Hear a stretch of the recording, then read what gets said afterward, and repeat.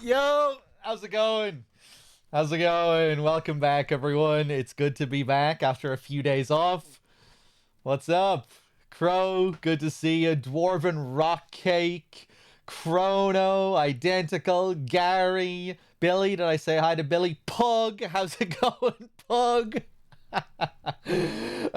Dundarius, Mepaz, Marsdith, Gulicious, Kaiser. Pew reminded me that I used to call him Pug, so now I'm gonna have to start calling him Pug again. It sounds way better than Pew. Um, it kind of I feel like it fits his personality better as well. You know, it's a bit sounds a bit grimier. Kind of sounds a little bit filthier, doesn't it? Fucking Pug. You know, Pug bursting through the door, letting a big fart rip, taking his smelly socks off, putting his feet up on the table. Pug. All right, hold on. Give me a second here, and I'll get this game up and running. But yeah, we had some carpenters around for the last few days, fucking with the apartment, setting up some new doors, health and safety regulations, fireproof stuff. Hold on a second. Bum ba da bum ba dum bum bum bum. Oh boy, oh boy. So yeah, today I thought we would continue our SH2 Remake NG Plus run. It's been a while. Thought I would get back to this. We're like in the middle of this run. We're a bit past the halfway point, but I think we're like halfway through the prison or something like that. Hold on a second. I'm not sure how the audio balancing is gonna be here. We might have to tinker with this a little bit. Rebirth, yeah, I'll get back to Rebirth eventually, at some point. Hey, how's it going, Core? It's good to see you all again. Mr. Freet, what's up? Ba ba da ba da dum bum. Yeah.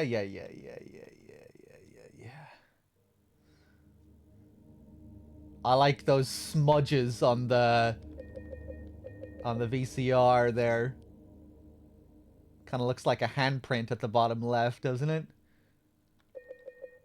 Nice. Back to more grimy walls, more decay. I've missed it.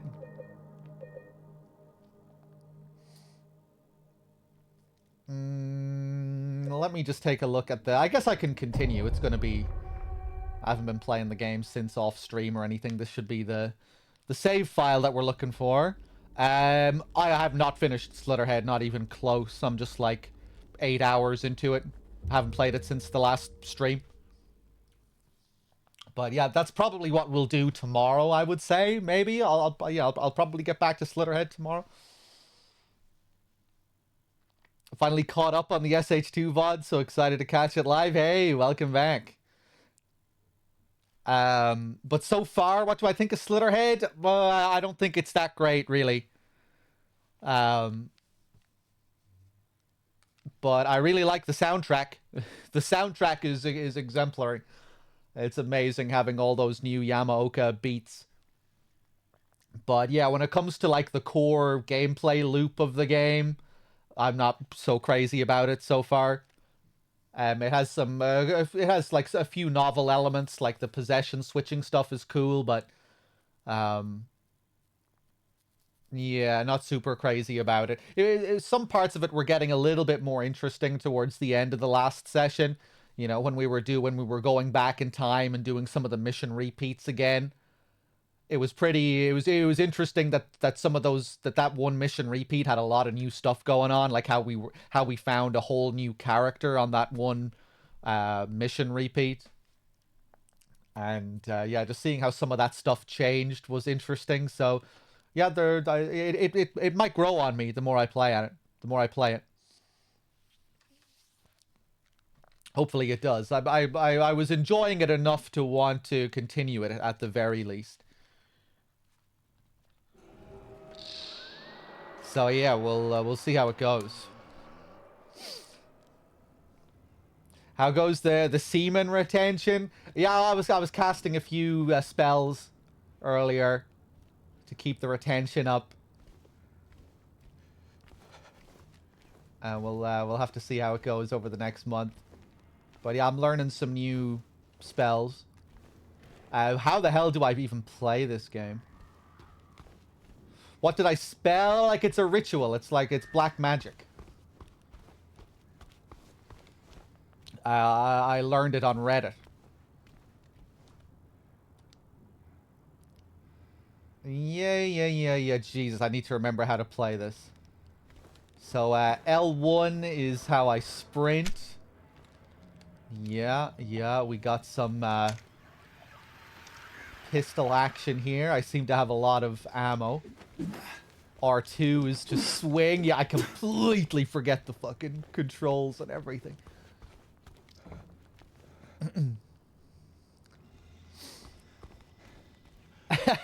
Dick cage.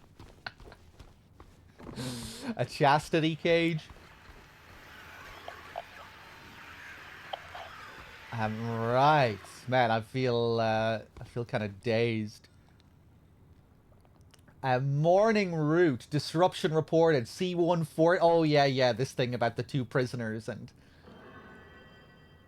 Oh. Clank. I remember this. Disruption reported. C-140 yelling about C-777. Haunting him. Claims bars can't hold him. Administered sedative to C-140. Performed precautionary search of C-77 cell. No traces found of the prisoner leaving his cell unsupervised. Recommended further psychiatric evaluation of C-140. Afternoon route. C-140 and C-777 missing from their cells. Alarm raised. Search in effect. Update. Bathroom door barred from inside. Efforts made to get them open. We don't hear anything from the other side. Evening lockup. Yeah.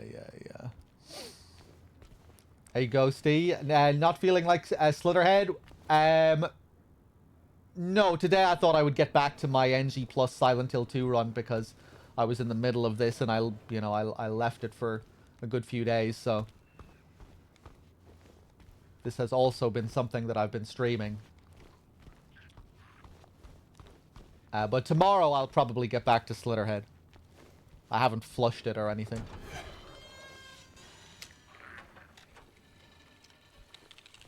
Okay, right. Yeah, I completely forget what I'm supposed to be doing here. But I guess we'll figure it out as we go. What do I think of Slitherhead so far? I think it's fairly mediocre so far. Not great. It has some good elements, like a really great soundtrack, which I think kind of carries it a lot of the time. And, you know, it can have a charm about it. But when it comes to the core gameplay, and, like, the world of the game overall, I'm not, like, super invested in it.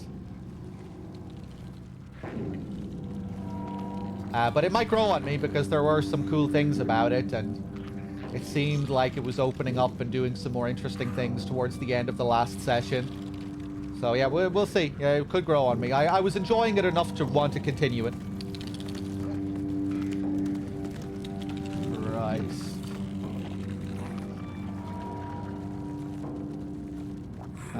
Hold on, let me just check the audio.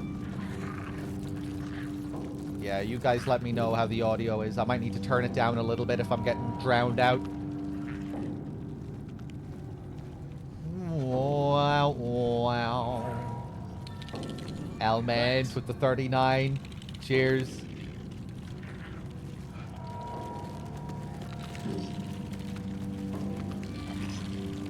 Thanks. Real fake banana with the 15 months. Thank you.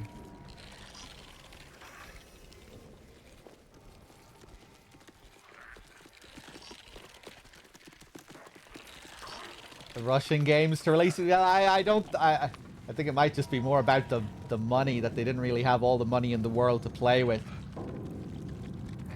You know, they're a relatively small indie studio now. They don't have the big Sony money backing them up like they used to have.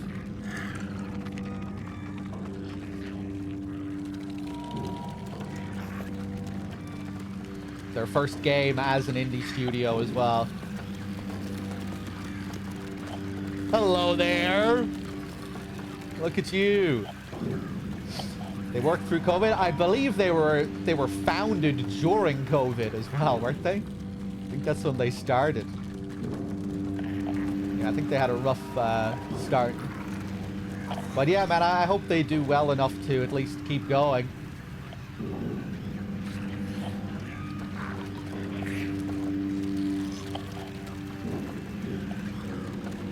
Hey, okay, here's something.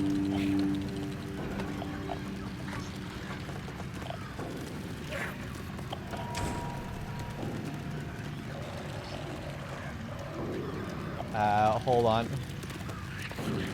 Love those lying figure sounds. Did I thank everyone? Billy earlier with the 51. Good to see you, Billy. Element again. Banana with the 15. Cheers, everyone.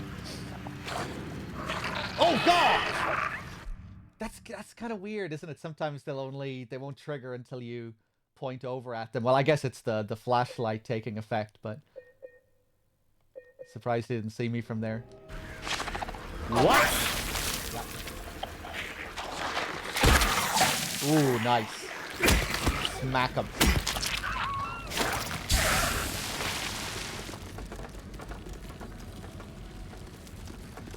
Hey, Salami.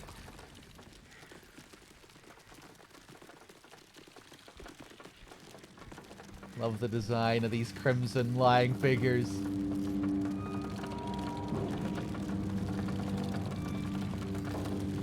All the extra bits of tape on them. Take that.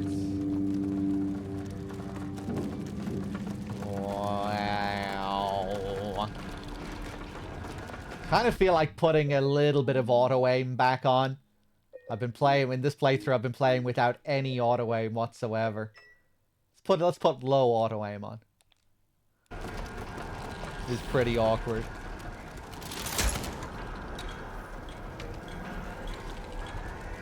I think we're coming up to the ritual guy soon.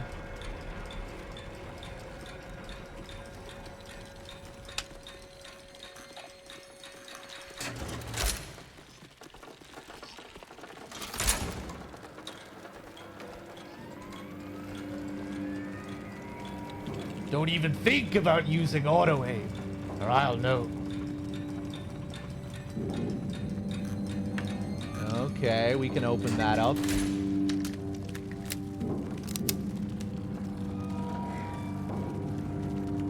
Yeah, I remember finding this part of this prison quite stressful on my first playthrough. It's one cool thing about the prison I like in this, how the atmosphere just kind of ramps up and up. It gets more aggressive and oppressive as it goes on. It's one thing I think you see a lot in general with the remake. How they kind of build up to the atmosphere of the original.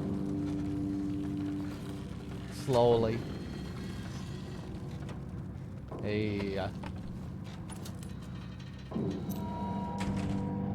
Shiv key. I had no idea what was going on with the lights at first. Which was kind of effective. Like, I was wondering what the purpose of the... I didn't realize it was just to turn on the lights. You know, I was wondering, like, are there certain doors on a timer here? Or... That was kind of confusing me.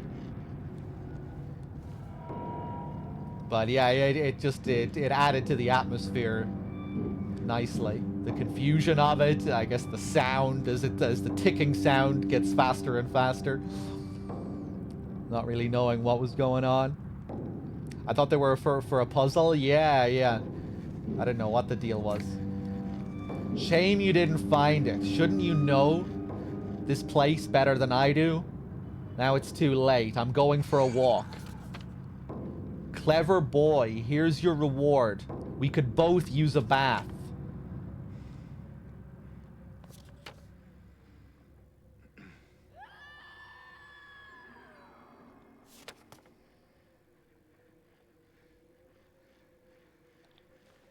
Is he talking about the shiv here?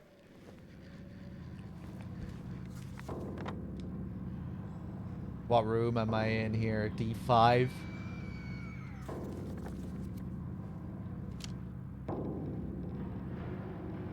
Seeing the mannequin jumping up to the second level as soon as you walk in doesn't help. Yeah, I remember I was really unnerved by the spider mannequins on the other side of the bars, not knowing if they could get in at me or not. This shit. You hear them, you don't know where they are. Quite well done.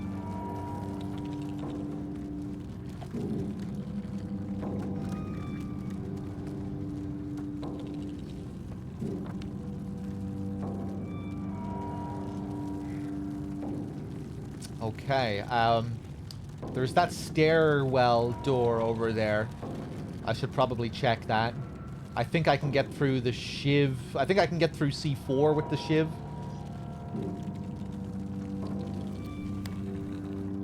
Let's take a look out here, too.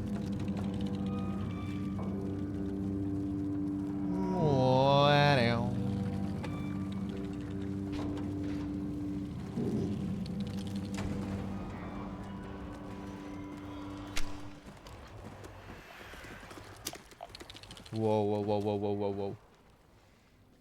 I saw you. Nalgea, what's up? Based cat. Ha! Ooh.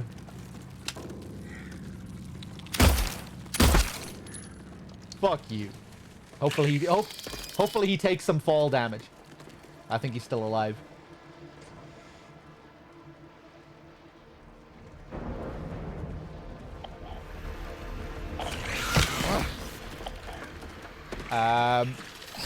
Oh, Jesus Christ. Were you the one that I just shot? It seems like it. You're covered in blood. He got his revenge there. Fuck off. Hello. Ah!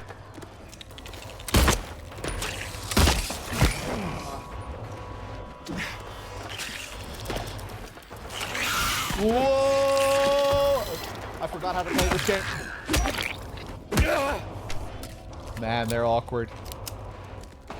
Ooh, thankfully he didn't really do much damage at all with that last hit. I'm still on green. Anyone else left here?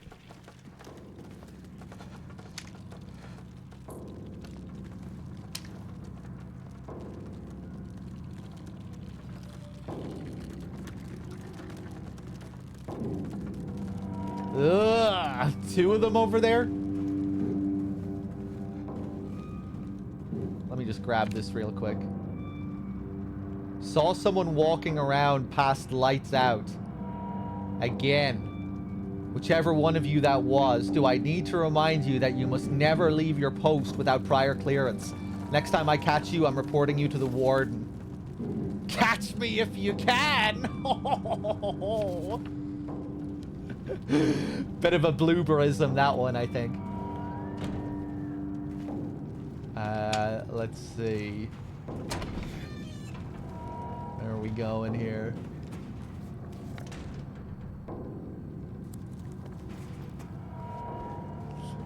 I'm afraid you've been bloobed, sir. Catch me if you can. Let me go back up. Let me go back up. Oh, anyhow.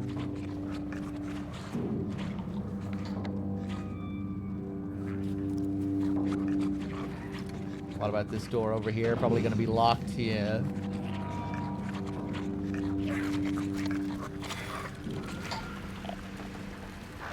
I like these chaotic sounds out of them. Come on, come on, come on, come on, come on. Yeah. Oh, you bitch.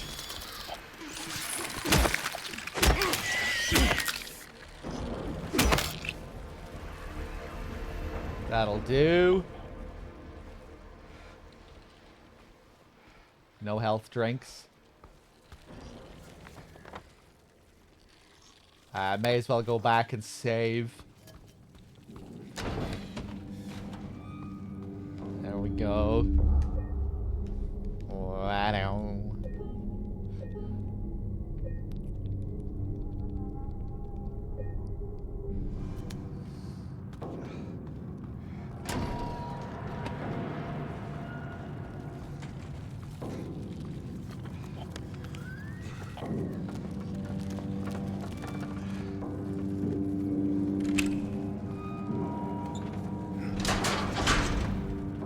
Nicely done.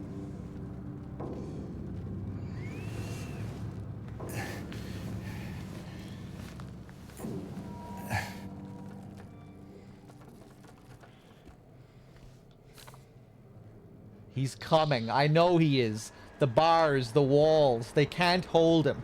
He'll get in. He'll get in. I still have time. I can make it. Almost through, but he's close. I can feel it. He's coming to finish it. Let him come.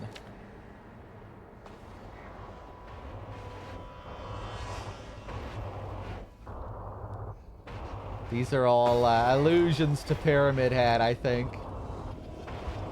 In the shower room.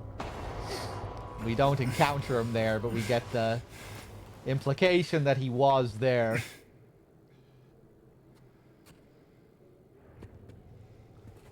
Oh yeah, I remember this. Let's see.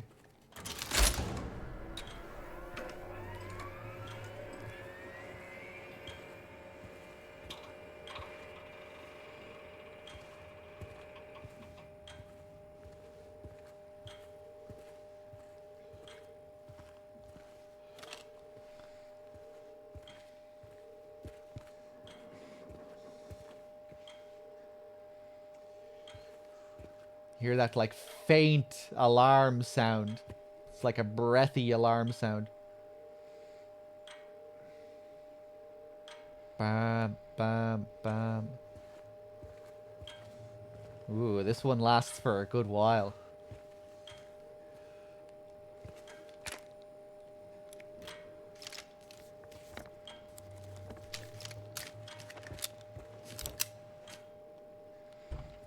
Ha! Hello! Yeah, I remember that scaring the shit out of me on my first playthrough. Stomp him. Hey, how's it going, Az?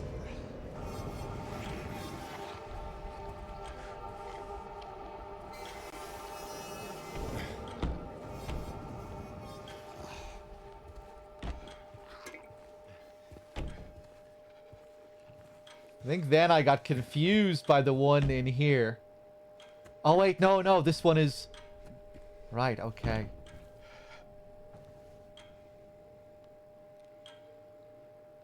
Because there used to be a wall here separating this, but it got broken down.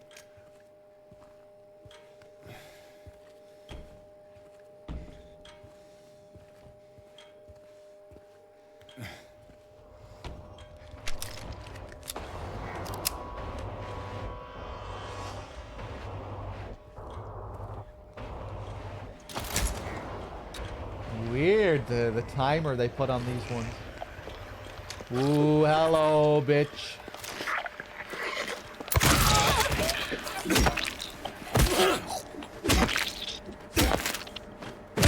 Fuck you. Let's make sure you don't get back up. Lovely heals.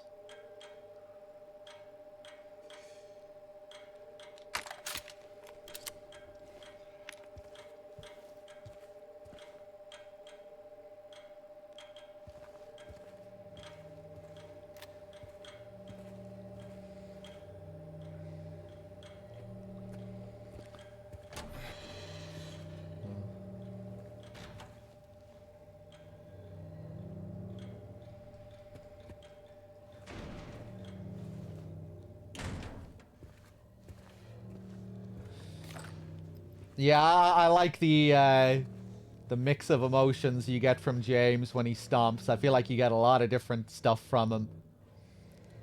Kind of like revulsion and emotional distress. You basically hear all of his feelings towards Mary in those stomps.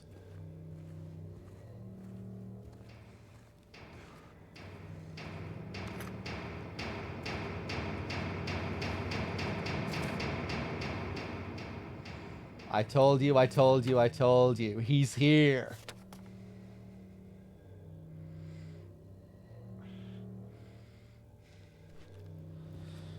Did I finish Slitherhead, or is it flushed until the audio issues are patched? Neither. I'll probably continue playing it tomorrow.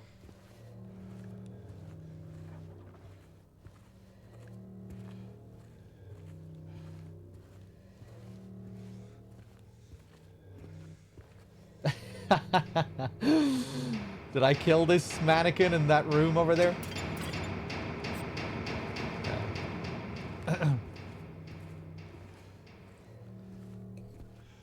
Chug it, James. Get it into you. Bump, bump, bump, bump, bump, bump.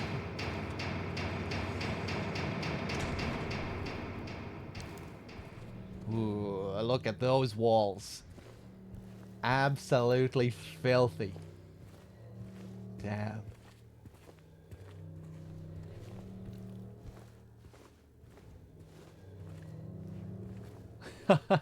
They really are something to behold, though.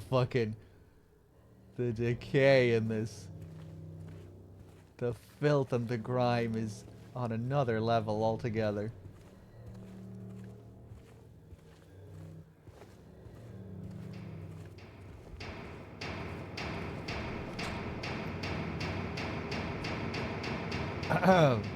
Pyramid Head was here.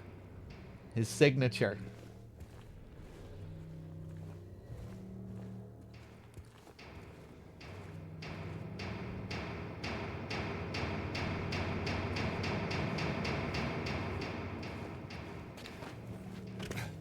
Yeah.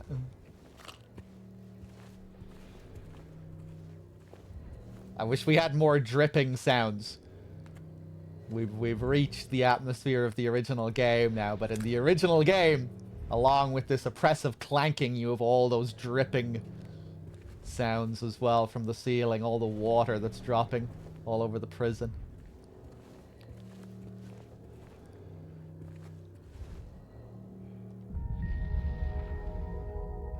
Oh, I think I missed this on my first playthrough. The tablet of the seductress. In the original, you also find this in the shower room.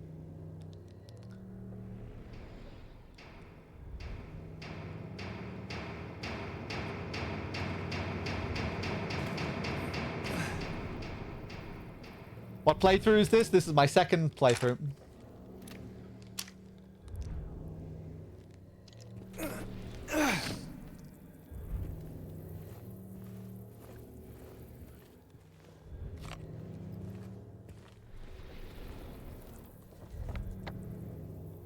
Okay, we can also go through there.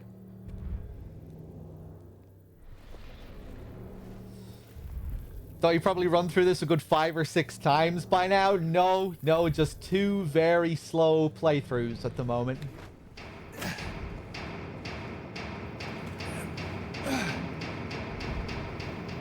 I have put in like 100 hours or something into this, but I'm still only on my second run. I like to play at a snail's pace for the most part.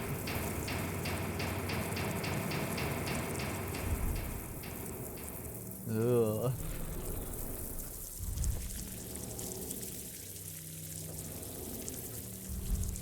Have thoughts evolved versus the original yet? Still too soon? I'm not really sure what you mean. I mean, I'm always talking about my thoughts on the game as I've been playing through it, you know? I guess they have been evolving as I've been playing, and I've been... You know, just talking about it.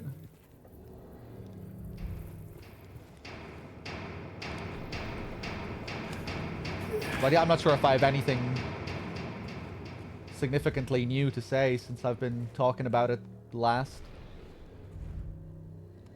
Oh, that's just a little shortcut hole in the wall. I thought maybe that was going into like a whole new area.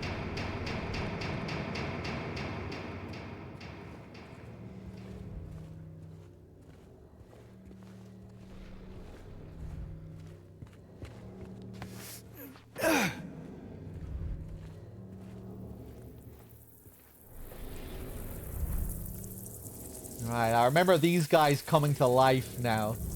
Once we interact with whatever's up here. I wonder, do I have to fight these guys here?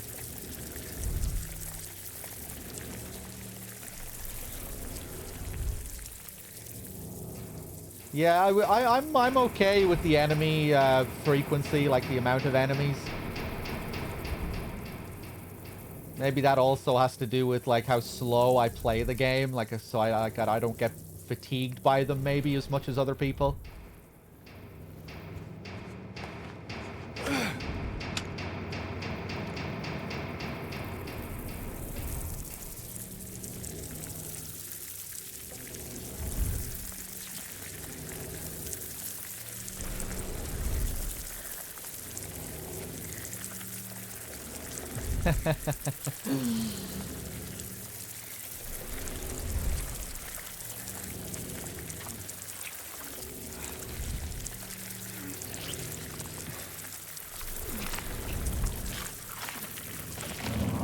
Heavyweights.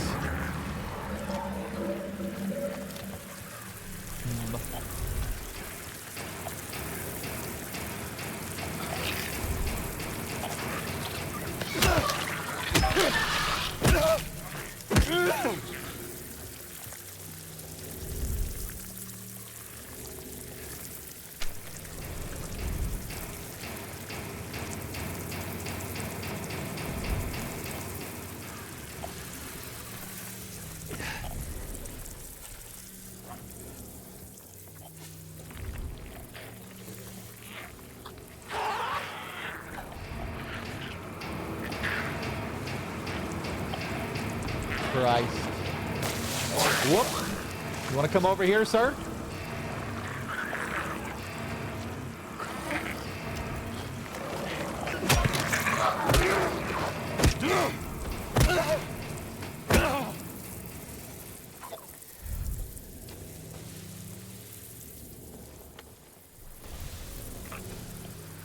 Seems like a good strat. Slowly bait them one by one so I don't get surrounded by them. Hello there. Come here, come here. Oh, shit. Oh, you're being clever. Oh, yeah, I don't think they have quite as much health, do they, these guys? They go down in a couple of hits. Chug it.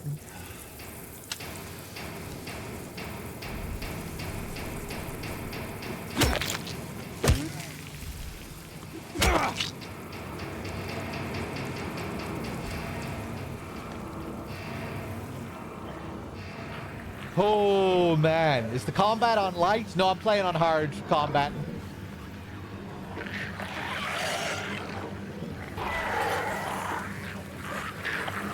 I wanted to play on hard again just so I could get better at the combat, you know, just to practice it more. Ah! Whoa.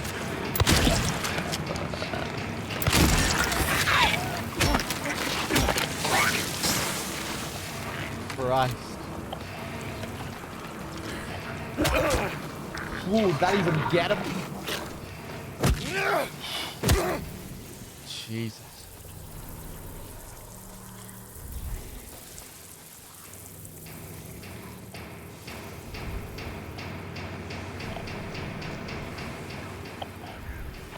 I can probably just run back. Hello.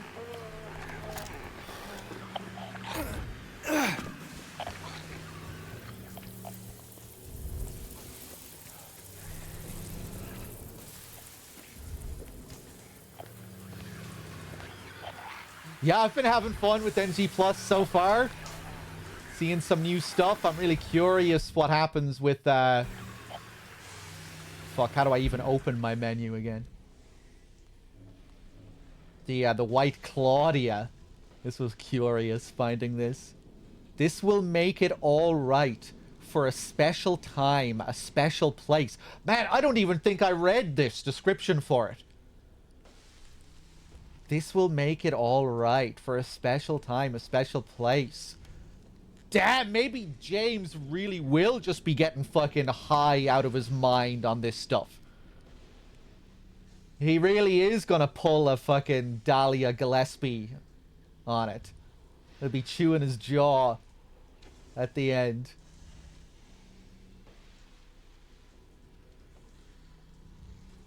In Silent Hill 1, White Claudia is used to create the drug that the cult uses, PTV, which they use in their rituals. But they also they were involved with this drug trade, and I think they used to sell the drug to tourists as well. And I think they also used it to keep Lisa in a sort of docile, subservient state as well. You know, the note you get from Lisa at the end where she says, need drug. I think the implication as well is that the drug killed the real Lisa in Silent Hill 1.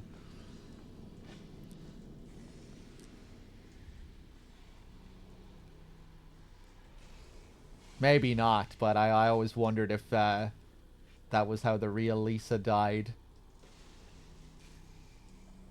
Yeah, it's the last line in that note.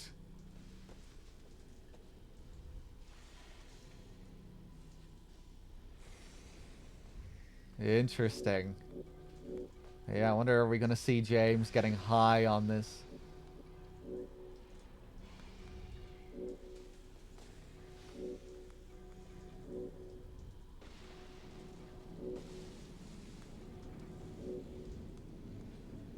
This will make it all right.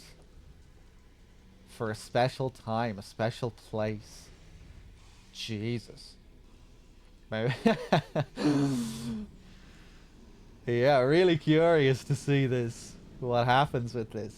I was just thinking, what, is James going to overdose and kill himself with this? But then I was like, wait, no, he already kills himself in another ending. So he's probably not going to overdose on it. What? I can't imagine an ending where he's just, like, getting high and that's the end of it. Or maybe he gets high and we kind of see him have some sort of... Yeah, we see him go into, like, another kind of hallucinatory state. Where he sees other things.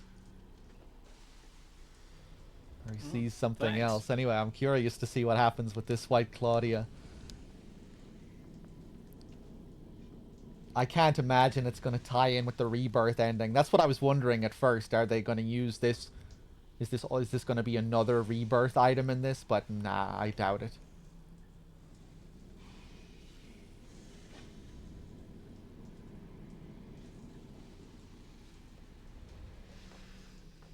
Cheers, Glassy, for the 29. Thank you, thank you.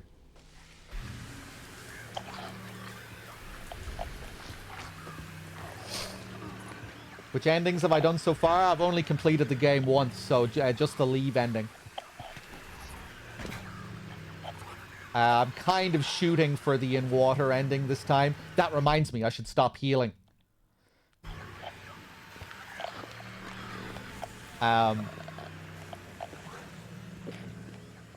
But yeah, for main endings, I hope I either get in water or Maria, though I haven't really been trying for Maria.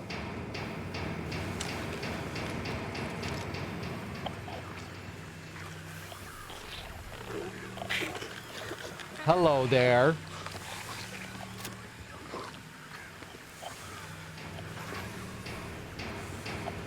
Yeah, hopefully I can just go back. I just said what ending I got the first time that I leave.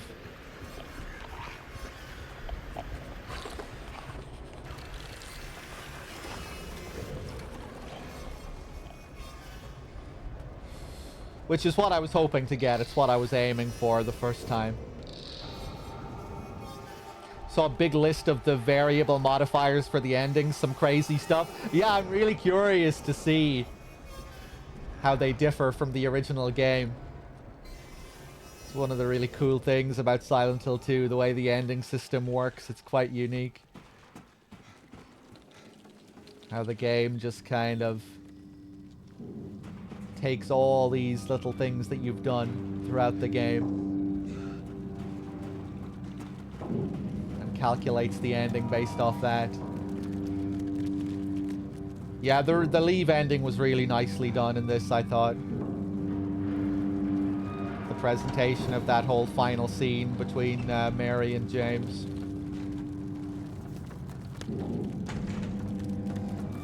I still prefer the way the letter is done in the original, but it was still really solid.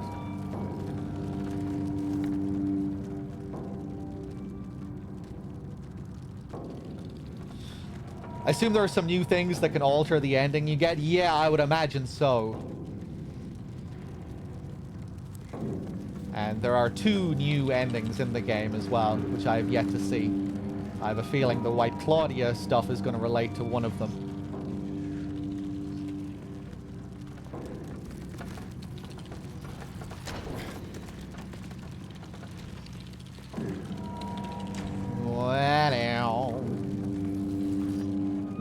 Did I go over to that staircase?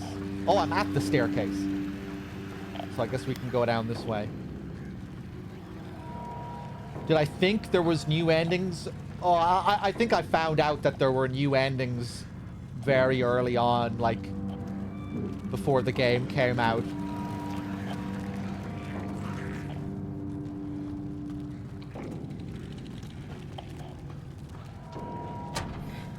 But yeah, I have yet to see them, and I don't know how you trigger them.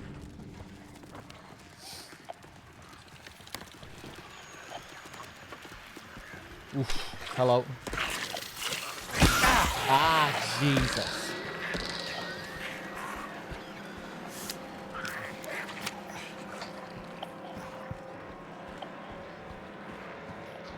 Hey, second knot.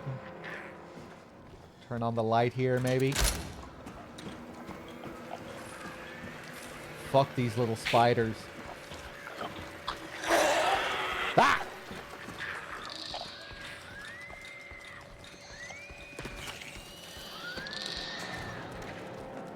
Those sounds. Okay.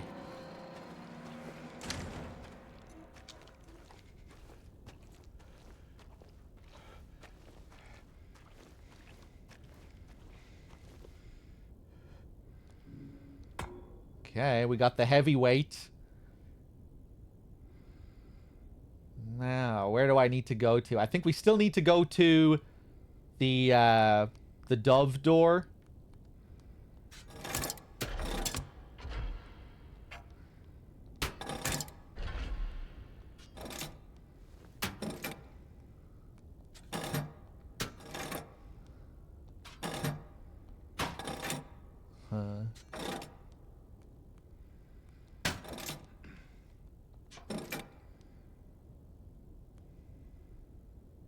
What else do I have to do? Is the dove one the only one that's left?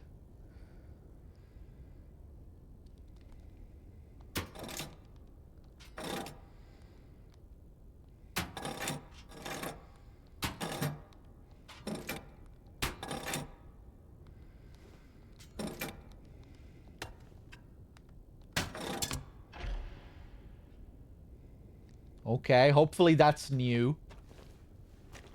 Hopefully I haven't already triggered this one. We've been to the eyeless boar. Wingless dove, headless serpent.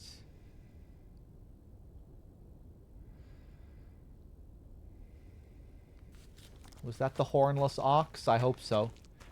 Let's save.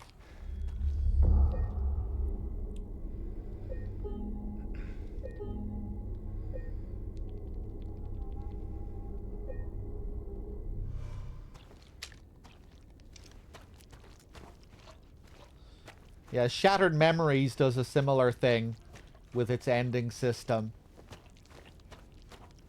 But that whole game is kind of... It's almost like an RPG in disguise, Shattered Memories.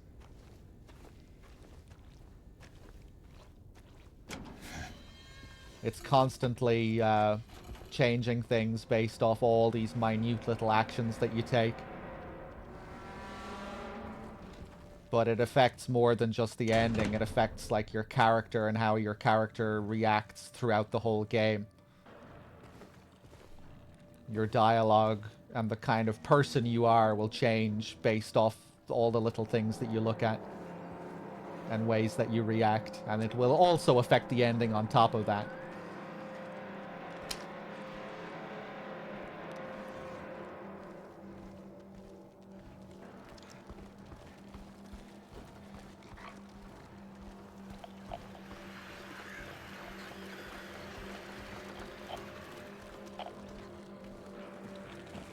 Spooky. Ha! Oh, fuck off! Whoa. What? Okay, I think I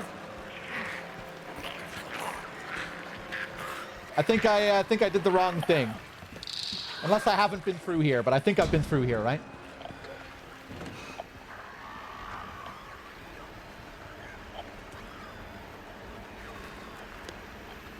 Oh, wait, no, I haven't. Come on, then.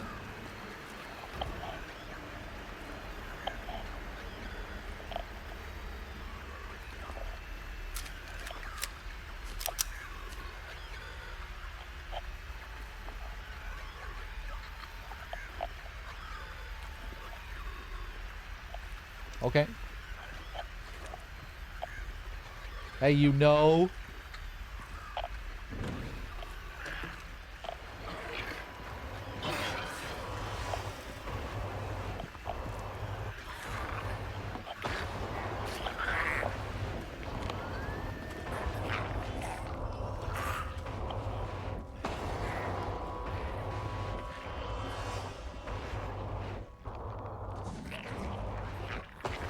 Scary reading these notes sometimes when you're not sure if you're safe or not. Yeah, man, they do a pretty good job with the atmosphere in this. Ha!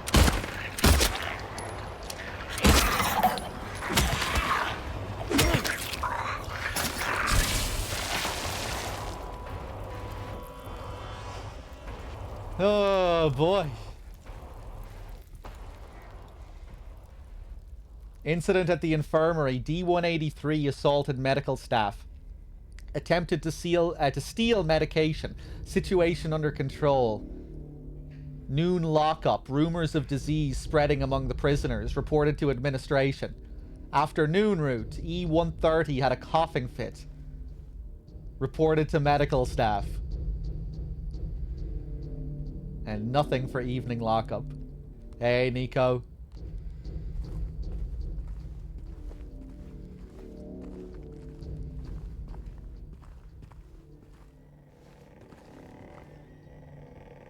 Ooh, this sound. More sounds ripped straight from the original game here. Like someone hanging on a noose.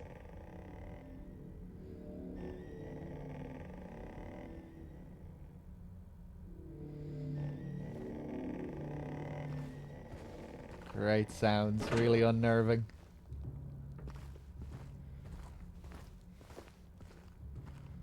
Oh yeah, the visitation area. This gorgeous red color here.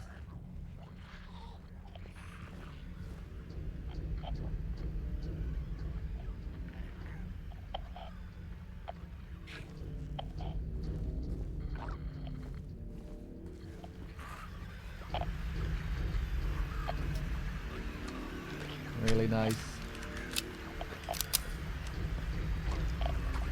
Hello there, you want to come through?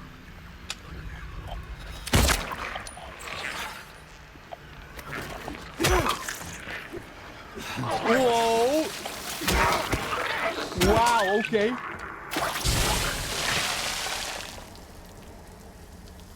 Felt like I got him with the stealth attack there.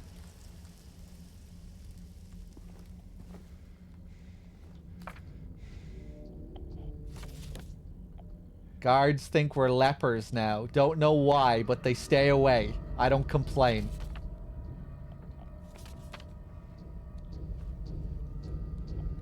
Bum bum bum bum bum bum bum bum.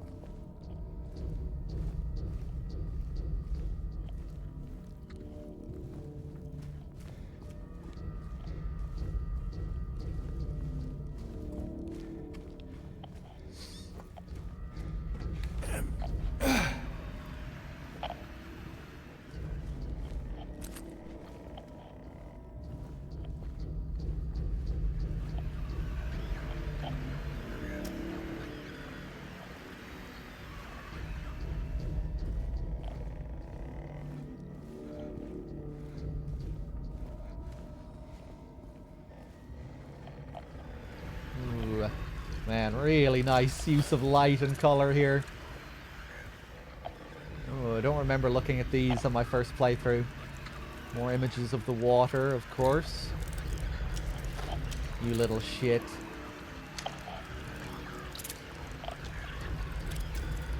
Some religious looking painting.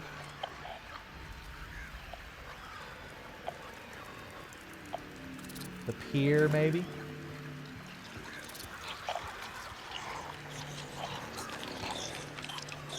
Wow.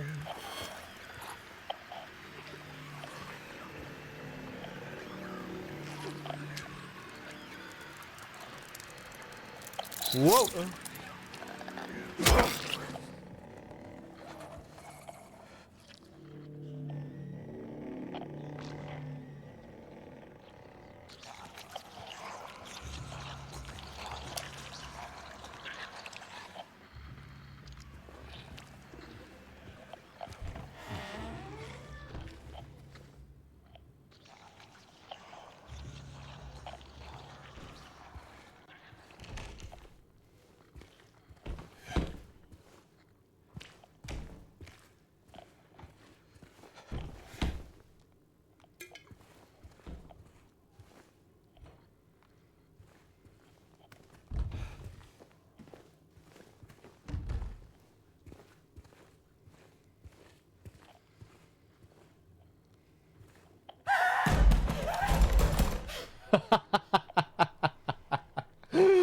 Just like last time, I only remembered at the last second that that was gonna happen.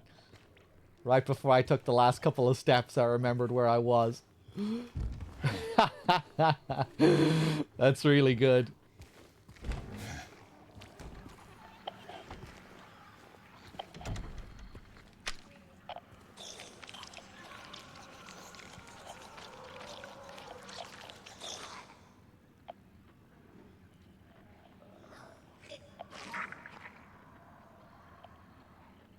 Yeah, I'm not sure what that second date is supposed to be.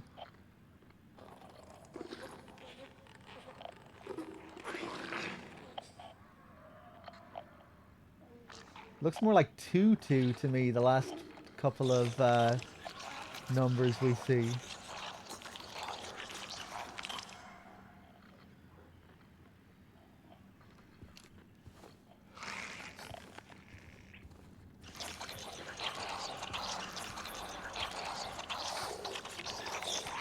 Eat any veggies with those pizzas? Yeah, I often get pizzas with vegetables on them.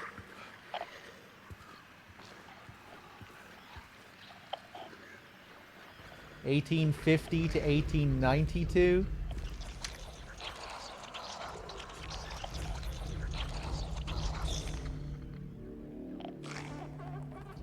I feel like that would make a bit more sense.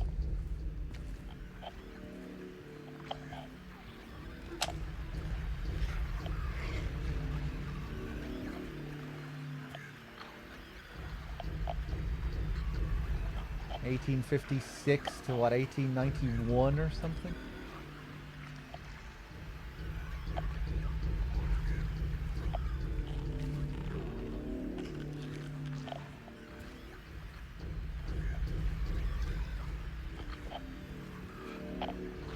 But yeah, had some good ramen as well. Some gyoza.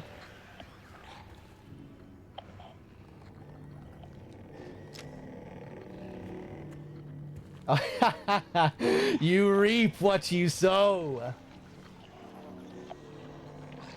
He locked himself in, took the key. None of the COs got a spare, but I know there is one. He was going nuts over the disease. See if the head nurse doesn't have it. Thinks he's safe up there. He'll get what's coming.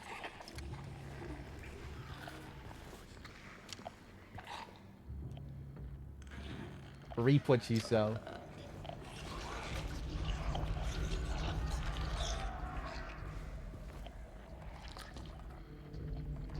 Another nurse watching the TV down there.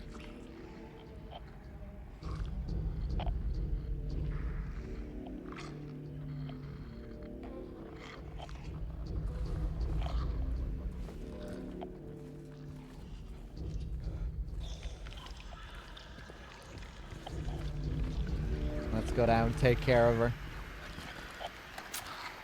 Ah! She's moving. She's twitching. Nice.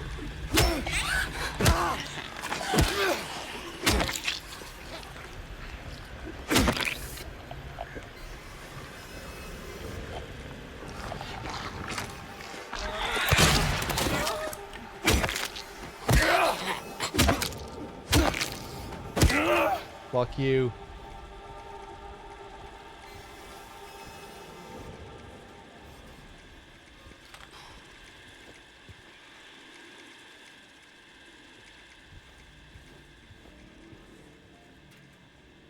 How am I doing on shells? Oh, damn. Very nice.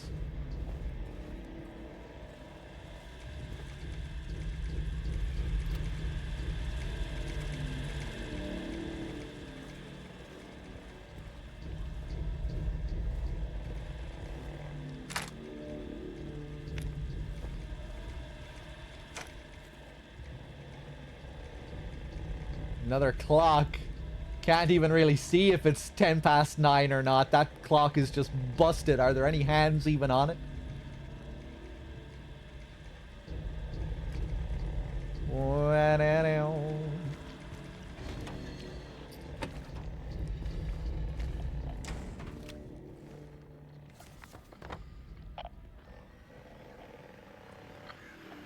Okay.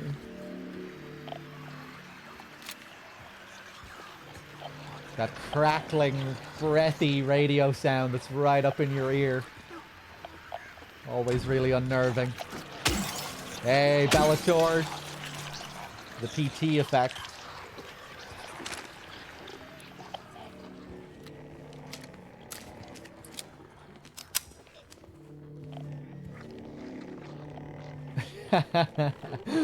We had a pretty decent Scooby song during Slitherhead. Remember that one weird track that was just death metal vocals?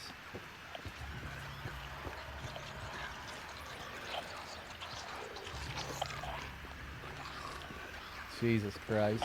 Oh yes, this room rings a bell.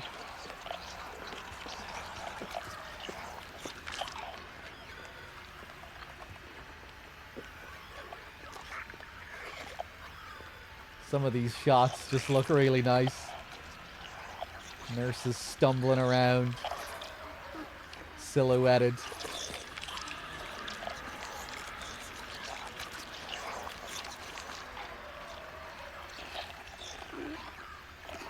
Is Slitherhead finished? No, I'll be going back to it. I just thought I would get back to my SH2 remake run because I left it for like a week or so. Good to see you, Mr. Man.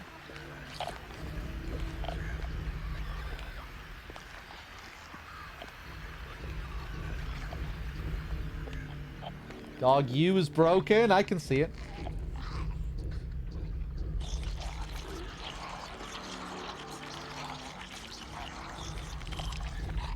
Mixed champion. Hey. Thanks. New rules of conduct effective immediately. Guards are to keep their distance from the prisoners at all times. Any attempts of approaching the guards by the prisoners are to be met with immediate disciplinary action. Prisoners are to be confined to their cells until further notice.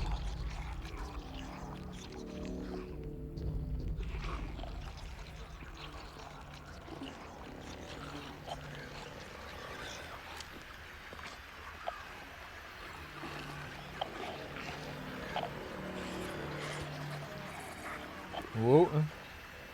Gonna try and get at least one stealth kill here if I can. Where are you going?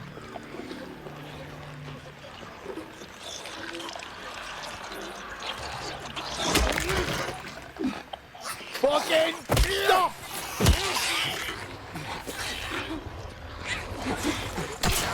Oh no!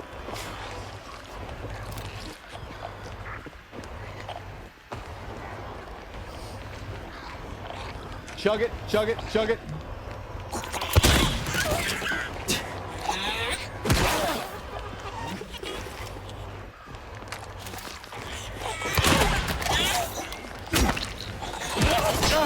Can we kill one of them, please?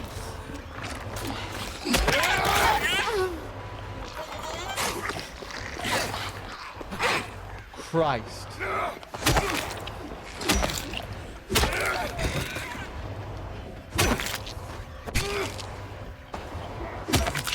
That sliding tracking is egregious. Fuck you.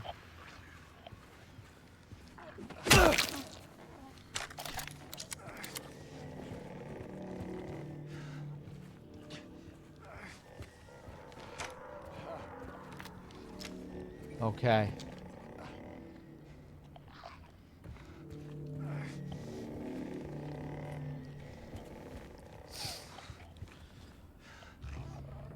Is the combat improved over the original game? Oh yeah, absolutely. Not that that would really be all that hard of a task.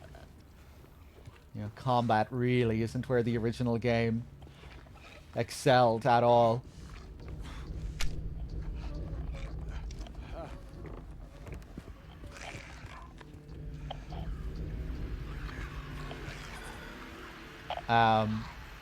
But it'll also differ depending on the person as well, because I think some people find it to be a bit too much, like the amount of encounters and the amount of enemies that are in the game. But yeah, when it comes to just the combat itself and how engaging it is, I would say it's much better than the original game. The bosses are a lot better too. There's more strategy involved, and you know, you have to think about managing your supplies and what weapons to use a lot more.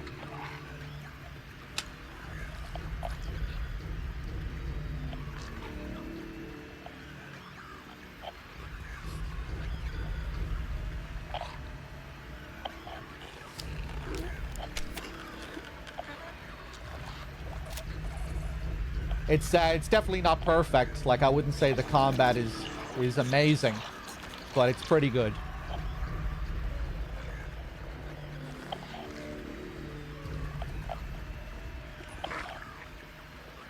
Sometimes it can be a bit jank in, you know, claustrophobic smaller areas if you have multiple enemies. But for the most part, I think it's quite good. Sometimes the tracking can be a bit much. See if I can get another stealth kill on this bitch. Yeah.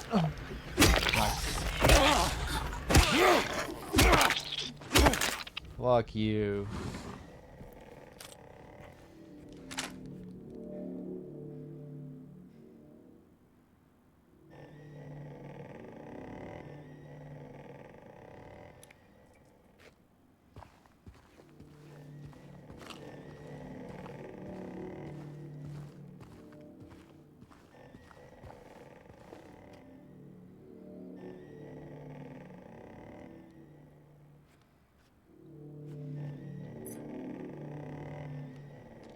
Get the upper floor key. There it is.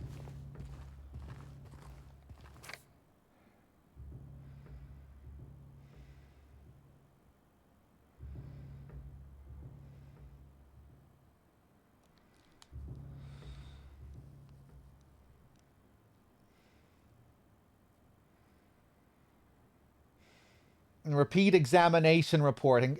Conclusions. None of the examined show any clinical sign or symptom of a life-threatening illness, contagious or otherwise. The recommended endurance tests were also performed. The results have been submitted directly to the warden as per his specifications.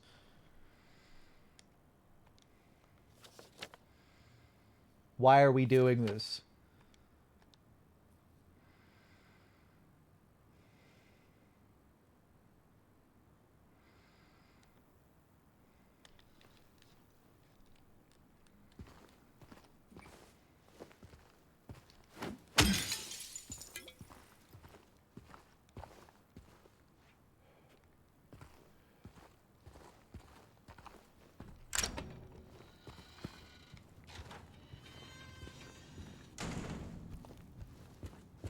Okay, we got our key.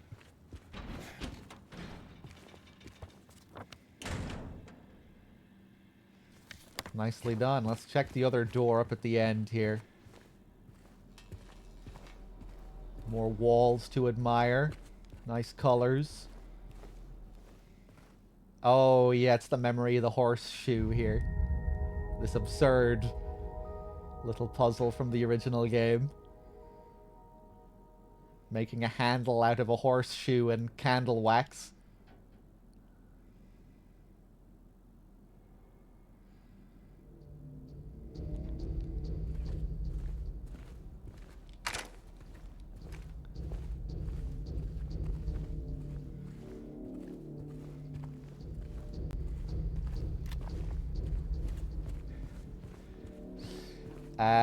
Is there a reason why the enemies are down when he's around? It's one of Pyramid Head's jobs. He's James's helper. He's trying to remove the delusions from his mind.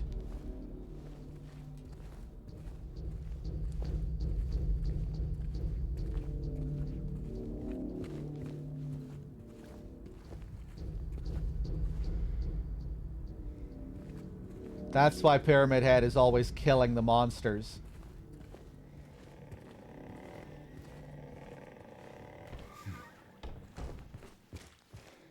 Okay, let's save.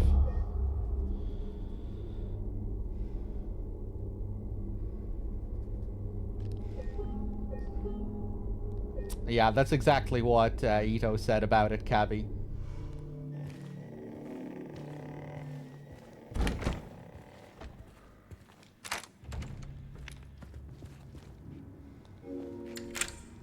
Okay, let's open that up.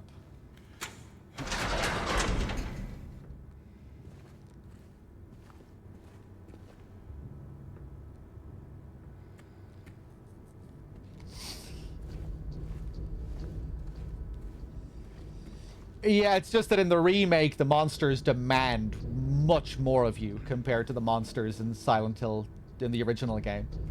In the original game, you know, you just shoot them 3 times without even thinking, stomp them, and they're dead. And you do that with pretty much every enemy, whether they're a mannequin, a lying figure, or a nurse. They're basically all the same as far as the gameplay goes, and they basically all require the same thing from the player. Just stand at range, shoot them 3 or 4 times, and stomp them to finish them. You know, in this game, mannequins behave in a whole different kind of way, and you need to approach them in a different way. Nurses are so much more of a threat. Like, nurses really demand your respect in this. And you really don't want to be fighting a nurse with another enemy type. You know, you really want to try and break them up if you can. So you can give the nurses your, you know, the utmost attention.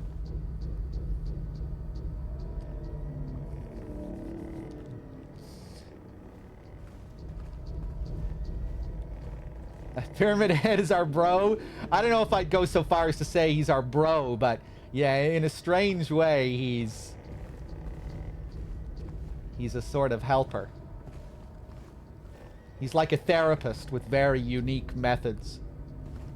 With very strange methods.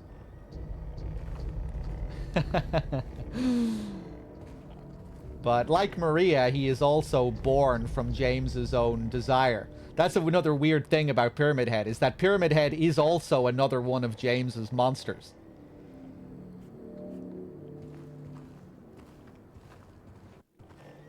He's like the lying figures and the mannequins and the nurses. They're all born from James's mind.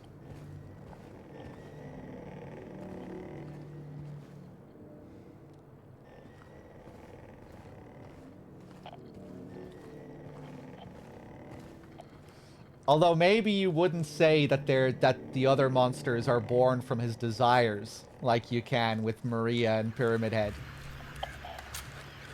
Maybe they just spawn from the dark part of his psyche. From his unconscious. Could you also connect them to, like, desire, like you can with Pyramid Head and Maria? You know, Pyramid Head is born from his desire to be punished. That's why he takes the form of an executioner. Pyramid Head is an abstraction of the old executioners of the town. The Pyramid Head, designed to resemble the Pyramid Hood. The red hoods that the executioners used to wear. Look at this mannequin sprinting around.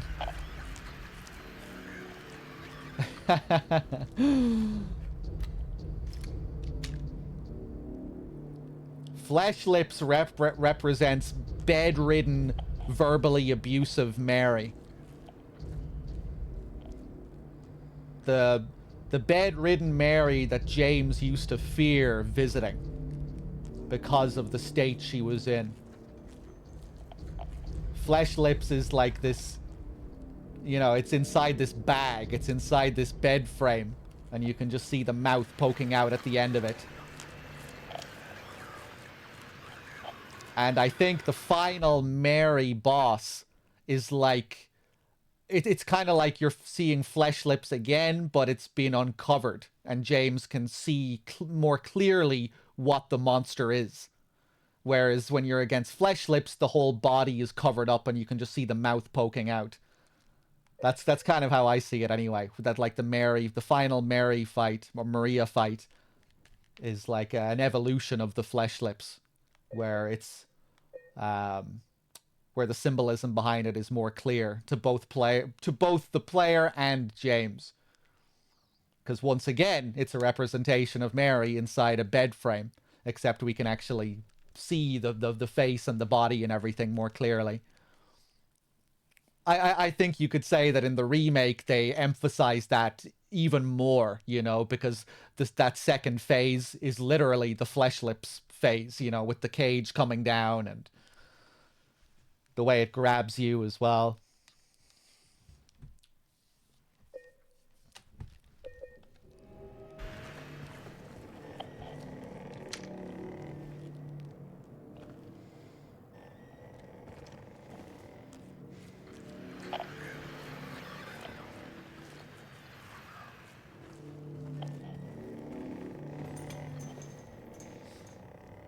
Didn't like how they used a Mandarin in the Lakeview Hotel.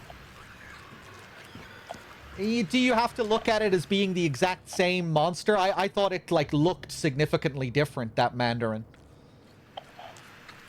I didn't think it was the exact same monster.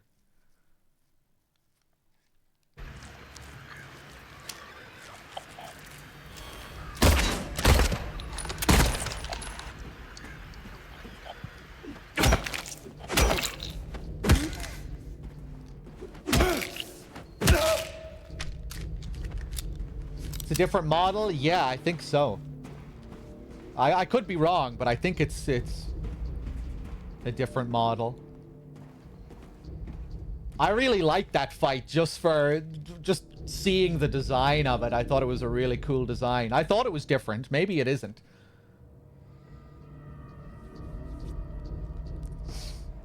But yeah, I just really liked the design of that fight and being able to look at it up close afterwards. Those horrible looking mouths, lips.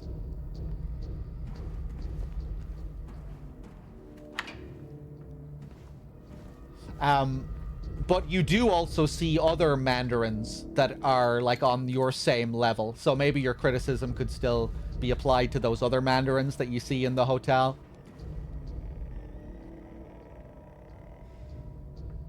You know, when you have to go full stealth mode, when you drop all of your items.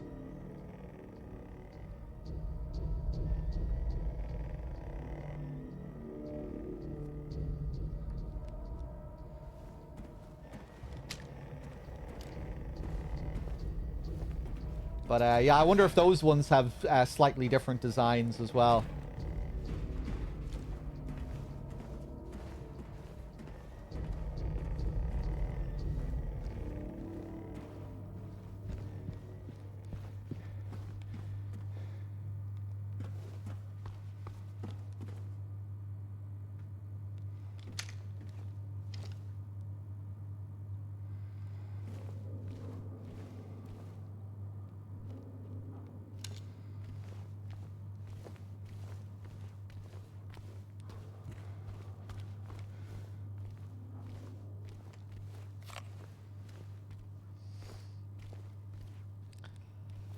That confirmed that Native Americans used to live in Silent Hill? Yeah, the Lost Memories book goes into it.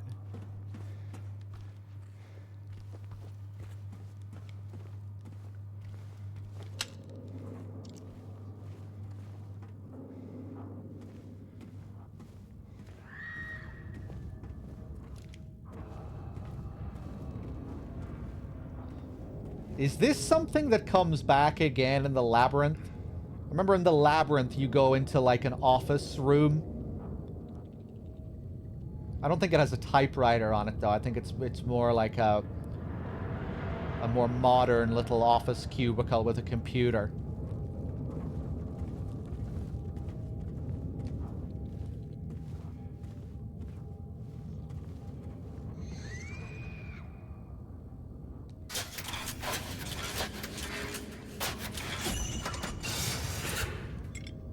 Pretty sick.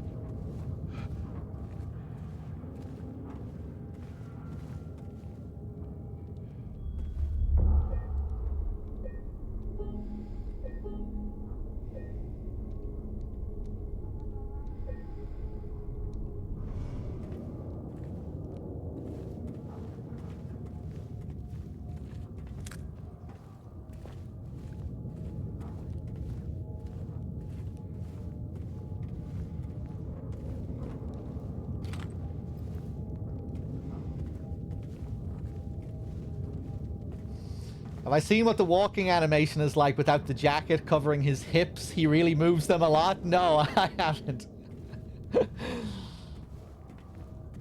I'll have to take a look at that.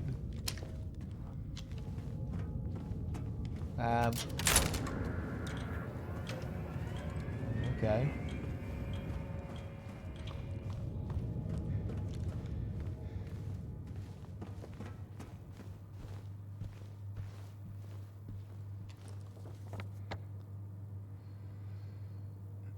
Nice flickering light.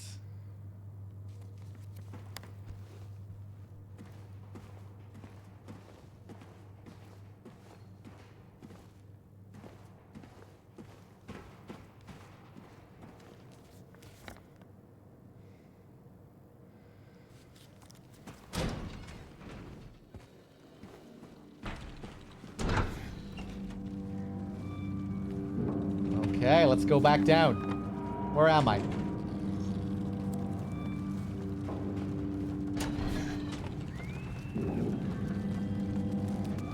Oh, I don't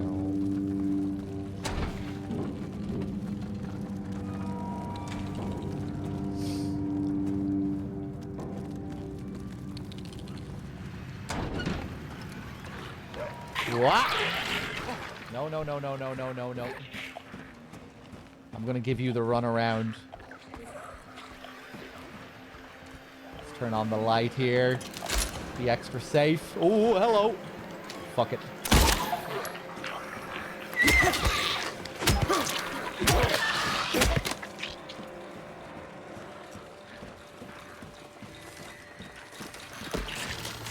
Ah!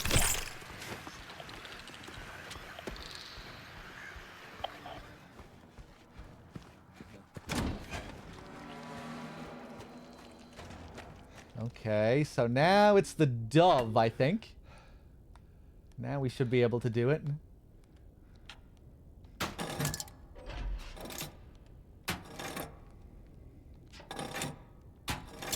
Hey!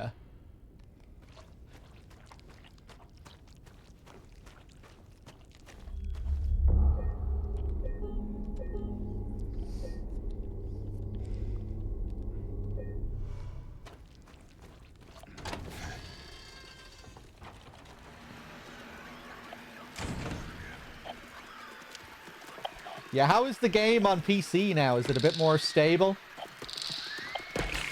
Ah! Fuck it, just go, just go, just go.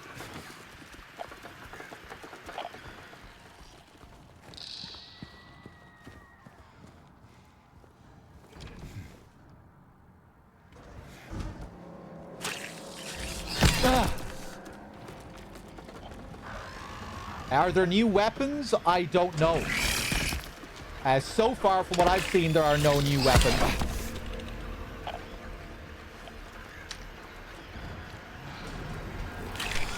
Whoop! Ah, fuck off.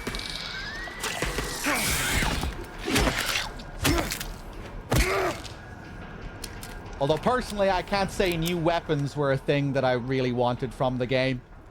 New enemy variations, that was something I was really hoping they would do.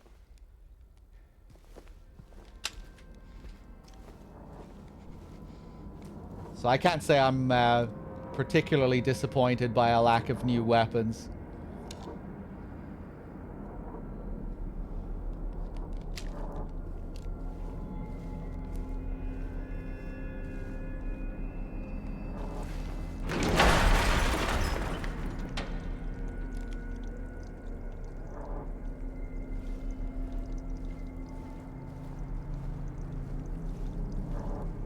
I would have liked a katana. You can get a katana in Silent Hill 3.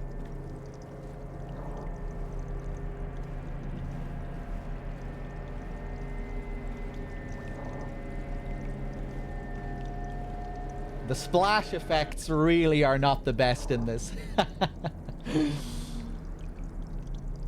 I actually think the water splashes are better in the original game.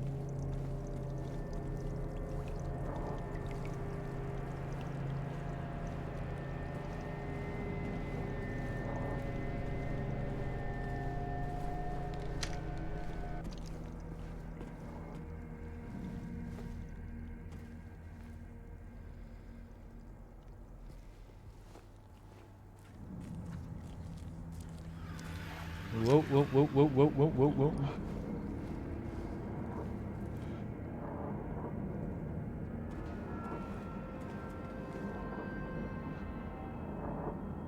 There's the final wait.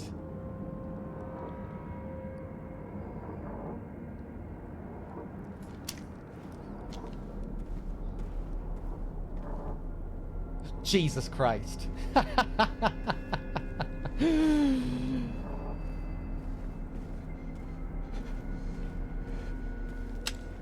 Hello.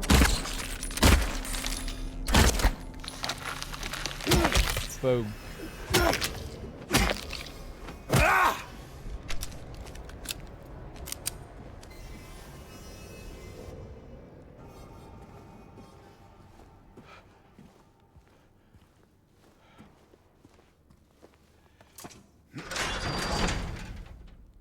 Okay, you really feel the weight of those doors.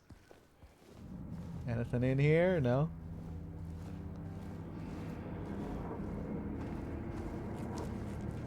Ooh, the light looked nice there.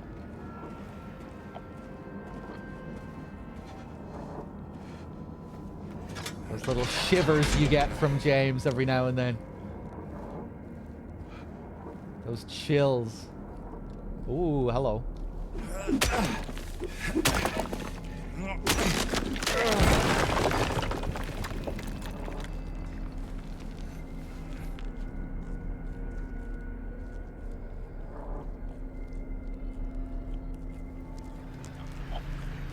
You're going out there alone, Eddie?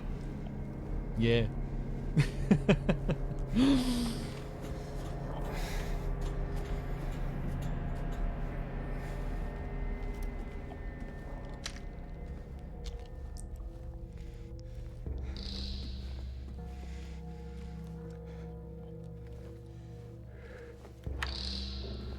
was thinking about that scene recently, just how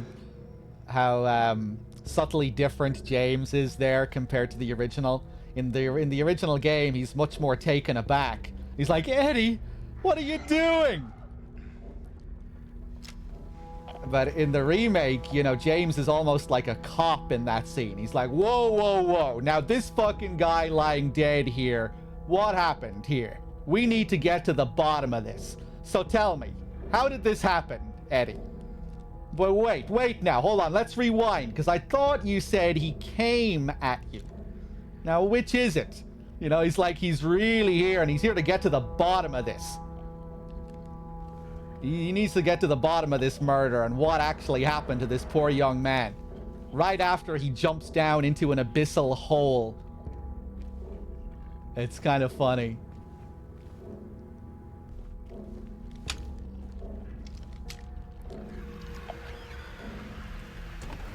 Detective James, yeah.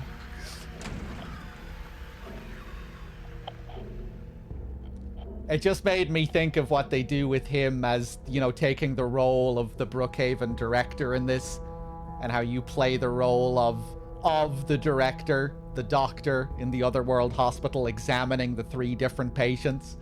I thought it paralleled that nicely, how they kind of emphasized that part of James a bit more in the remake compared to the original, how he's like this false knight, this false hero here to help these crazy young kids.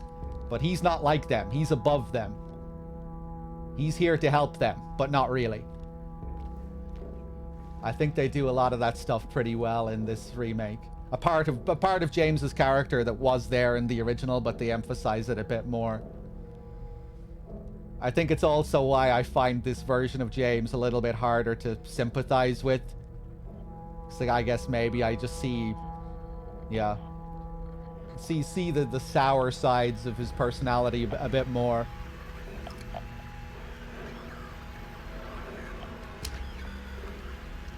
Where you don't really see the boyish, childish oafishness of James as much as you do with Guy Seehey's portrayal. There was a kind of innocence and boyishness about Seehey's James, which I don't really think you get with this James.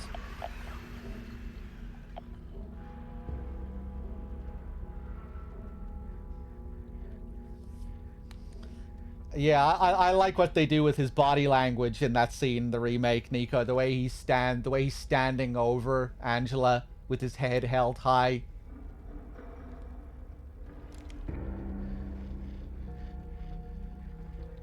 There's just something about the way he's positioned in that scene which I like in the remake.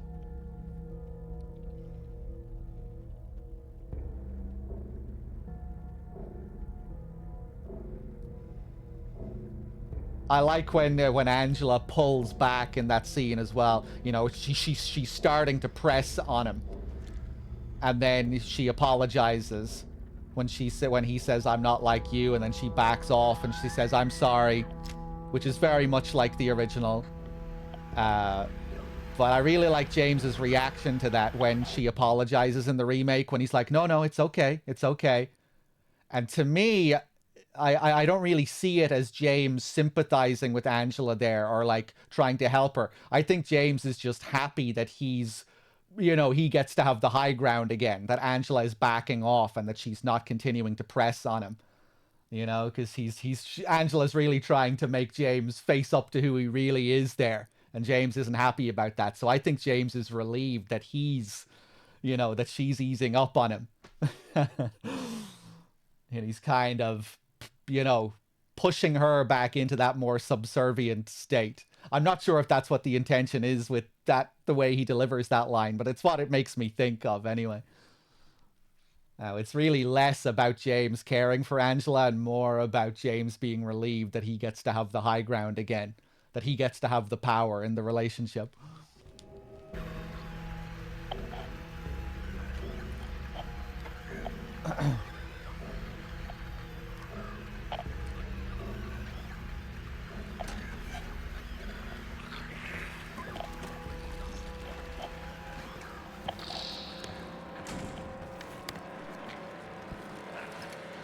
But yeah, there is some good stuff with the power dynamics and the scenes in this.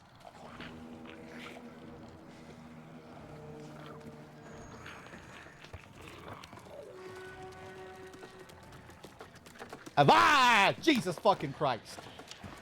Right, whatever. Go over here.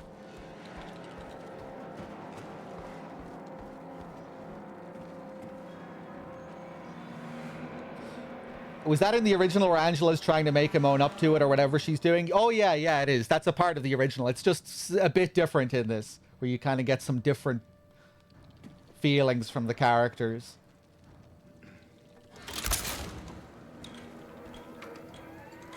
But yeah, in that apartment scene in the original, Angela is very much aware of why she's there.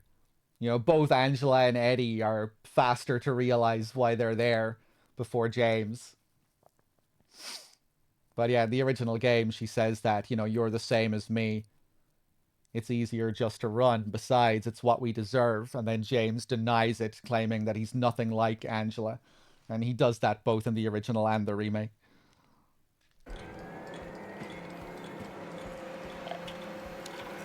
Oh, hello. I thought you were dead.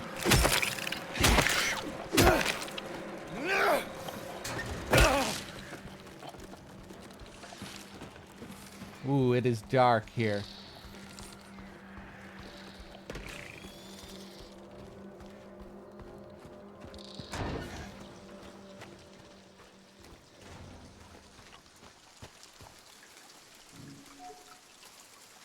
Oh God, I didn't get the fucking thing.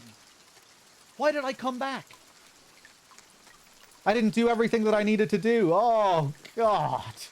Okay, back we go then. I didn't get the weight. I didn't go into that room. Did I even open up the cells? Fuck off, fuck off, fuck off.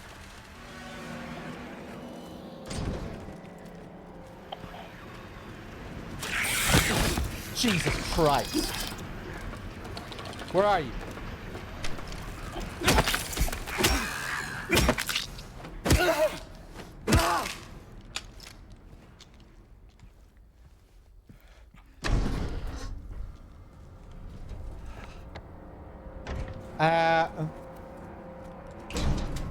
This is where I'm supposed to be, right? Oh, did this place get knocked down? Did I go through there earlier and then it got knocked down? Ah, shit. Okay, so how the fuck do I get back up there now?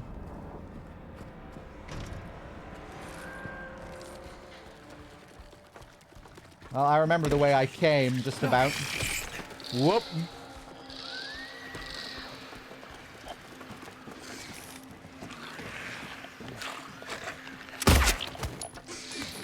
Nice.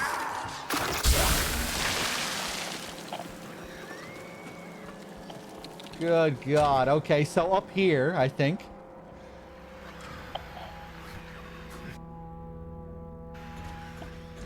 Wait, does the design of this room change depending on the door you go through? Wasn't there a staircase there before? Okay, either way, we're back in the right spot.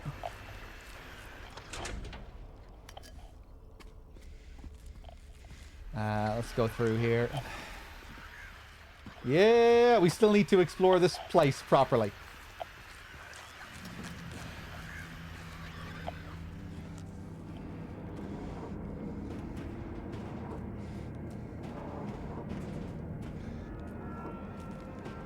Yeah, wasn't that the staircase room before? Maybe not.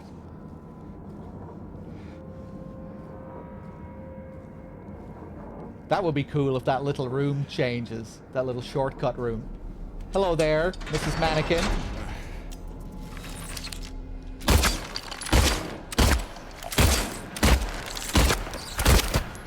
Yeah! Ah! Oh, nice. Last shot before I have to reload there. That was nicely done.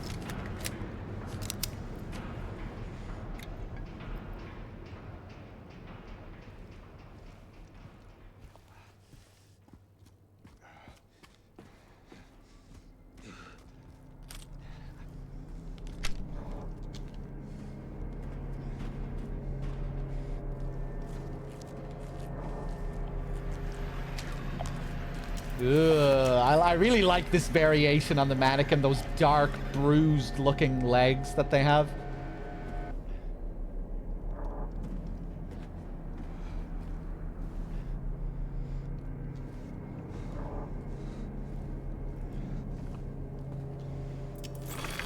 Ugh.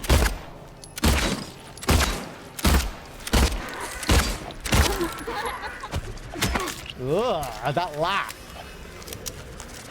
Ooh.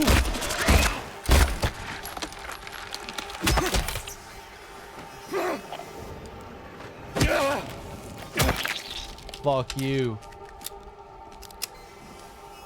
Oh, okay, okay, okay.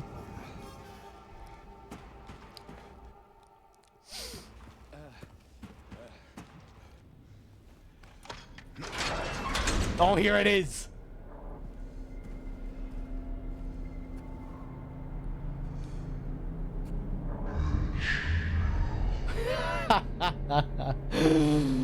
Nice.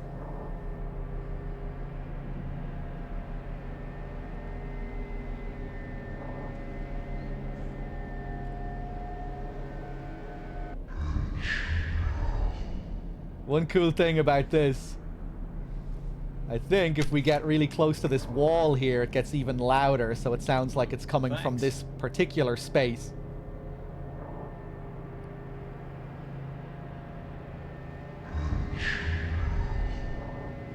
I think, anyway. Can I get a bit closer to it? Bad humans with the 53 months. Cheers. Oh, thank you very much, Finvara.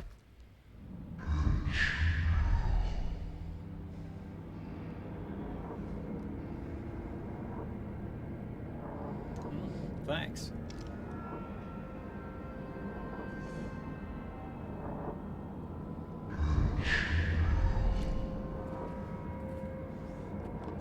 Maybe it's this wall? I remember noticing a significant difference on my first playthrough, how loud it would get.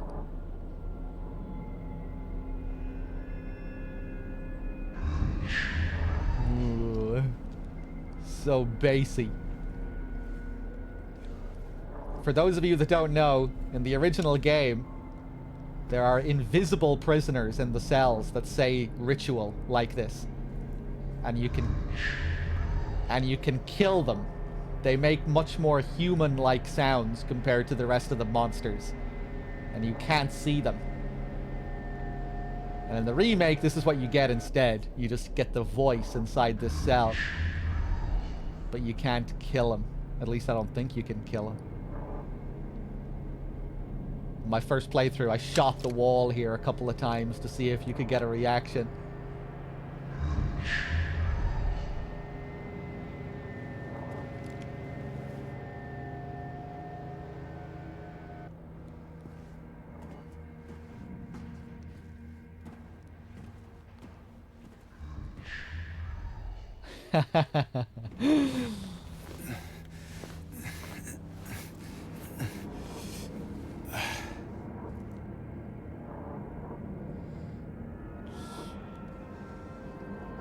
Yeah, I think he might be trying to conduct a semen retention spell. Sounds familiar. Due to recent acts of inmate violence, prisoner D239 has been transferred to solitary confinement cell F6. You haven't heard of semen retention rituals, Ghosty? You can learn black magic spells to help you with your semen retention. All the boys do it during No Nut November. But it's spooky stuff, you know? It's like voodoo magic. So you need to be careful if you're getting into that shit. It's a whole new way of life. What about semen expulsion? Maybe you can also learn rituals for semen expulsion as well. I don't know.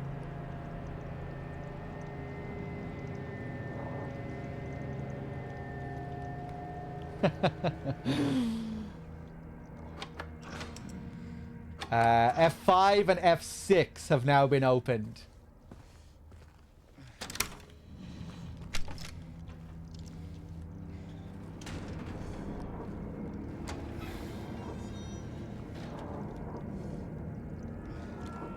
I learned all this stuff a couple of years ago when I went undercover and infiltrated the semen retention community. Remember, kind of like what I did with the fart community.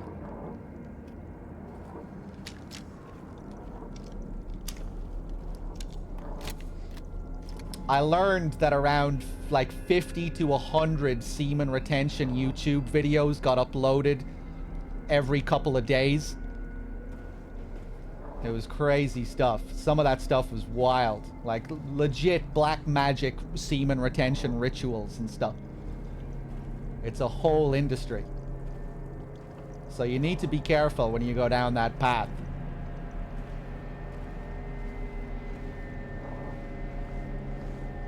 You might think it's just, you know, learning how to ease up on your, you know, the amount of times you masturbate. But next thing you know, you're performing black magic fucking rituals and you're part of a cult.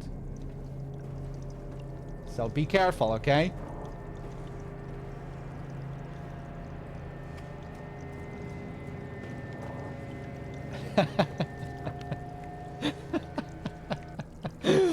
Okay. Thanks. Enigma with the 500 bits. This is the kind of conversation I'm on Twitch for. Hey, I'm glad, man. Thank you for the 500 bits. Good to see you, Enigma. Sounds like the Smash community.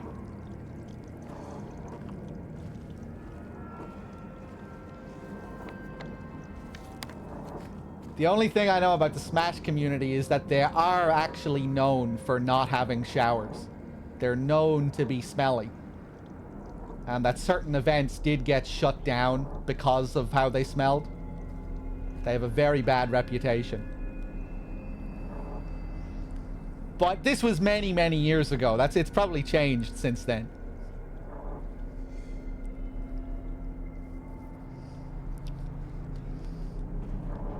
But a quick Google search, you'll find some crazy stuff. Just Google Smash community smells, and you'll get a load of results.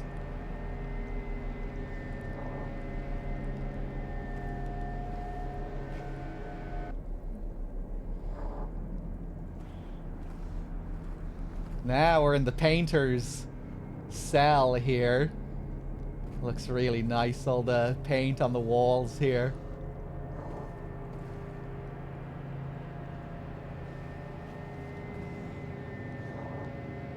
Woman in flight.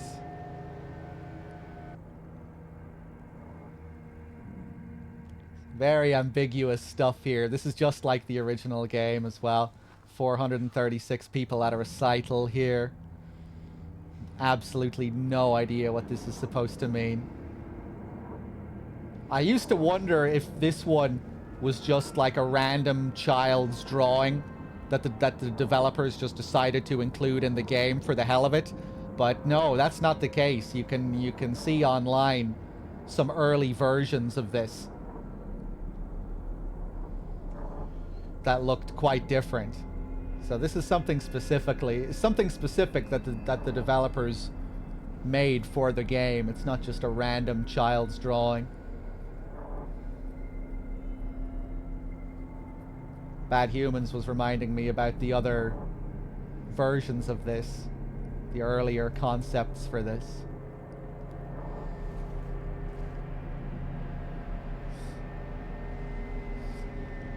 Something to do with Mary playing the piano this? I have no idea. I think Mary was a very casual piano player. Like James said, she wasn't very good at playing the piano.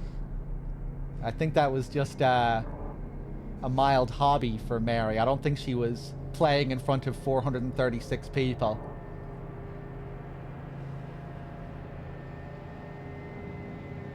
A lot of the people at the recital there look like they have pyramid heads.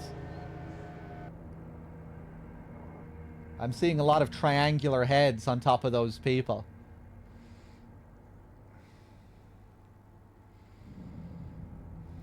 I wonder if you can notice that in the original. So I think they did redo this, even if it does look almost identical. We also have another one here. This one is a bit more clear. Burning Man, and it's a depiction of the Lakeview Hotel. We get an early sign here of how it's been redesigned as well compared to the original game. The new garden area outside.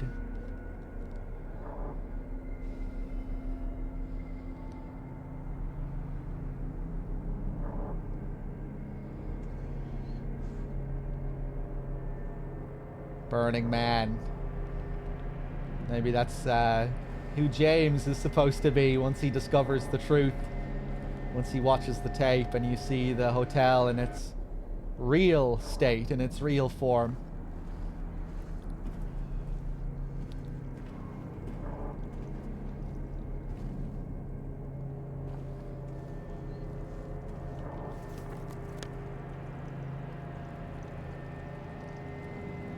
Hey, what's up, Get?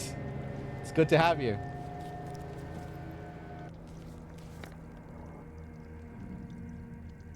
Okay, so now we can go and check out F6.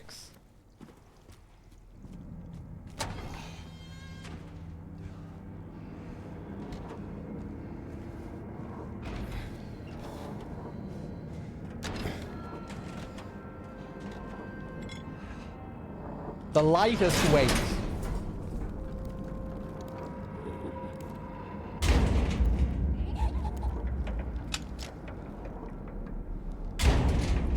I don't think anything bursts through the door here.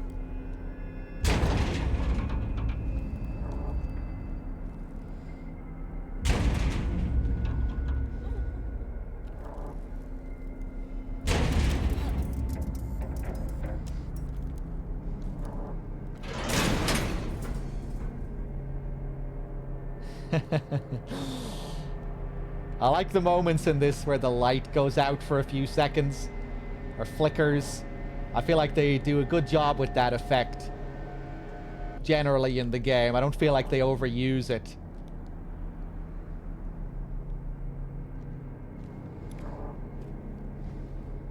But it's quite effective when they do use it. I'm so sorry. Or I'm sorry, I'm so sorry. I couldn't let them take you. And now you're still there, aren't you?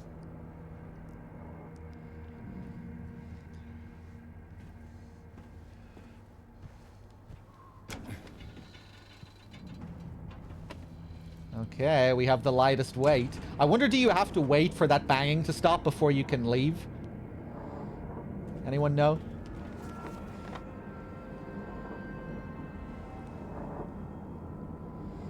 Okay, back to F9. You do have to wait, okay. Speedrunners get a chance to breathe there and take a drink.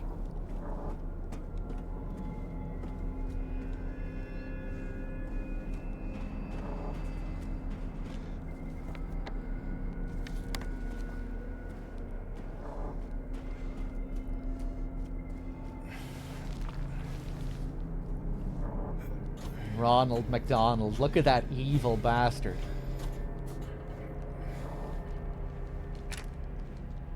Face of pure terror. Predatorial face. Or predatory. Predatorial isn't a word. Actually, maybe it is. Is predatorial a word? No, it would just be predatory, right? I think I'm thinking of territorial. I think I'm thinking of the word territorial.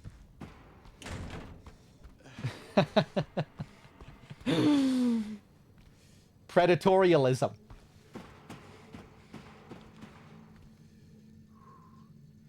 Ooh. Oh yeah, I remember this.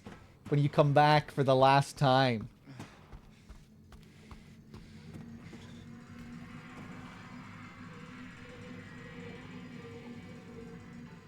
There's a light like this during the first Pyramid Head encounter as well that swings back and forth in the arena.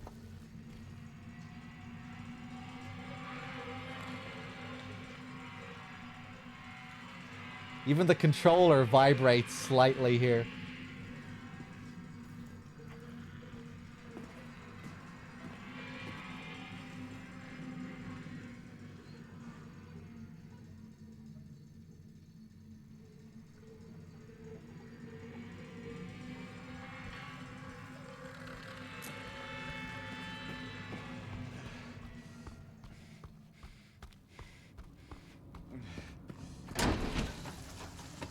Okay. So, now that we have all the keys, we need to get it pointing to the center. Hey, Rudy.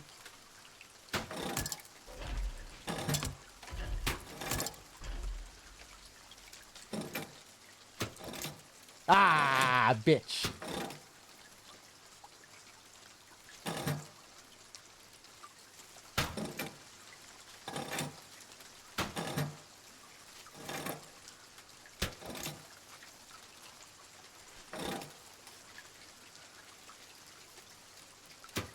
What about I leave that there? Put that there.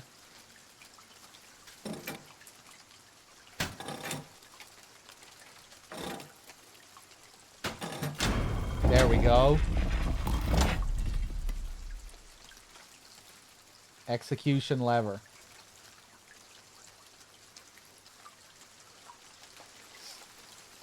I need hugs. I don't feel like going on a massive spiel about my thoughts on the game. Because I just have, you know, too many thoughts.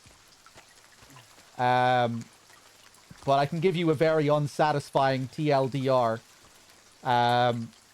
Overall, I think it far exceeded any expectations I could have had for it. Thanks. I think it's really solid. I don't like it as much as the original. But overall, I really like it.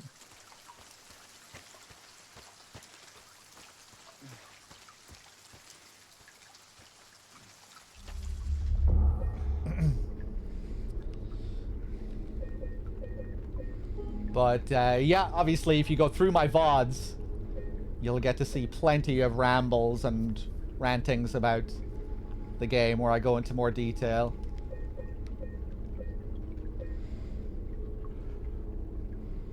And I'm sure there'll be more ramblings to come as I keep playing. I just don't always feel like going into such detail, you know? Hey, it's the Ragman! He's the Ragman waiting in the sky. I'm gonna have to pull up Sappy's lyrics again sometime.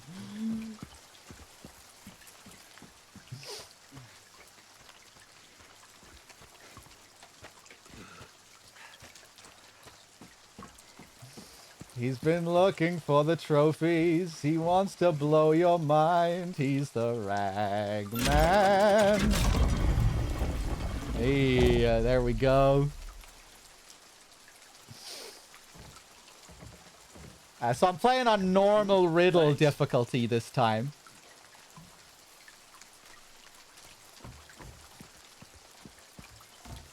So we'll get a different riddle here. Well, let's see how they're written this time. I thought this was a pretty cool little twist on this puzzle, the Hangman puzzle. I prefer it in the original, and I think the writing is better in the original. But I think this is kind of a cool little concept for it here, needing to match up the verses. And I like how it seems to follow the coin puzzle in that the final part of it ties into the ending. Where it's not like one definitive answer. At least I'm assuming that's the case. I reckon you can probably pull a couple of different ropes and still proceed.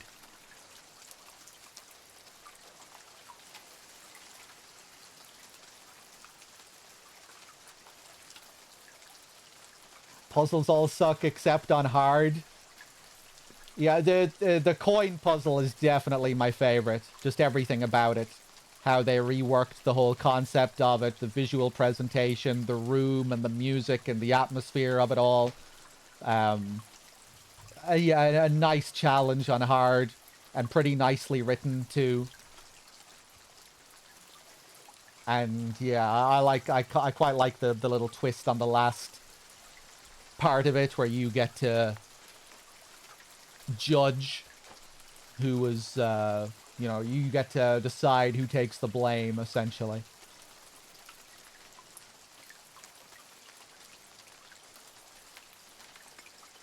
Okay, let's take a look at this. Pull ye but once on a rope's frayed end. Choose the one justified from among the damned. Seek out their tales, think upon each sin, or let blind fate choose. Let the judgment begin.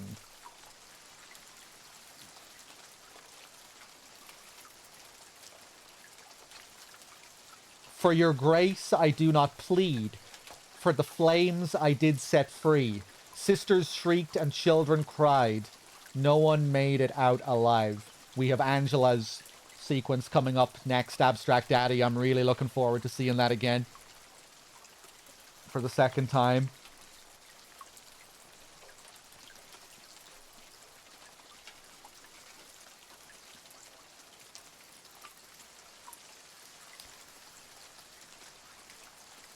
The snake, yeah, I think when you choose the snake, you're choosing the disease.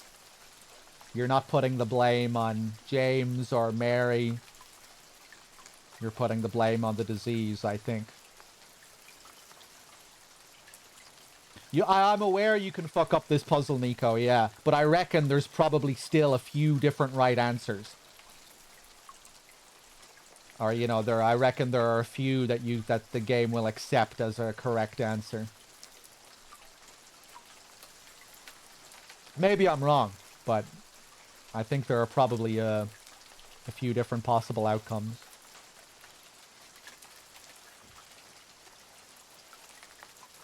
For your grace I do not plead, for the flames I did set free. Sisters shrieked and children cried, no one made it out alive. So I'm assuming this is the arsonist.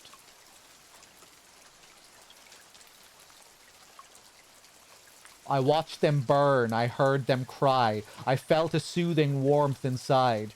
It felt so good, I cannot lie. And for my bliss, they had to die. What a piece of shit. Damn, this guy was really getting off on that. He really liked killing these guys. Okay, let's stick you up there. The wealth of others I did take. The seventh statute I did break. And yet my deeds I don't regret. I had my reasons, that is that. Okay, I quite like the way that's written at the end there. And that is that. There's no fucking arguing with him. I've said my piece, Chrissy. Okay. I took the child, you are quite right. Carried her off into the night. She did not scream, she did not brawl. I was her father, after all. I remember this from from my first playthrough. And I think this is who I chose as the innocent one on my first playthrough.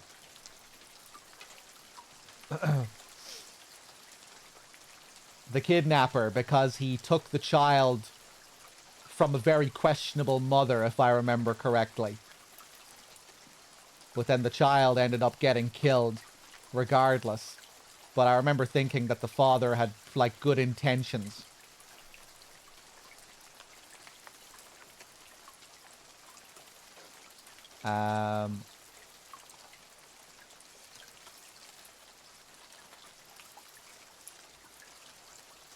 Let's see if we can find this.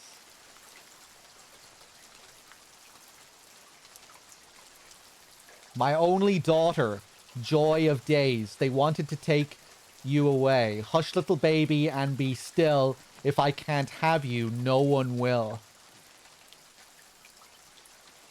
He doesn't seem so innocent this time.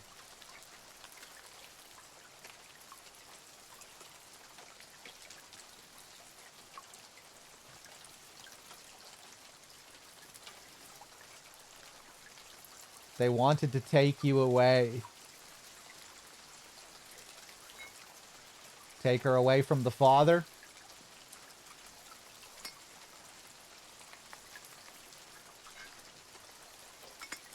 Yeah, let's stick him down there. I waited long, I bid my time.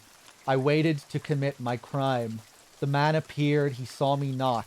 A bloody end is what he got.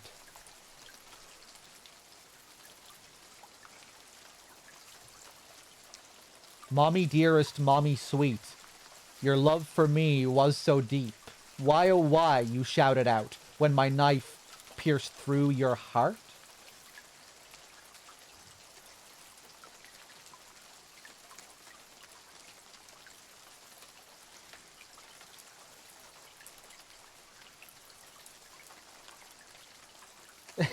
You're out.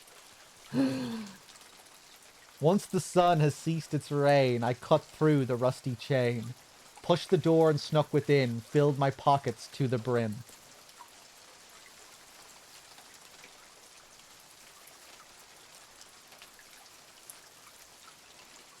You broke my legs, I couldn't walk. You pulled my teeth, I couldn't talk.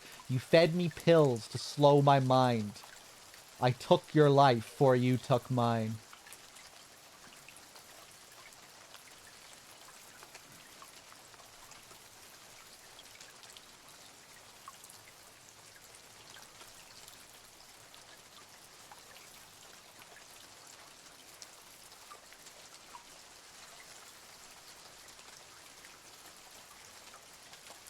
Huh.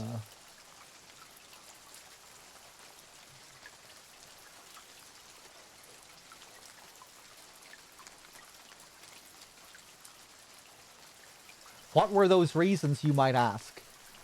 The truth allow me to unmask. I see, I crave, I need, I take. 'Tis all the sense it needs to make. The wealth of others I did take, the seventh statute I did break, and yet my deeds I don't regret. I had my reasons, and that is that. So maybe that'll be him.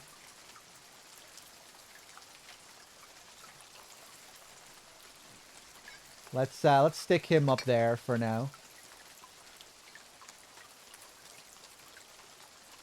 So my guilt is plain to see. I had robbed the pharmacy. Yet I did not. Yet I did so not for gain, but so I could ease the pain.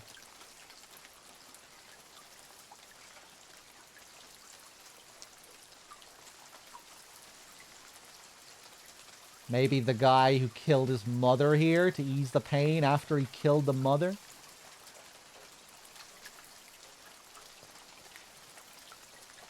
That seems to make the most sense. I don't think it fits anywhere else.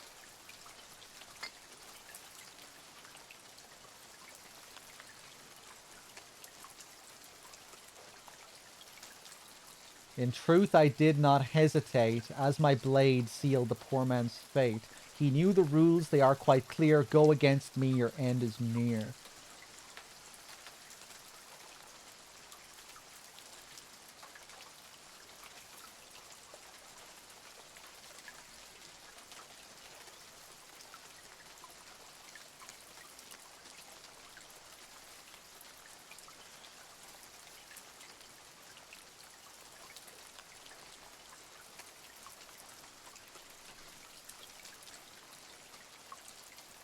Huh.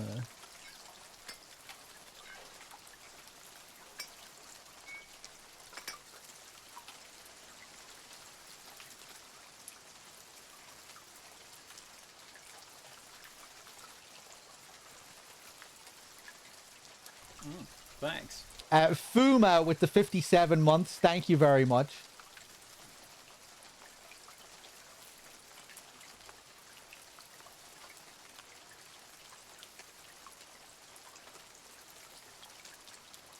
Okay, well, I think that one's correct.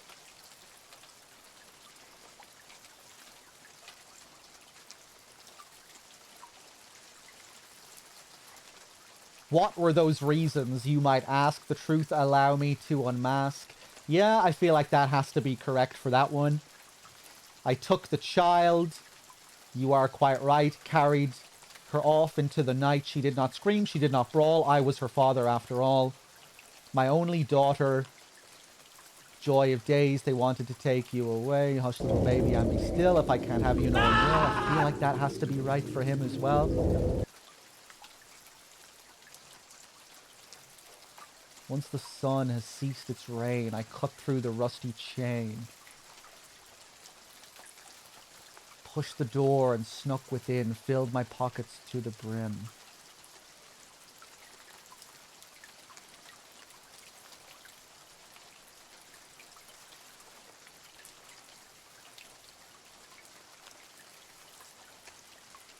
So my guilt is plain to see. I had robbed the pharmacy, yet I didn't. So not for gain, but so I could ease the pain. So maybe that's where we'll put this guy here.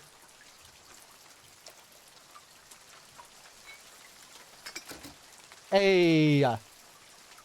Okay. And that's it.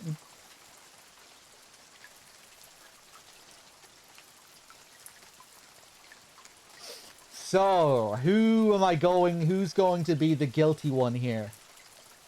Especially with the water ending in mind, because I think I want to get the in water ending this time. Although part of me kind of wants to get the Maria ending, but it might be too late for that now.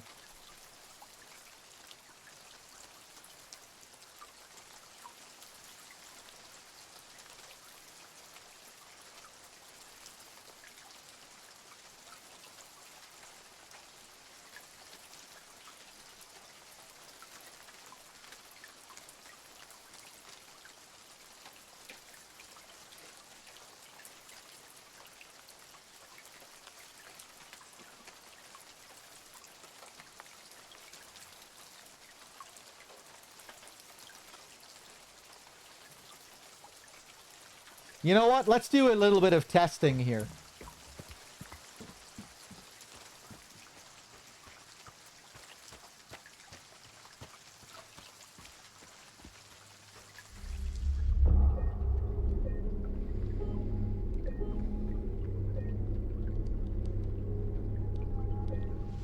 You could move those tablets to places? Yeah. Did you not do the puzzle here at all? Can you just go straight to the ropes without doing this first part? Yeah, you're supposed to make your decision based off the different poems here.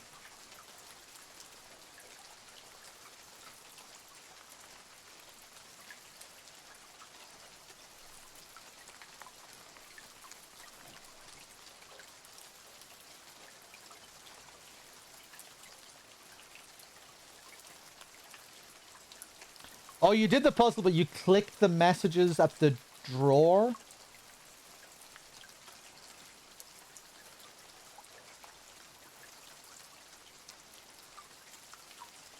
I'm not exactly sure what you mean, but okay.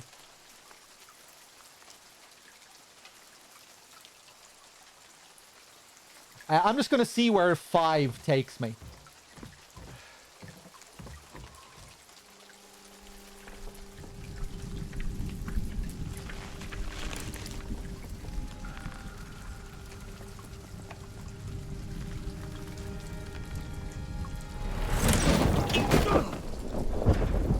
Hey, it's that face he made from the trailer when we all thought the game was going to be garbage.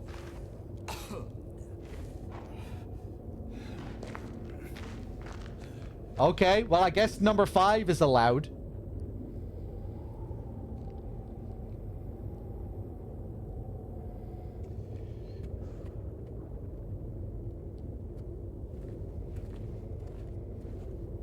I can't even really remember what the story was on number 5. It was the one about the mother, wasn't it?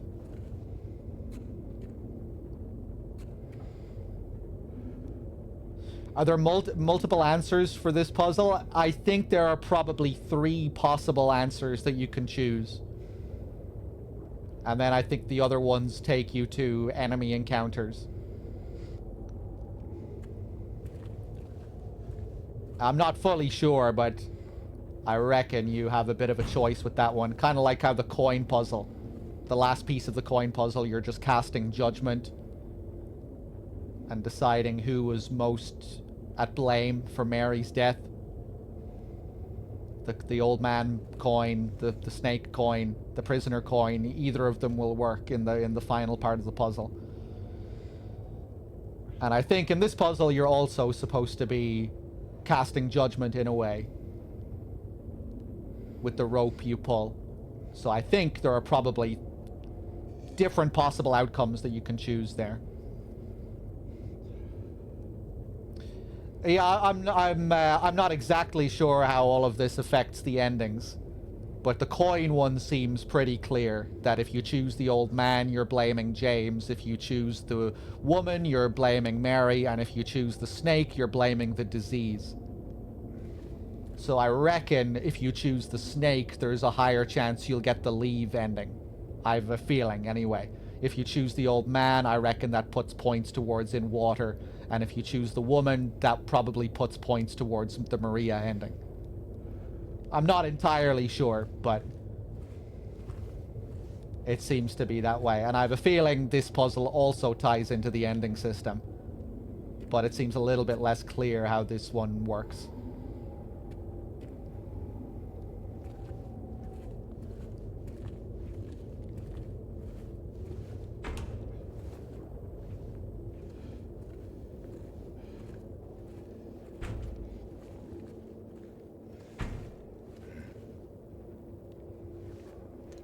Thanks.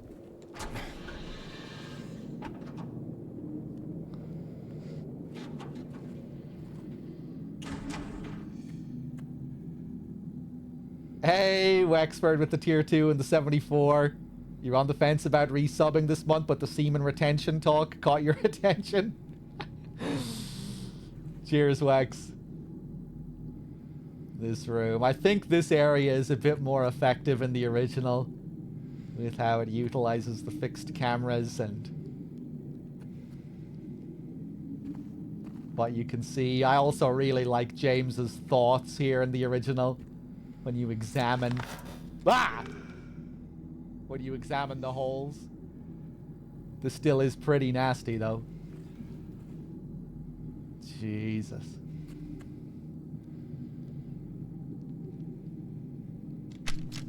The attention to detail as well.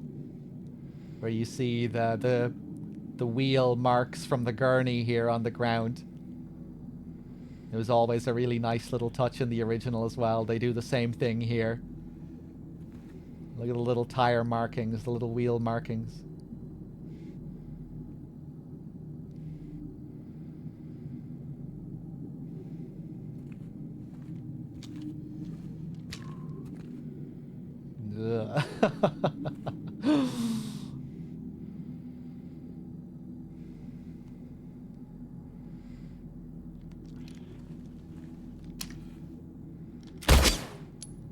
Aw, no mark in the foot.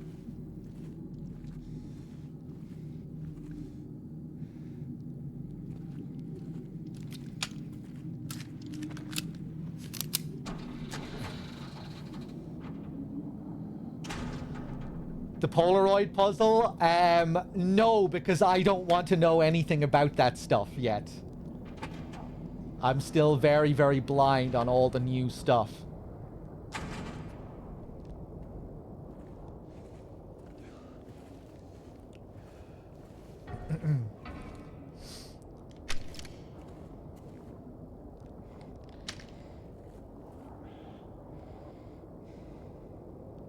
But yeah, I guess it did reveal to me that it's like, that it was a big puzzle to be solved by the community.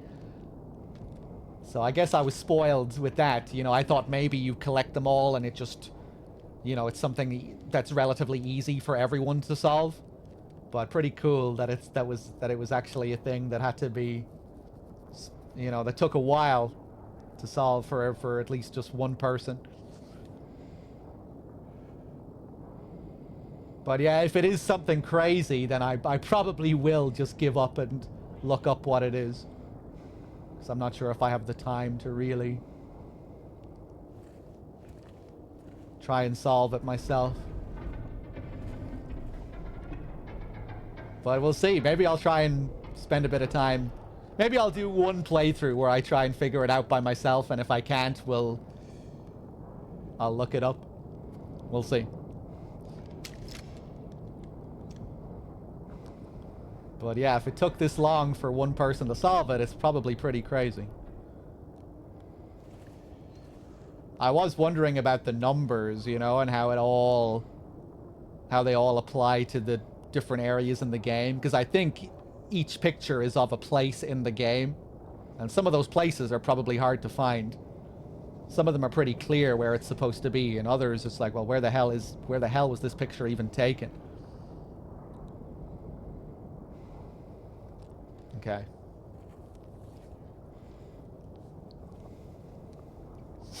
Yeah, be very careful what you say. I don't want to know anything about the puzzle, you see.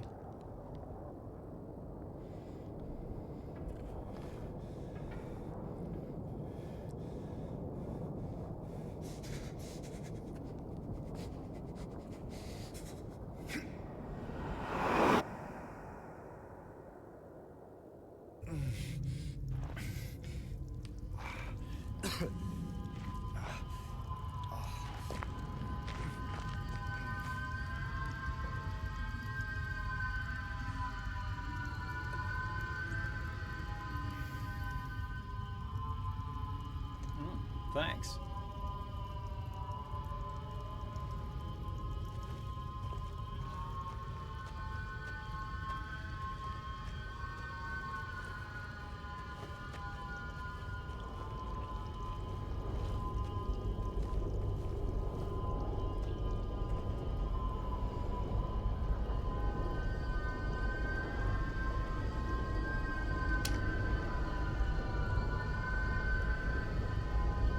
Just like the original here with the light and the painting on the wall. Again, I think I prefer how the original utilizes the camera for these sections. All these whole jumping sections.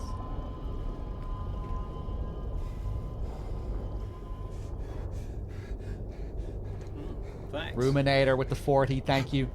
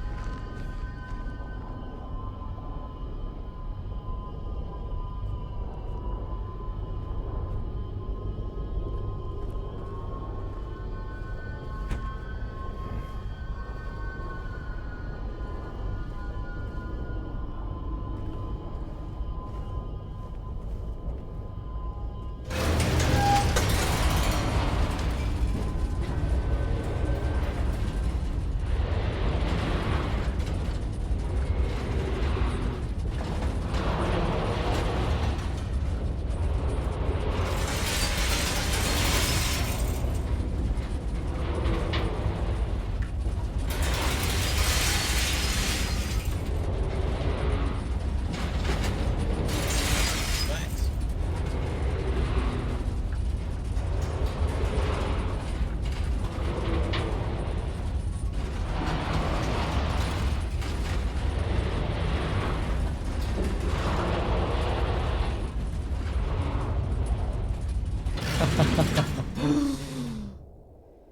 I like how it really has to struggle towards the end there, it feels like.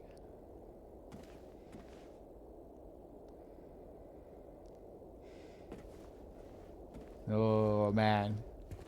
Here we go.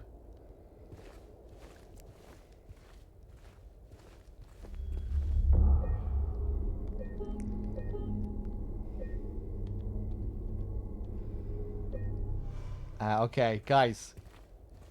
I just need to go to the bathroom real quick. And when I come back, we'll do this next sequence. It's the Abstract Daddy Angela sequence up next. I'm intrigued to see that again. Yeah, I'll be right back. I'll let you stare at James while you wait. Be right back.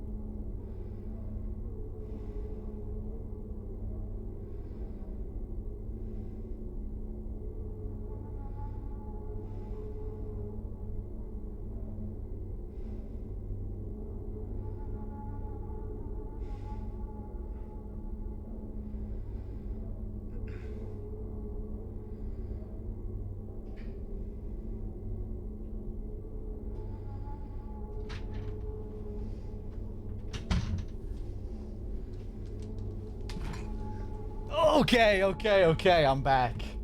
Let me see here. Donald Duck's Pants, thank you very much for the 31. Ruminator before that with the 40. Irish Templar before that with the 34. Thank you very much, Templar. Hey dog, sorry if someone said this already. Would you see that Death Stranding is now on Xbox Series consoles? What's going on with that? Oh yeah, Kojima Productions own the IP now. Yeah, it's no longer a Sony IP. Kojima owns the rights to it now. Besides that, these SH2 streams are super fun and always enjoy when you stream. Irish Templar, thank you so much, man. Cheers. Thank you for the 34. Before that, it was Wexford. Again, Wexford, thank you for the tier 2. Okay. Let's do it then, shall we?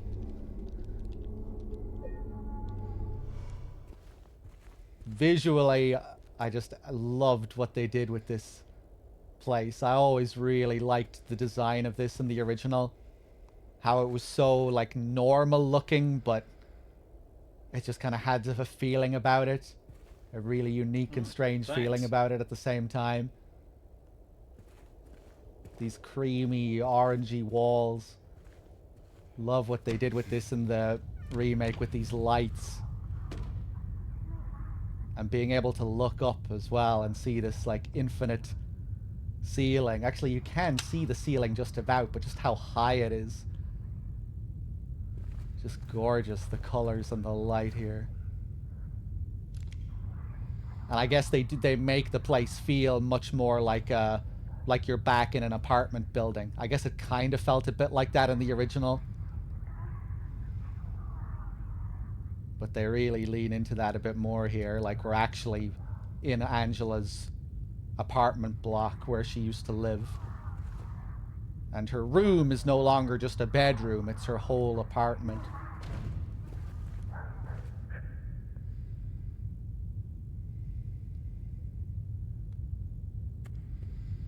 The subtle sound here is great too, that just slight rumble.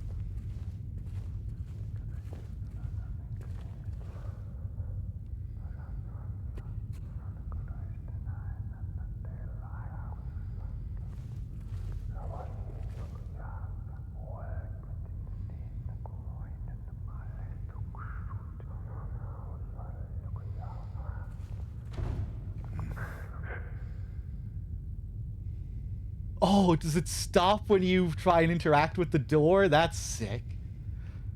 Was that just a coincidence, or is that... He keeps whispering until you attempt to go inside? Man, that looks nice.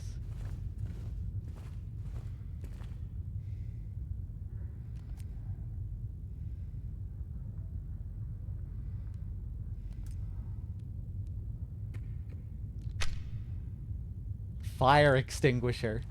Don't think I really took note of that the first time. Thanks.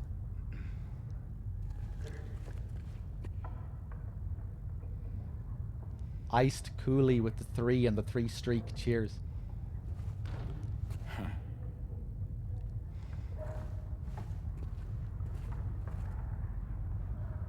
Wexford, thank you for gifting a sub to Mrs. Wex. Did I do the same thing there?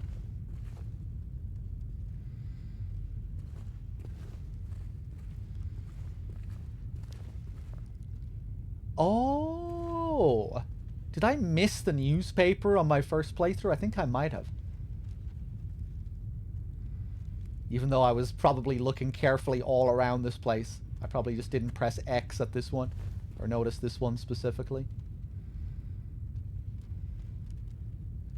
The body of a man later identified as Thomas Orozco Lumberjack. You were screaming? Age 39 was discovered something lying face. The probable cause of death was multiple stab wounds to the front of the neck and the left side of the torso by a sharp-edged weapon. The estimated time of death was somewhere between 11 p.m. and 12:30 midnight.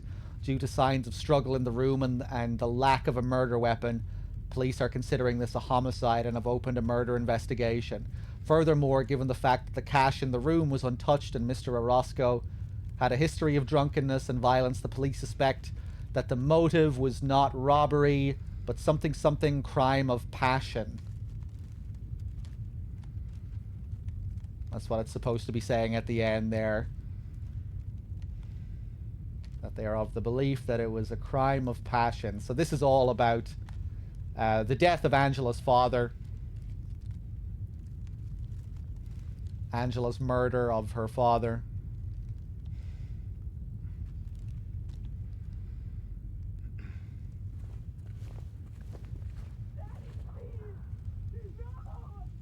Jesus.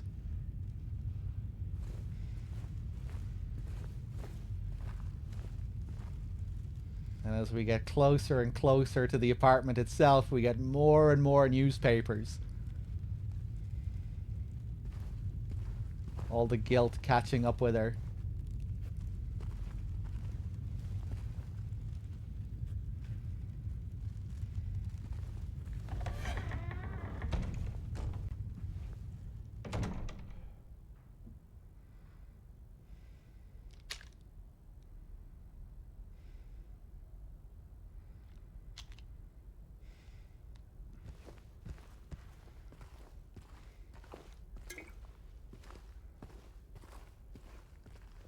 And this room closely mirrors the room where we meet Angela in the Blue Creek apartments. In the Blue Creek apartments, we go through the white door here. And that's where we meet her. The black door next to it is boarded up with a teddy bear beside it.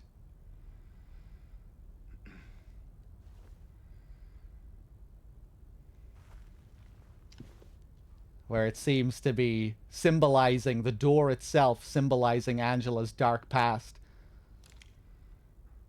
She's behind the white door, the pure angel, and the boarded up black door with the teddy bear is her past. And now, in the labyrinth, we get to go through that dark, boarded up door from before. And we get to see what's so dark about her past. Yeah, so it's like, it's an evolution of the previous scene in the Blue Creek apartments. We go through that door the first time, now we go through this door.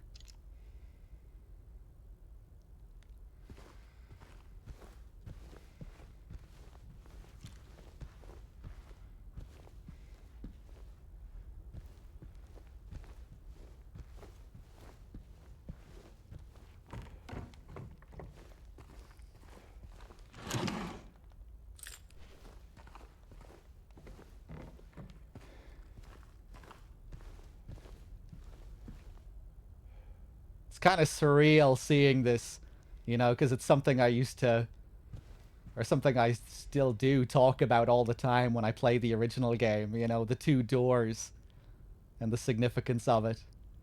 And now in the remake, they kind of flesh out that interpretation of that scene in the apartments. Where we go through the boarded up door from before. Really nice.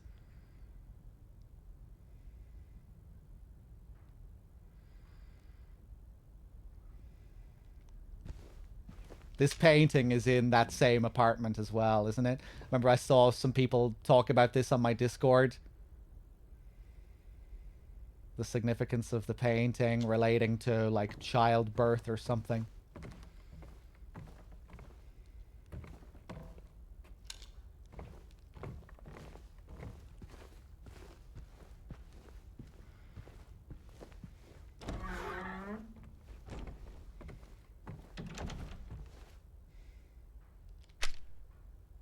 When I first saw this door, I wasn't even thinking about Angela's brother on my first playthrough. I was like, oh, this must be Angela's bedroom door?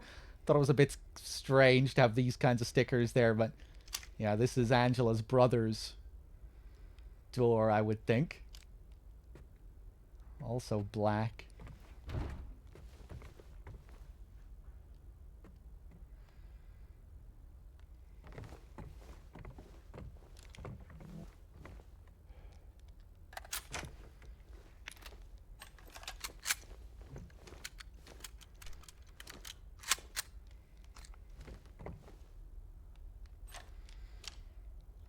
Okay, let's do it.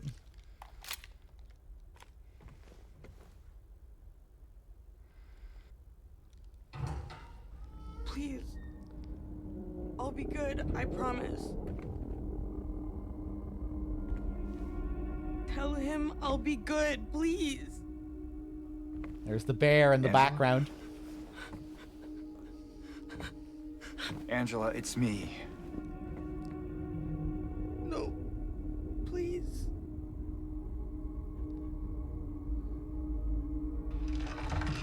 You look kind of scary too, James. Daddy!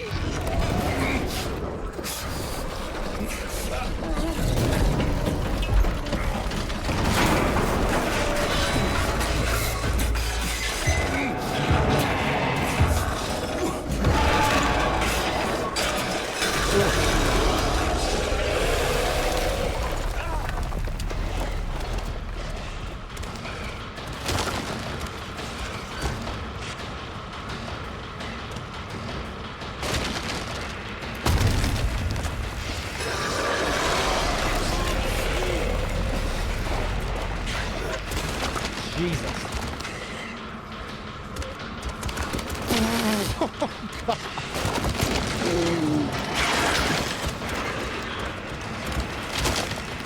The fast movement just makes me think of how Angela was so overpowered by her father. You know, getting abused since she was a little girl. Like, just thinking of how fast the father would be in comparison to her while she's desperately trying to run away from him.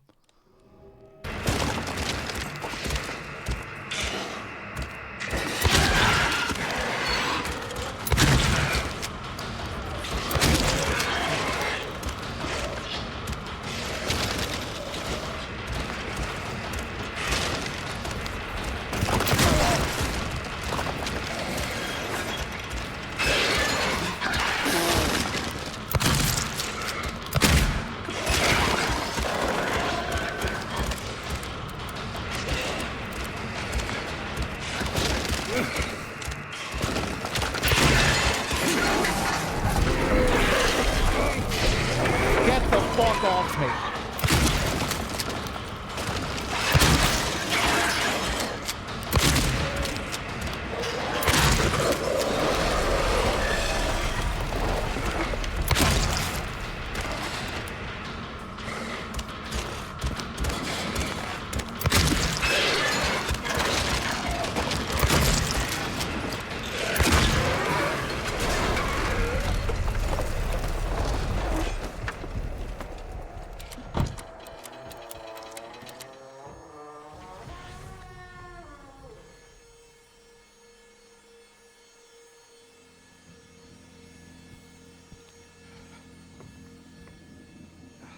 The same map that's in the room as well.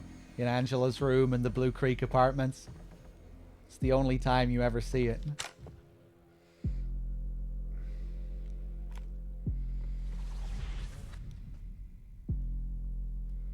Man, the music here.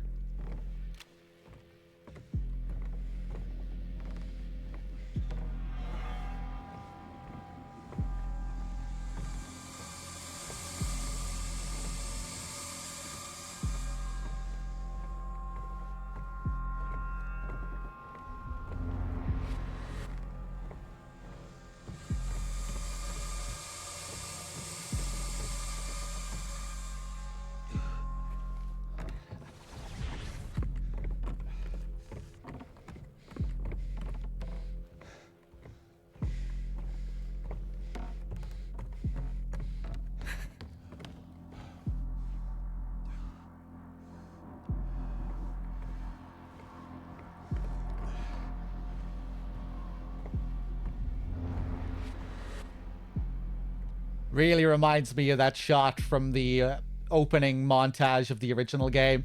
You know, that one shot where you see Angela running through a hall in her house from the outside. You're looking through the window into her house and you see her sprinting through the hallway. I wonder if that's supposed to be referencing that. I never really thought about that shot in this context. Like, I never thought that that was Angela running away from her father. I won't be able to look at that scene in the original the same way now. I actually used to interpret that as Angela running away after she had killed her father.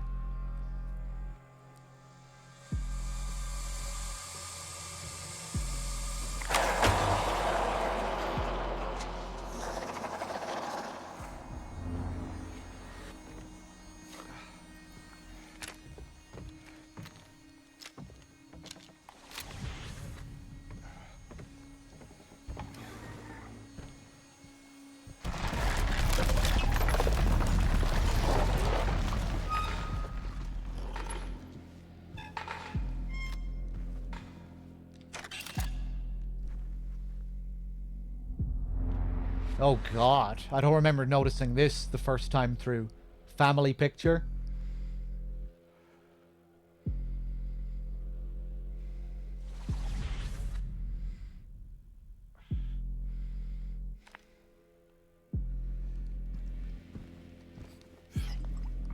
Oh, I didn't mean to do that.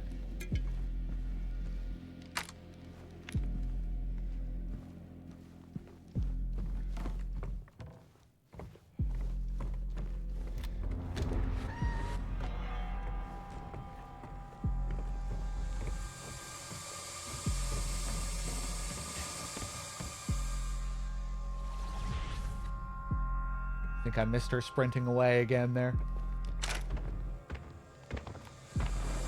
Oh god.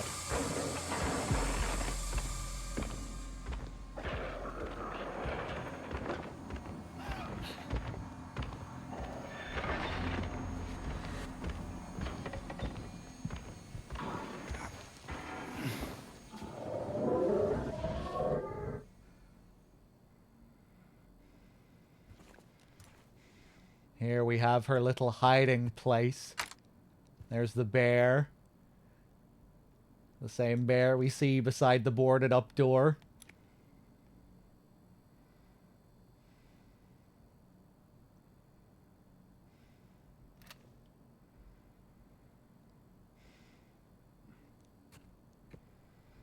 And I guess the same type of bear that Laura plays with in this as well.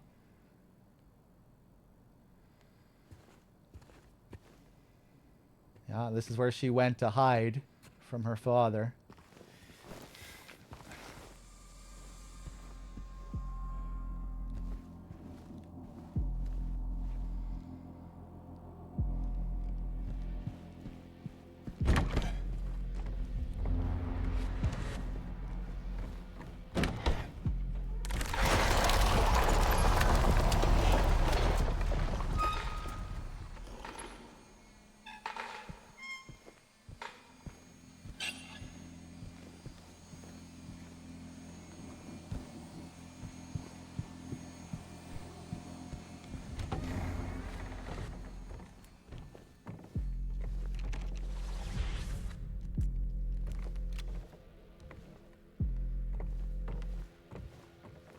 Oof.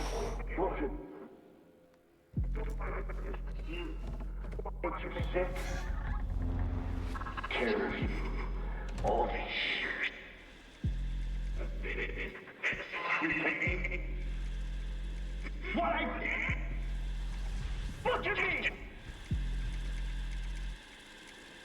That first line is pretty disturbing, where he's like, I make you sick.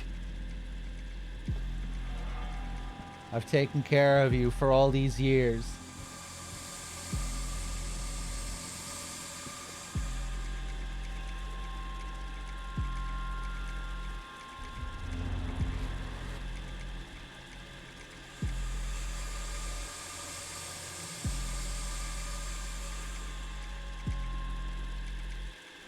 Isn't that James? I think it's supposed to be Thomas Orozco, Angela's father. Because that's who this whole sequence is revolving around. Oh my god! It blows up by itself! Considering the story here is about Angela and her father, I would imagine that's supposed to be Thomas Orozco we're hearing there. But it could also parallel James and Mary. Jesus Christ.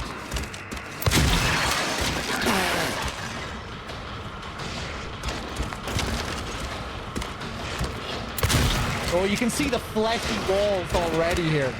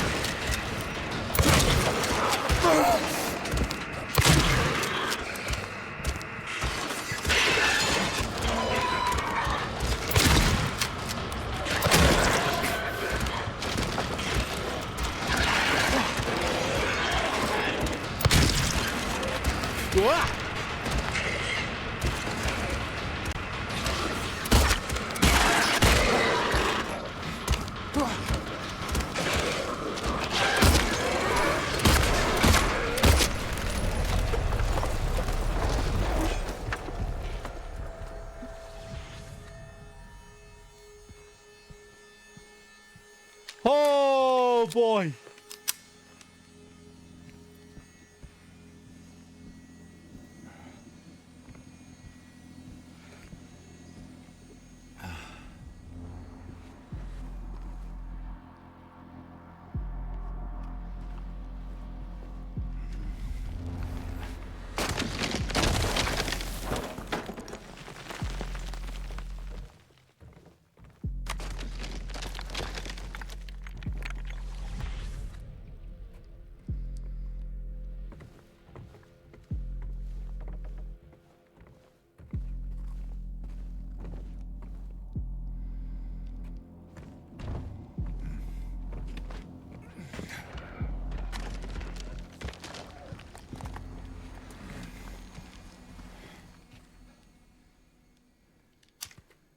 Now when we come back for the second time, we see the torn family photograph.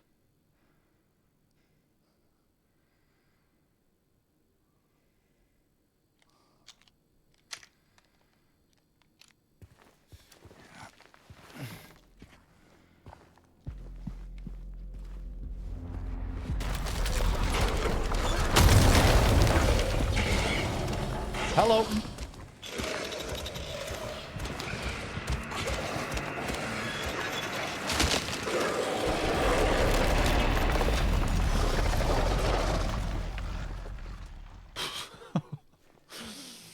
Jesus.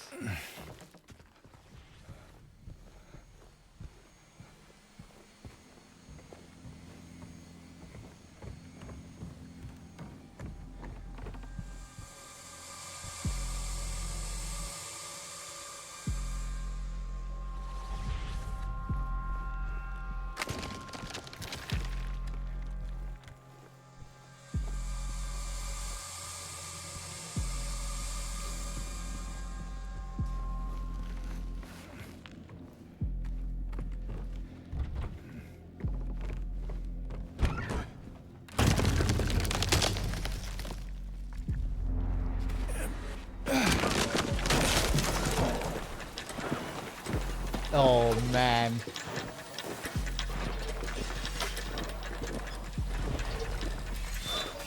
This fucking sound.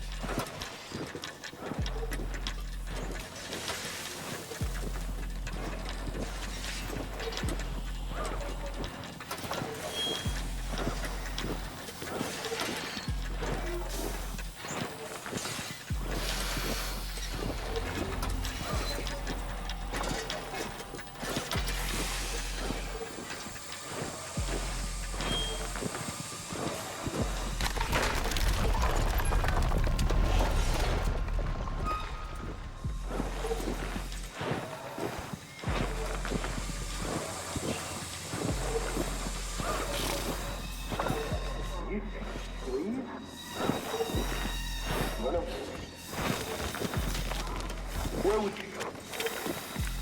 Nothing. No one cares. Best for you. What you want. No one cares. I know what's best for you. This fucking sound, man. Like a mattress, like springs on a mattress.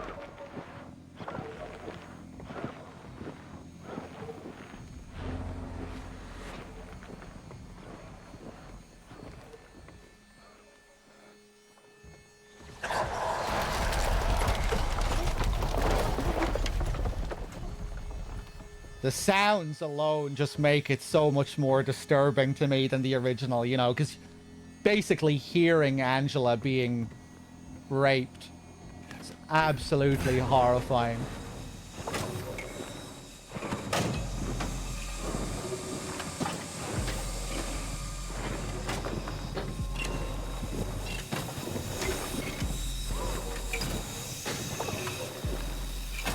The whole house being turned into this machine. I guess you just get this feeling of like inescapable power. Never ending, you know, like a machine that just keeps looping.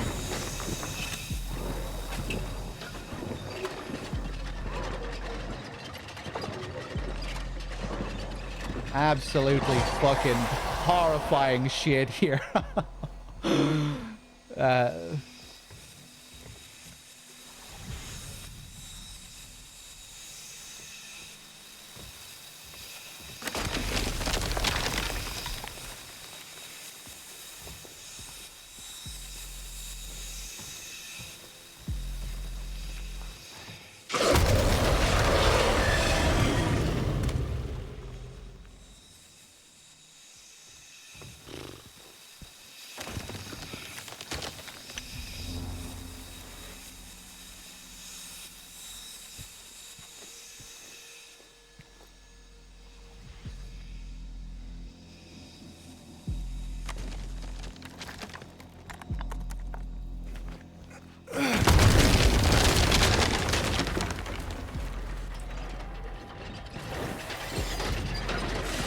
It's starting up again.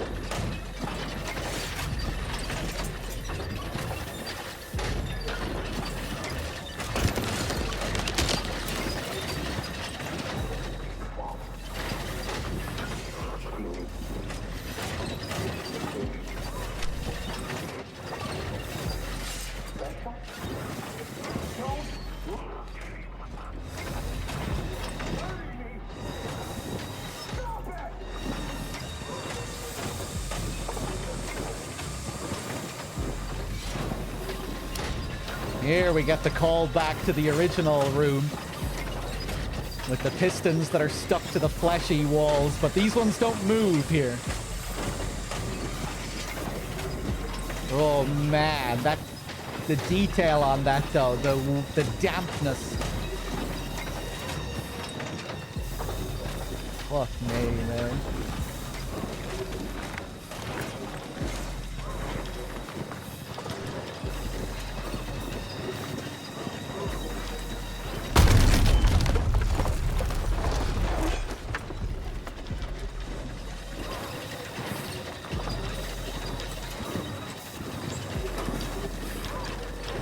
Jesus, that looping fucking mattressy sound is the worst.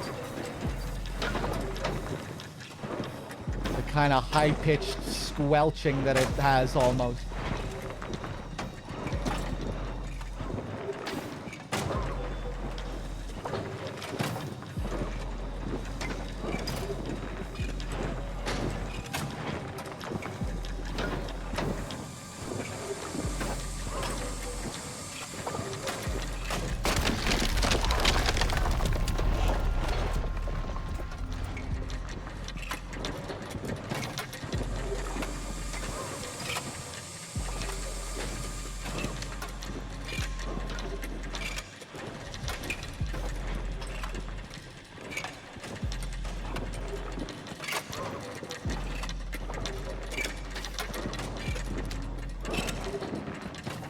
On my first playthrough, I didn't even really notice the pistons.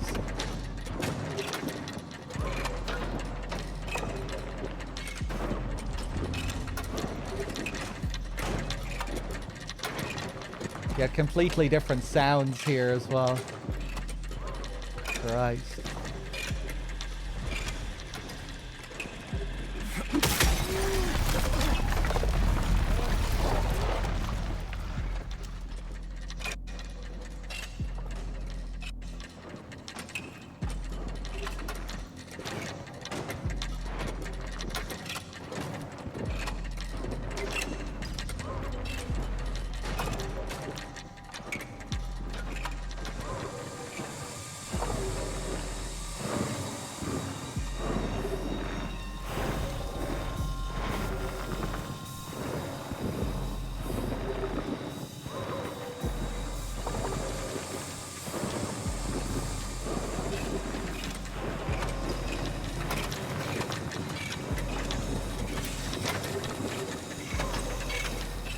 Oh, look at those fucking frames up there. I didn't notice that the first time through.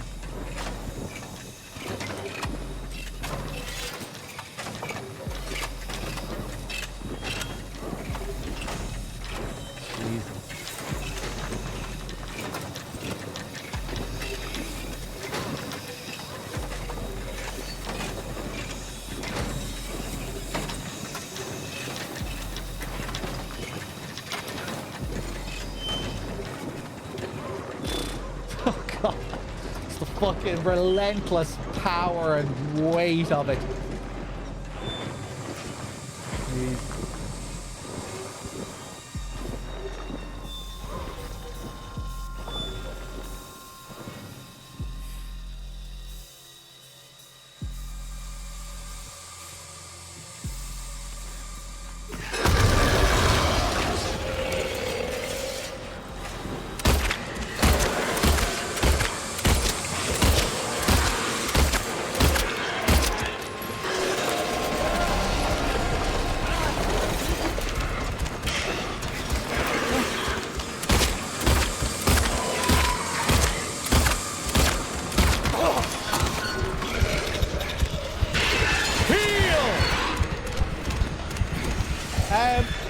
I didn't get a chance to heal.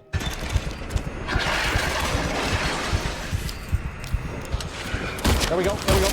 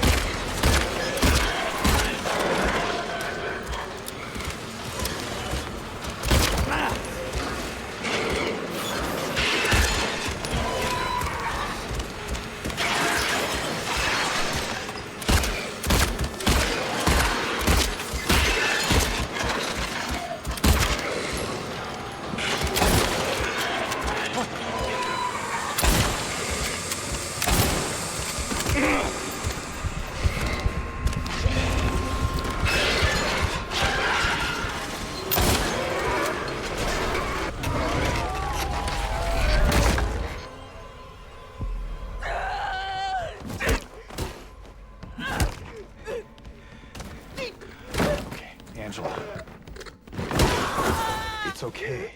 Calm down. Don't order me around! I'm not. It's okay. It's over. Don't even try. Try what? Like you don't know.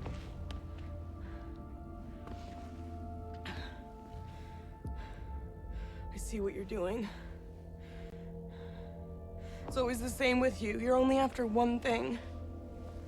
Angela, please. You don't have to lie. Go ahead. Say it. Or you could just force me. Like he always did.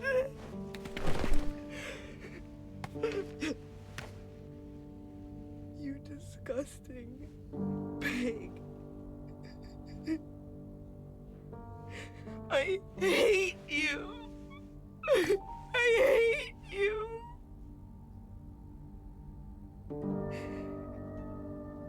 Angela. I don't know who you think I am, but I don't want to hurt you. I just want to get my Mary back.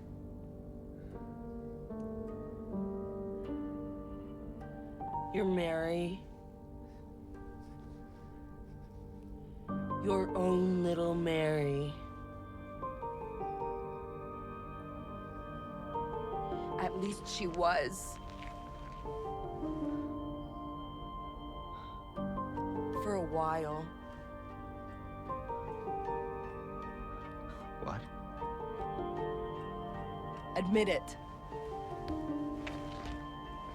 You didn't want her around anymore.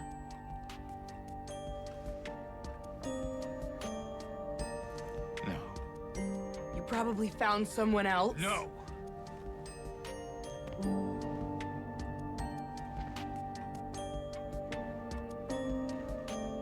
I need to find my mama.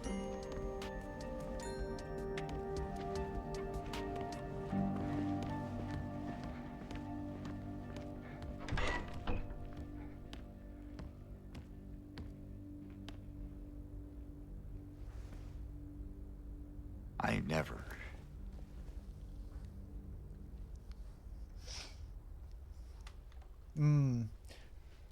I think I definitely prefer that scene in the original. I think I prefer the way it's written, especially towards the end.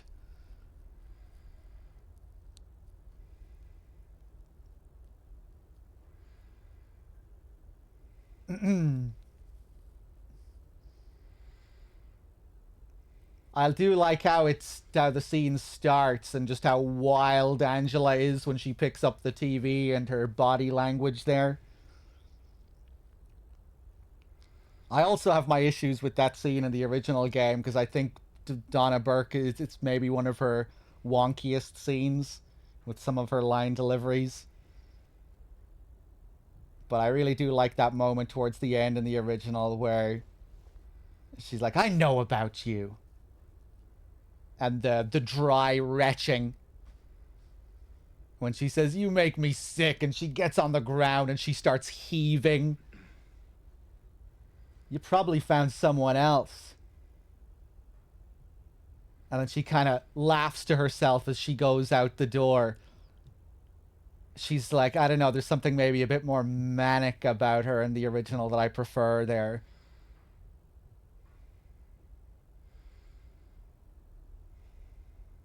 You prefer this one, Nico? Yeah, Jenka, so particularly her delivery of the line right.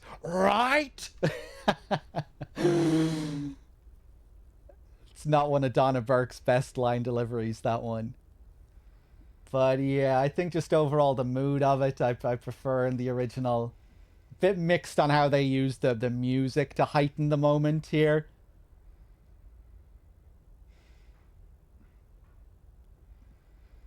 But I would say it still works for the most part. You know, I'm still feeling bad for Angela. But yeah, the sequence overall, I think, is one of the game's high points.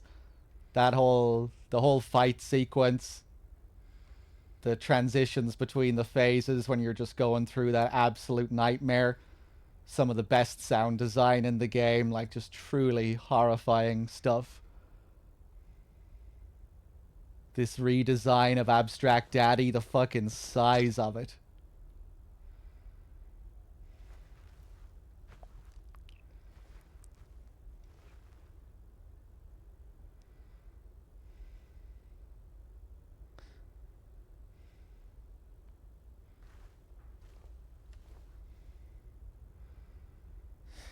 Yeah, Donna really isn't too great in that scene, but I still think it's carried by the dialogue and the body language.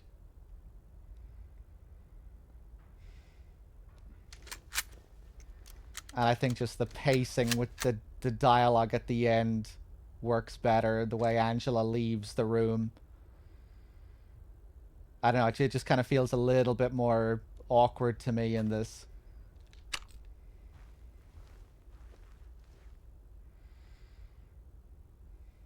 Here it is, Abstract Daddy. Christ.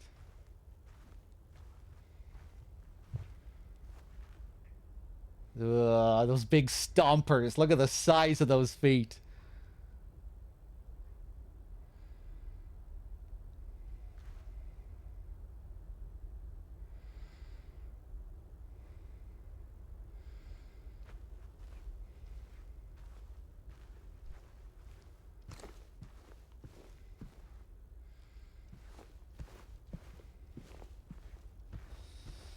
Yeah, random. I do like to see the Abstract Daddy creature as being a sort of parallel to James and Mary as well. Another monster once again on a bed frame, just like Flesh Lips and just like the final Maria fight. One larger figure suppressing a weaker figure below it on a bed frame. Just like Mary, just like James smothered Mary on a bed, unable to escape. And in Angela's whole story, James serves as this possible stand-in for her father, this dangerous man who is dangerous, who's also out of his mind, just like Angela is, who just killed his wife a few days ago. You know, and he always plays the part as this potential threat to Angela, and she's quite fearful of him. And then in this scene, that's when we get the real big accusation from Angela that he's just like the rest.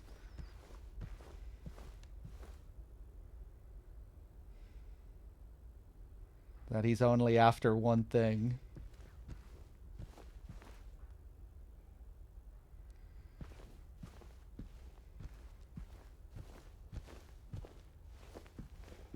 But yeah, I also wonder how the creature might look from Angela's perspective.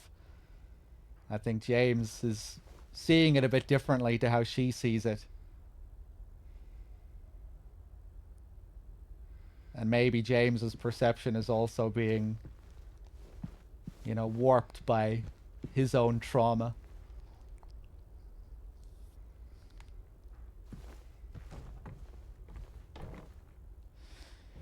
Ito said something about the red color. Yeah, he said that he made this new version of Abstract Daddy red like this for a specific reason, but he didn't say why.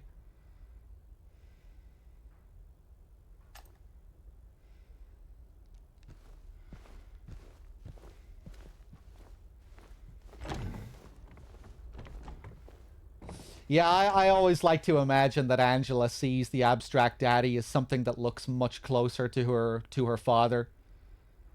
Like the way we see Maria. I like to imagine that if someone else, if James or if Angela or Eddie were to see Maria, that she would look a bit more monstrous.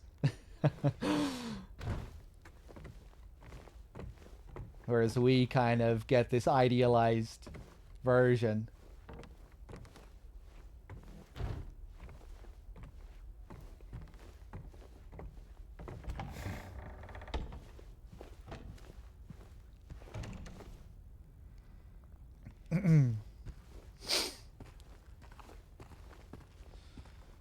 I don't think James cheated on Mary.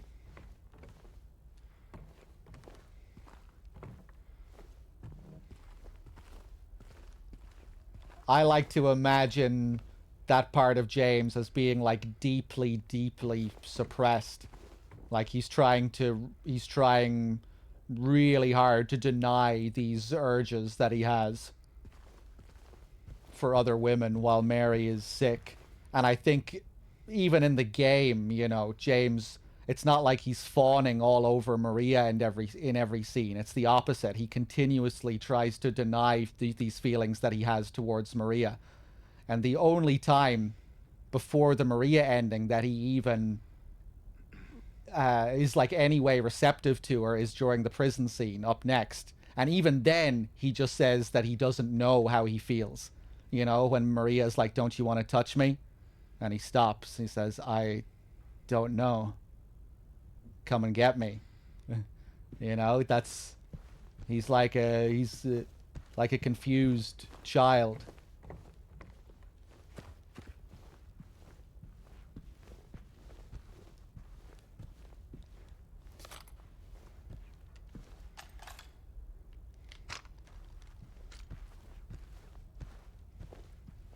And it isn't until the Maria ending where he like really accepts this replacement for his wife.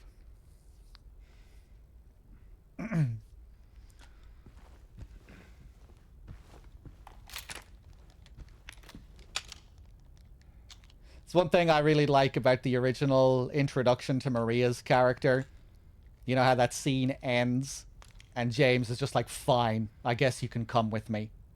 Like, he seems quite irritated by the presence of Maria in one way.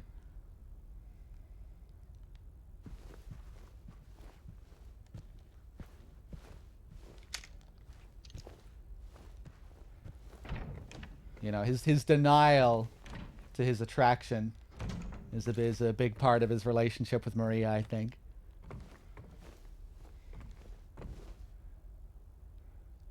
Gets very upset when Maria suggests that he might not really love Mary. And then when Maria shows up again in the hospital, obviously it's he's not excited to see Maria, he's just upset that it isn't Mary instead.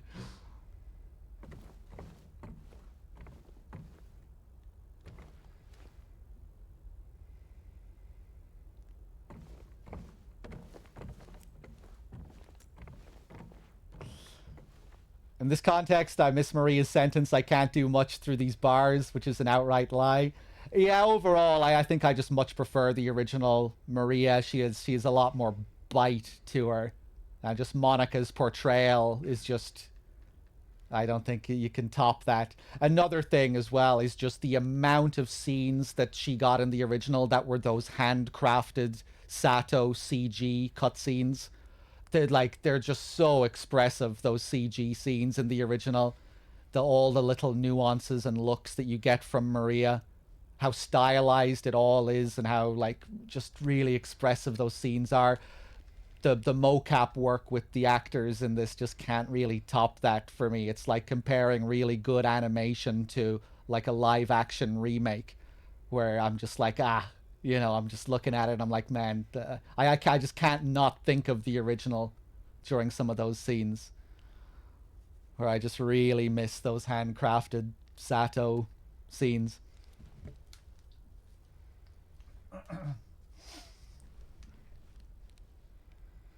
Yeah, and Maria, obviously you got a lot of those scenes in the original, but Maria, more than any other character, benefited from them, I think. And she just got more screen time during those scenes than any other character. The opening scene, the "what do you mean anyway" scene in the hospital, that was also that CG art.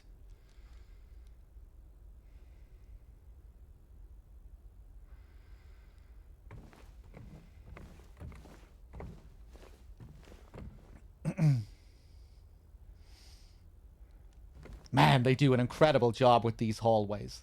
I know I've said it like a million times, but these really dark, abyssal hallways.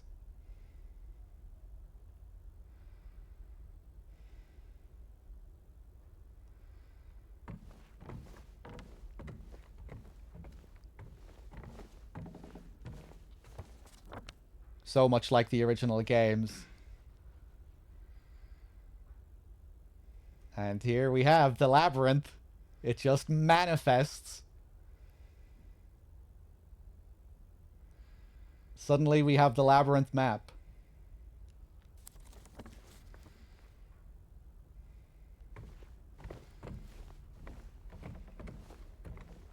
So apparently, I didn't notice this at all. But Bad Humans was telling me that Nub was saying that this is also a reference to the Silent Hill 2 opening montage. You know that weird clip that you get in the SH2 opening montage of like these limbs of like things being swallowed up, like this kind of chasm Well, apparently this is what this is referencing. I didn't even really know what I was looking at during that shot in the opening montage of the original game. But apparently it's like a wall of mannequins swallowing up something. Swallowing up other mannequins, maybe? And that's what this is. I didn't even stop to even notice that these were like mannequin legs. But yeah, look. They're mannequin legs.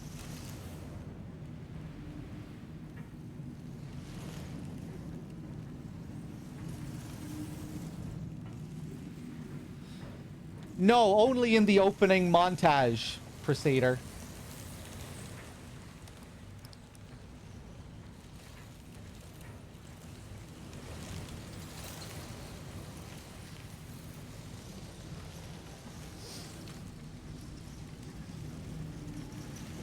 Can you die to it? No, I don't think so.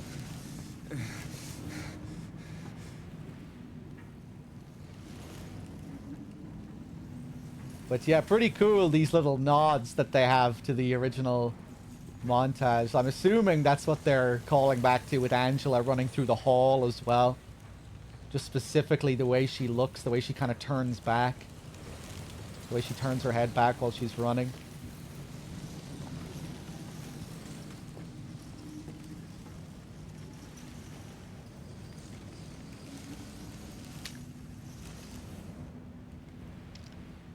Yeah, I never even really knew what I was looking at during that scene in the original.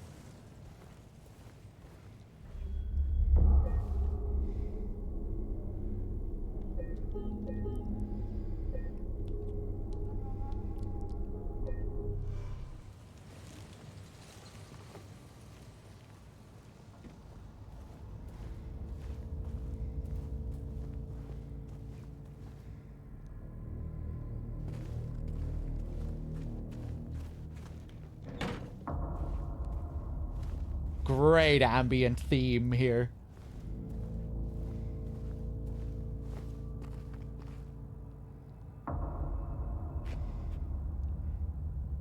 Not a remake of anything in the original either. This is a totally new ambient theme. What they did with the labyrinth as well. You know, they really didn't need to do this with the labyrinth. They turned it into such an elaborate new dungeon. In the original game, it's like tiny, tiny in comparison.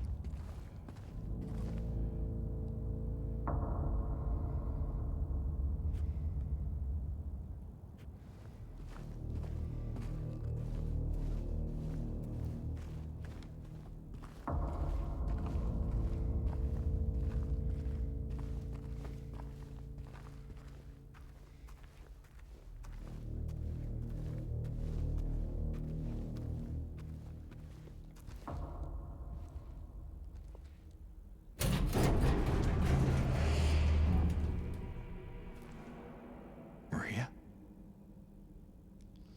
Maria! I thought that thing killed you.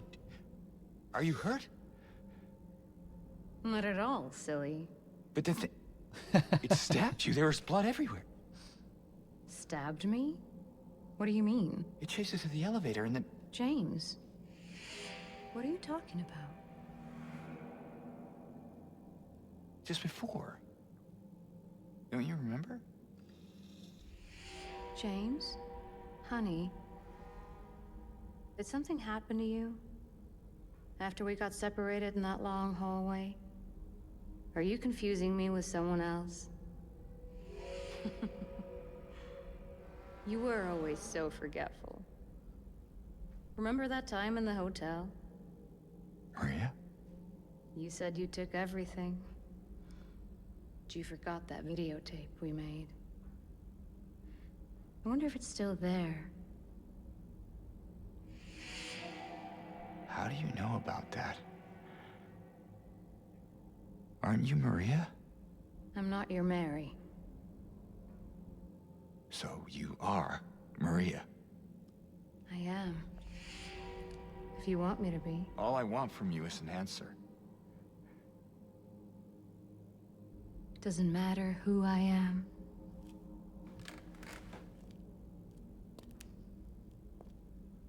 I am here for you, James. See? I'm real. Don't you want to touch me?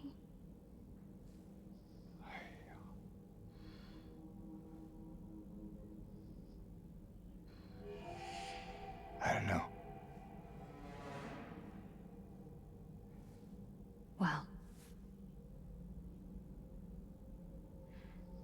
if you happen to make up your mind,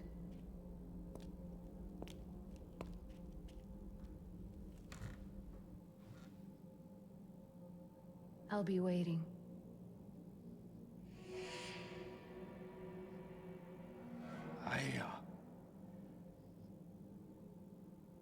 I'll find some way to... I'll come back, I promise. I love how fucked up his eyes look. By this point, he really needs to get some good sleep in. How long has he been awake for now? Those big purple rings around the eyes. Yeah, once again, I definitely prefer the original version of this scene. But I also quite like this iteration of it. Even though it is very, very different, you know, given that we don't have Maria darting back and forth between all the different aspects of Mary in the same way. Like, the direction for Maria there is very, very different. But tonally, it still works, you know, I'm still really, like, invested in it. It's interesting, like, right down to her body language. She's, like, much more relaxed in the chair throughout the scene compared to how Maria is in the original, where she's, like, sitting up, acting as, like, innocent Mary for much of the scene. Sounding much more genuinely, like, concerned for James. Acting as if she just is Mary in a whole other time, in another place. Whereas here, it's very much, feels much more like a power play, you know, like she's kind of half condescending, almost. Like, James, you okay there, man? You know, there's much more of a control. She seems much more controlling here throughout the scene. And she just kind of has that one tone throughout the whole scene. She doesn't have the whole darting back and forth thing that the original does. But yeah, for me, you just can't beat the Sato art of the original and the way Monica shifts between the different personas. The bite of the "I'm not your Mary" scene in the original. You know, you just can't really top that for me. But this is still a pretty interesting rendition of it. And I kind of like how different it is. I do like her different line at the end. You know, and she says, well, you know, if you find out, let me know. I quite like the swagger of that. And I really like the long pause as well. After she says, don't you want to touch me, or whatever she says, like, just the way it sits on James's reaction to that for a while. And then Maria afterwards, well, you know, if you find out, you know where I am.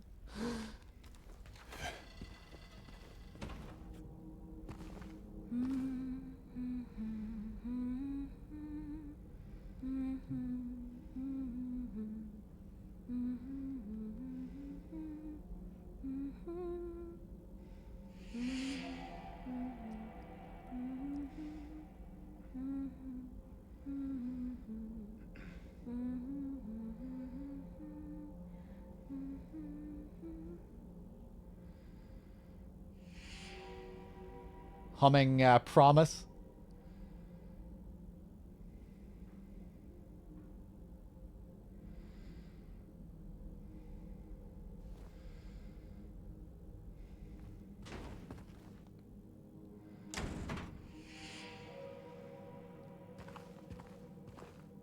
I like the way she's sitting here, just staring off, not even looking at us. In the original, she walks back over to the bed and she sits on the bed. She stands up at the end of the scene.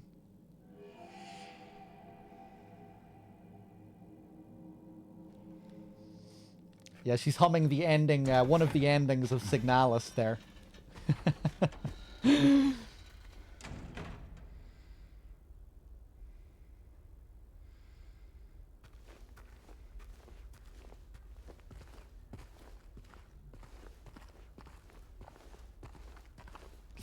Sons of Liberty with the 15 months. Thank you, thank you, thank you. I really need to watch more people play this for the first time. I bet this is quite surprising for a lot of people, just the way the scene starts. That was one thing which was really effective, I thought, for me as well, on my first playthrough of this. Like, not knowing when this scene was going to happen, and then just suddenly, like, oh, fuck, there's Maria again, out of nowhere. It kind of made me... It also made me forget how that's kind of supposed to be a surprise in the original, too. Except it feels like they kind of spoil it with the opening montage sequence.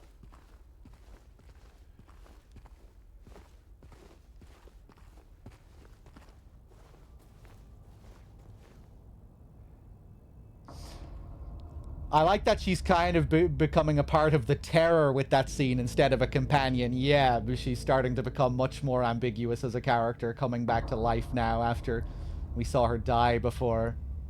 And in this version, yeah, she does come across more sinister in the scene overall.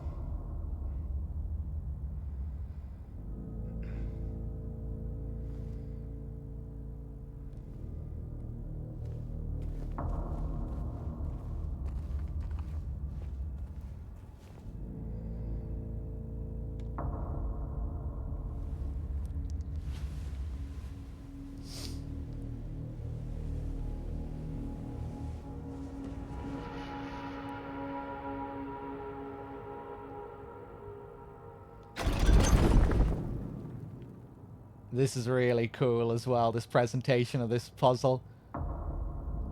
Just the sound alone here is great.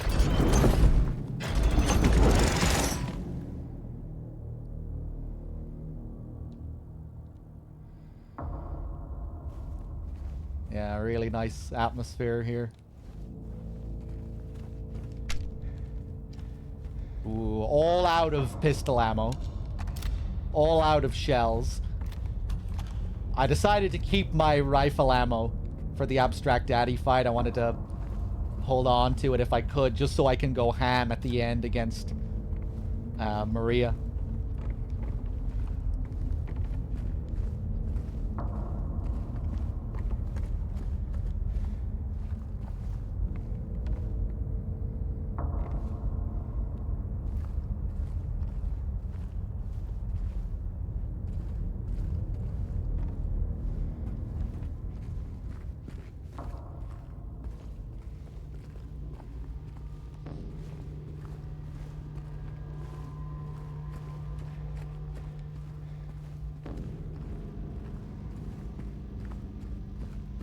Okay, I can't remember where we go first here.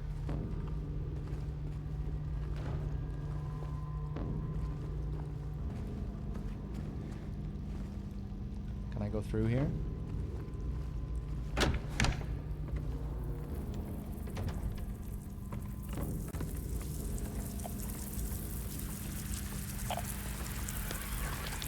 Rotten area. Ah! Go, go, go, go, go, go. Can't remember. Are those handgun rounds? They are. Nice.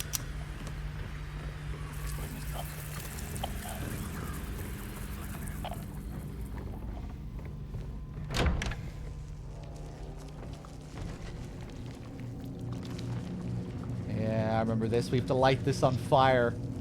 Very Flesh Lips-esque here. Big fleshy monstrosity inside a bag, inside a frame cage.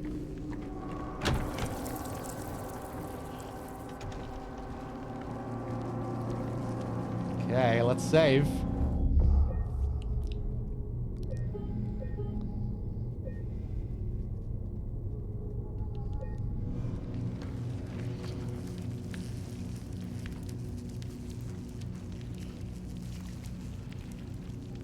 Oh, wait.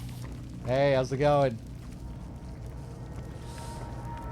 The labyrinth part is really well done. Yeah, and it's just crazy how they turned it into this whole new dungeon.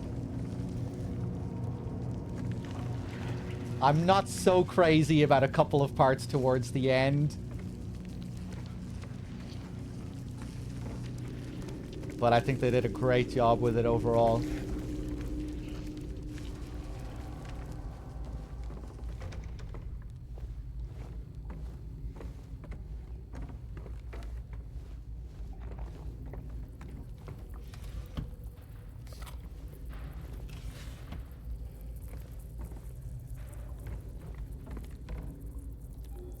Okay, I don't remember any of this.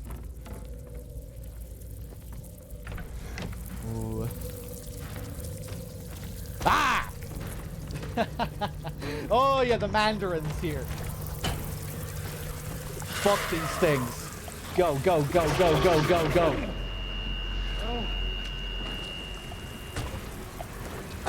What is this? Okay, I guess I need to move that.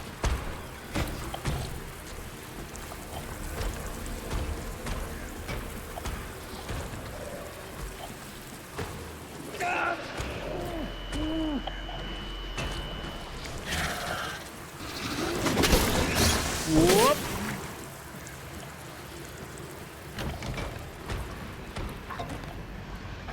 Oh, hi. Hello there.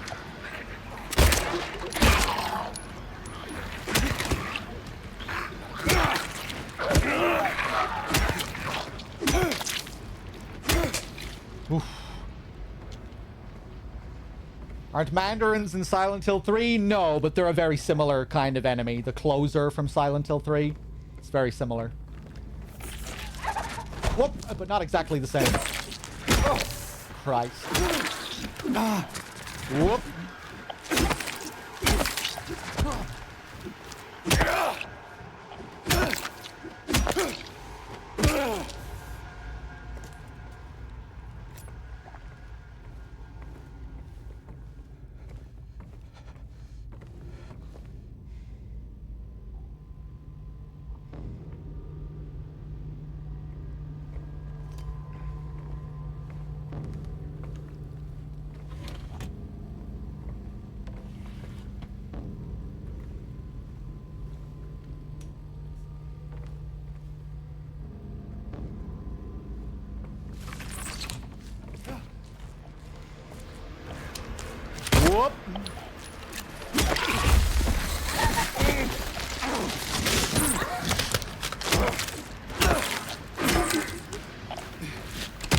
Fuck you.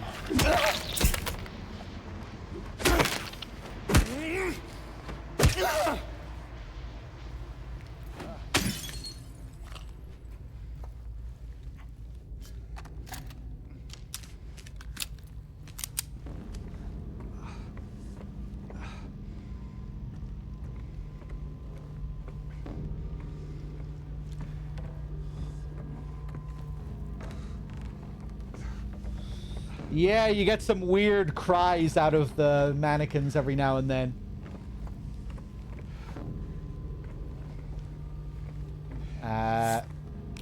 Get that into you, James.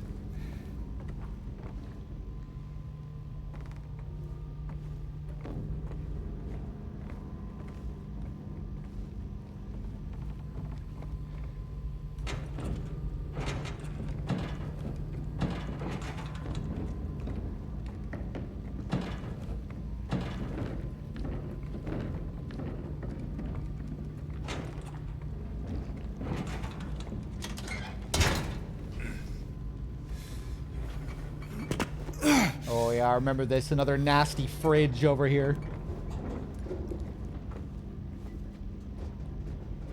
Kind of similar to the layout where you meet Eddie as well, isn't it? When you go through the door, the fridge is over here.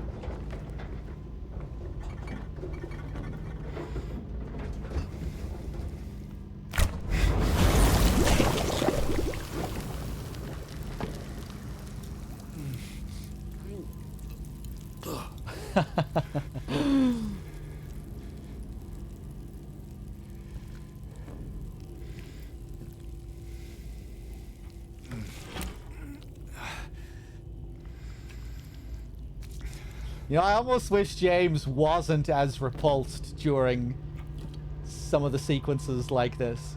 Like, I spoke about this before, but, you know, in the original game, I always imagined that when he's putting his hand through the hole, that it really wasn't a big deal for James.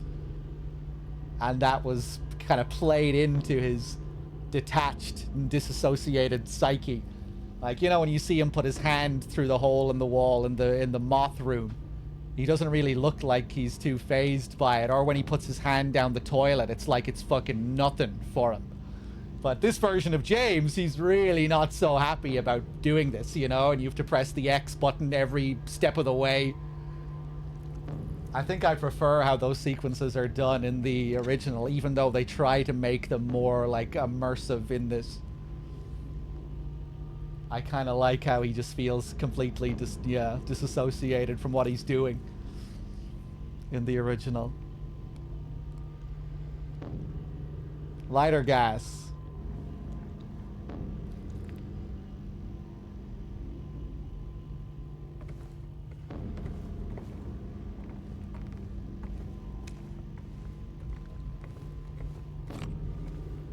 Yeah, I think it might, like, be a bit more effective to me for scenes like this.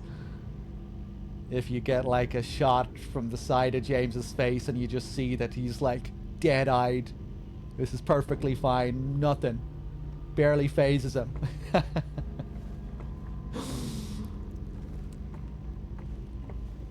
Reaches down, grabs the item. I got what I need. It's time to go.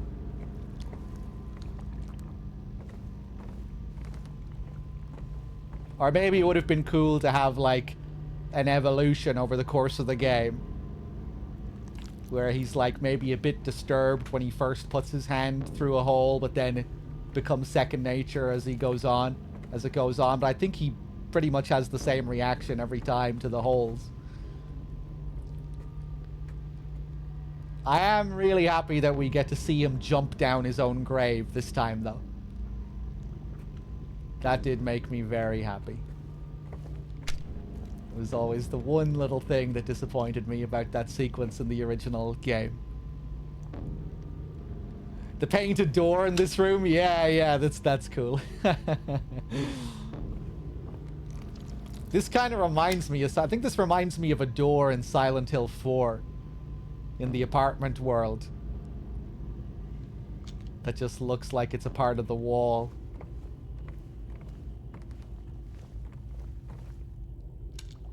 Whose grave does he jump down in the original? His own grave. Same as the remake.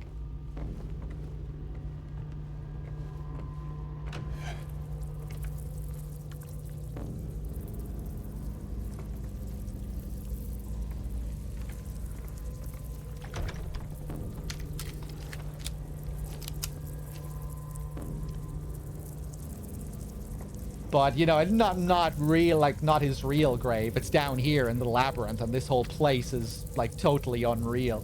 This whole building is manifesting out of his brain. Right down to the map as well. I think that's why the map just appears here. Some people think that James is drawing the map here, but to me it makes more sense, ironically, that it's just manifesting, that it's just appearing out of thin air here. Because right now, we're like way down in the abyss. We've jumped down like 5 different holes. The maze-like structure of the place, how completely nonsensical it all is. But yeah, later here we'll find a graveyard where we'll see the graves of James, Eddie, and Angela. But only one of the graves is open, James's. And we get to jump down it.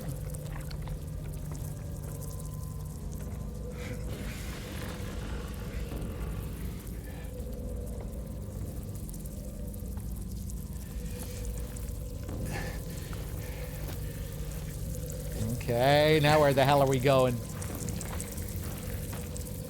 I've already been here, actually. Let's go back. Let's go back. That was just a shortcut to get back out there. Or maybe all I need from here is the lighter.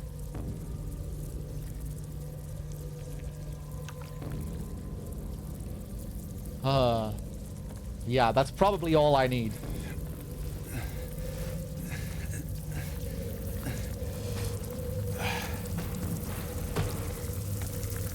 Okay, let's go up, take a right turn.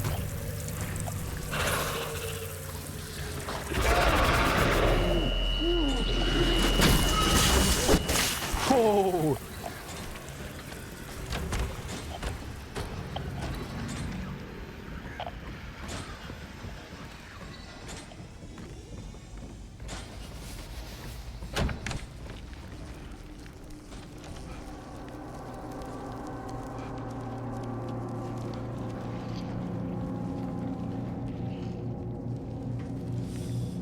To expand on what I meant there, Young, I think I kind of see what you were misinterpreting there.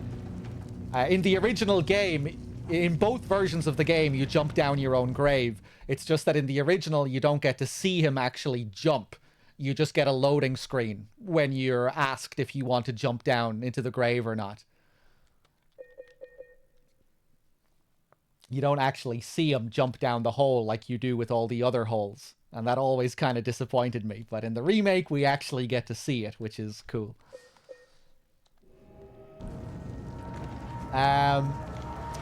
Okay, so... Can I go through here now?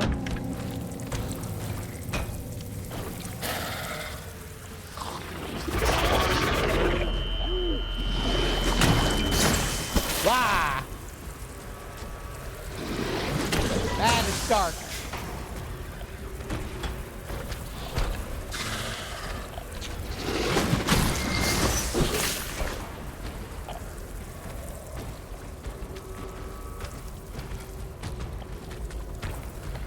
Yeah, I kind of know where I am.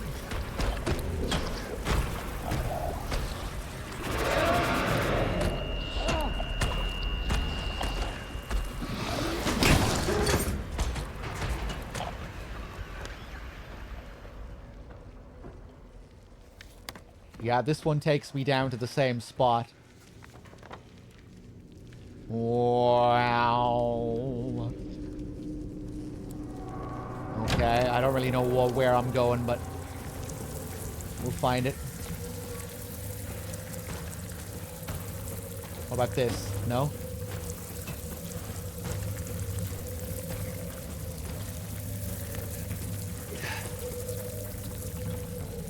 Nice blood stain on the wall there.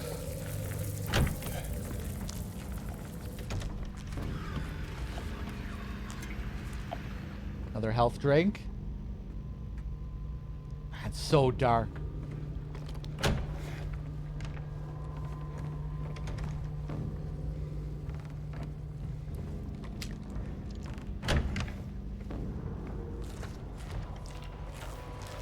Hello.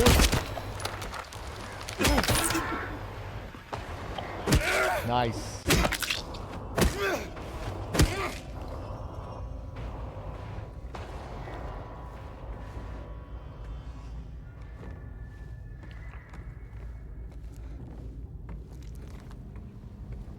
Some of the colors here look nice.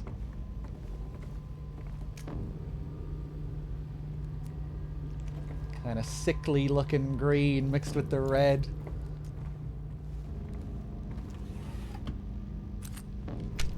Okay. One shotgun shell.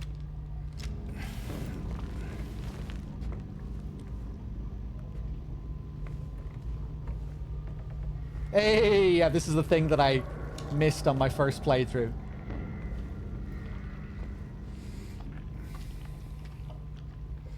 Come on, James. This should be nothing to you now. It's just another hole. What is this? The 4th or 5th hole?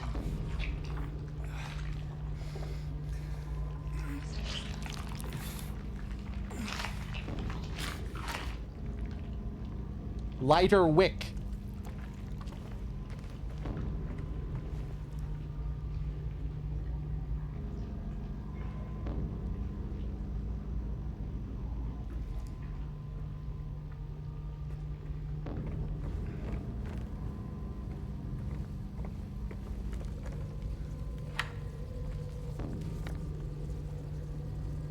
Okay, back through this way. Ah!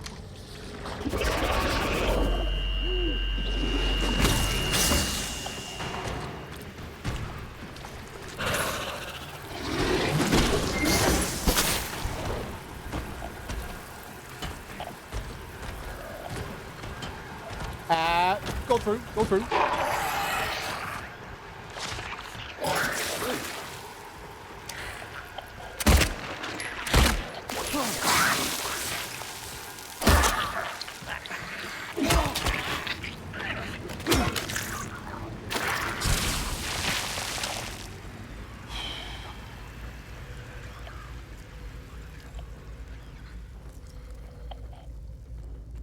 Hey, good to see you, Zip.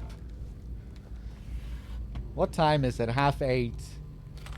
I was gonna say, maybe we could finish this tonight, but probably not at my pace.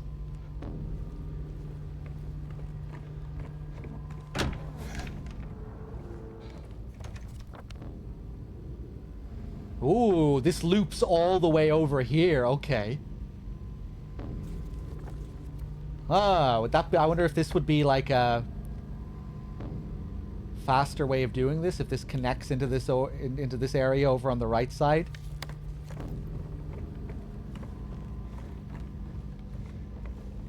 Or maybe this just goes back into the central section. Ha!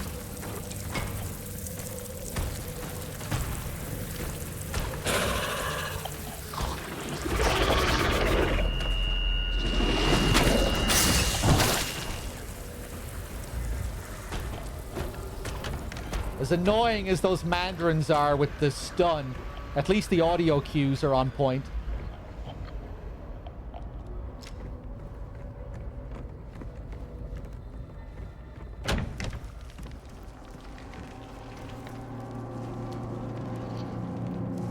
Okay, okay.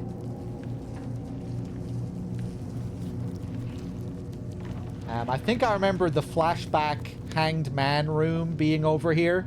And I think there might be some supplies in that room, so I'm gonna go back to it if I can.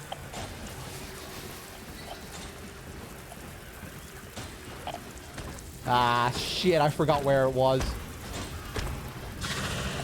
Up here, I think?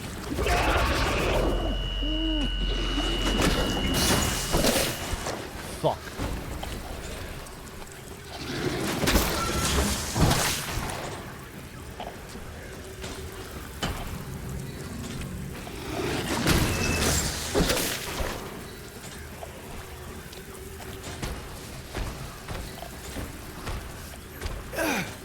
Ah!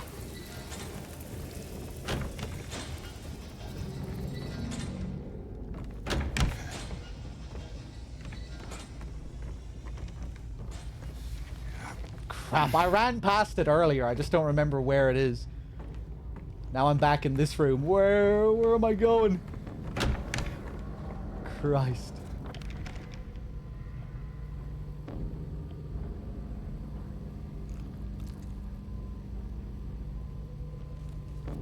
Okay, no, fuck it. I'm gonna go back through here. Feel free to backseat here if you want. Heinous. I think it's somewhere around here, isn't it? This room with the hangman puzzle? Or the original game's hangman puzzle?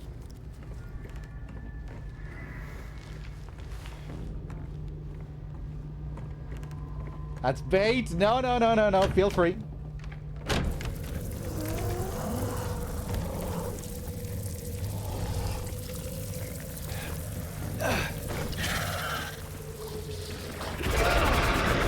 Yeah.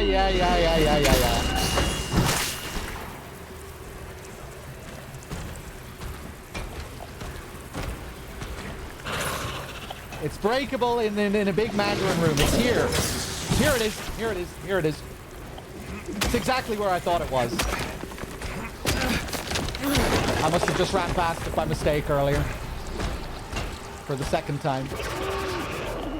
Yeah.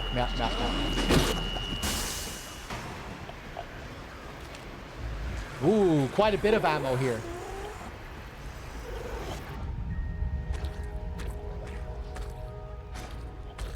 Hey, I thought about killing myself here once before in the past. Good times. I remember this. I contemplated suicide in another life, all back in 2001. I didn't look as pretty back then, but I still felt like shit. I was still suicidal.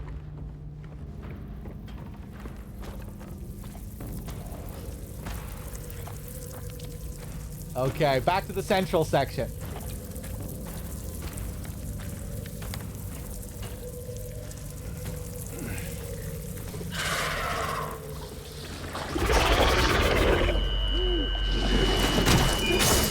What?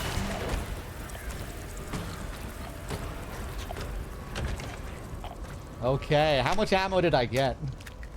A few more rounds there. Couple more shells. Nice. Doing very well on the hunting round ammo. The hunting rifle. Okay, so.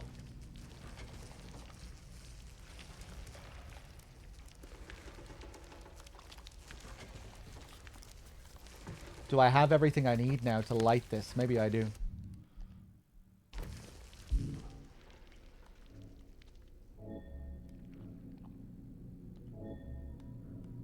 No. Ah, Jesus.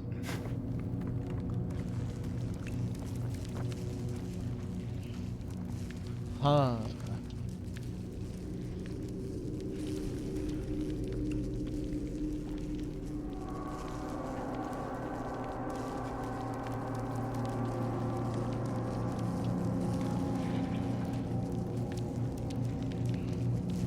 Something else then, over in that direction?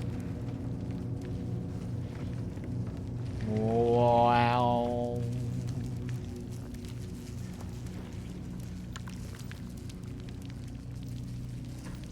Lighter gas. Oh, the UFO ending! Exciting! I can't wait to see that. It's a shame I missed the other part of the dog key. We'll have to do that next time. God damn it.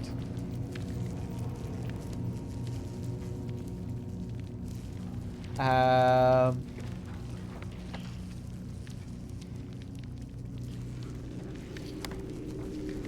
me take another look over in this direction.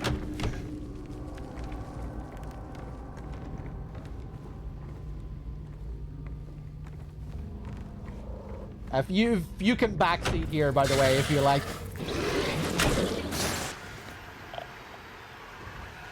If you know where I should be going, I don't mind being told.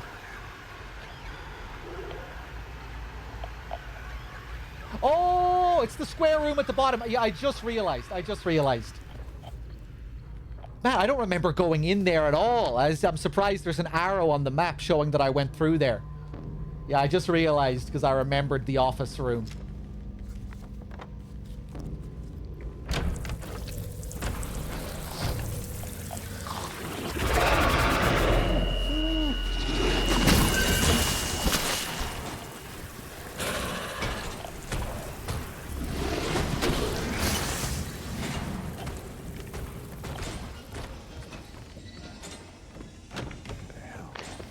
Yeah, I didn't go in here. Ah! Get out of my office.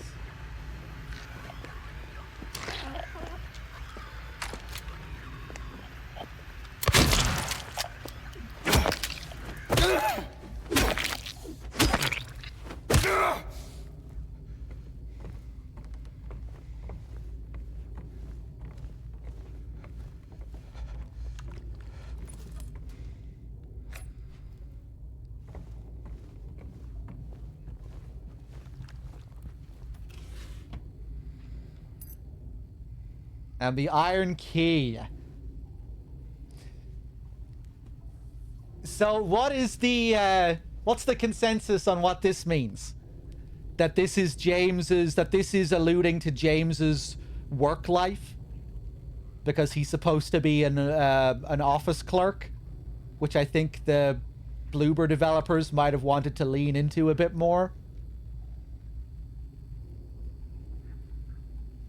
I completely forgot that that was even ever mentioned as a as being James's occupation. In the original game's manual, it's actually kind of funny. It says occupation protagonist. His occupation is being the protagonist of the game. But I guess in other, like, materials, they referenced him being, like, an office clerk or something like that. Either way, I remember watching an interview with the Bloobs, and the Bloobs said that James's... They commented on his work life, and they said that he was an office clerk. So I guess that's something that they wanted for their version of James.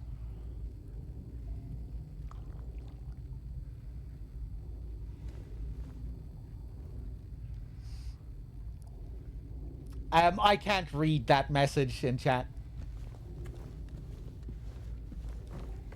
That's too complicated for me. That one with the weird capital letters every couple of letters. That's too complicated for me. But yeah, I guess that's what they're going for here.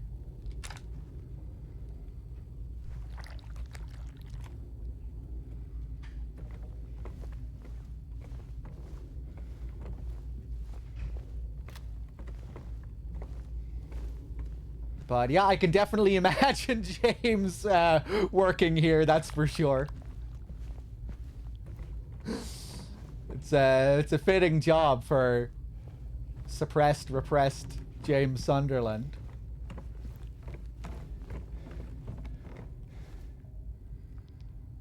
A pillow salesman? I swear he was a secretary in the OG. No, they never allude to his work life at all in the original.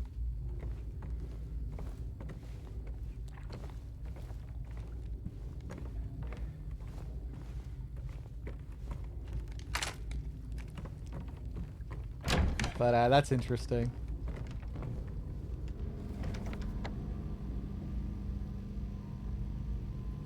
Okay, so now we can go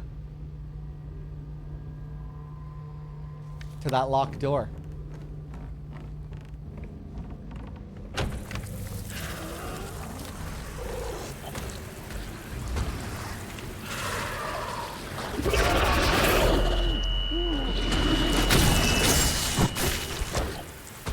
Oh yeah, correct me if I'm wrong, but in the original game's manual, you know, like I was saying, it says James's occupation is the protagonist. It has all of the other characters listed there as well, like name, age, occupation, and all of the other characters, their occupation is unknown, I think, if I remember correctly. Like, it gives you no information at all on anyone, basically. Maria, occupation unknown. Angela, occupation unknown. Eddie, occupation unknown. James, occupation protagonist. It's very silly.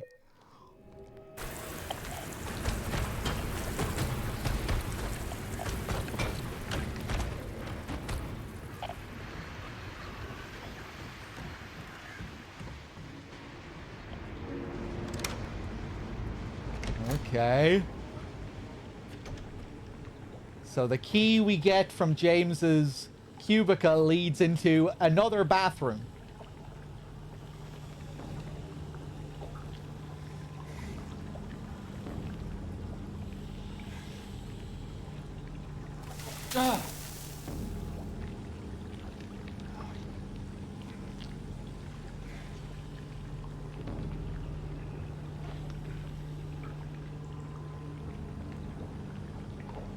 No, Crusteasy, you're not listening to me.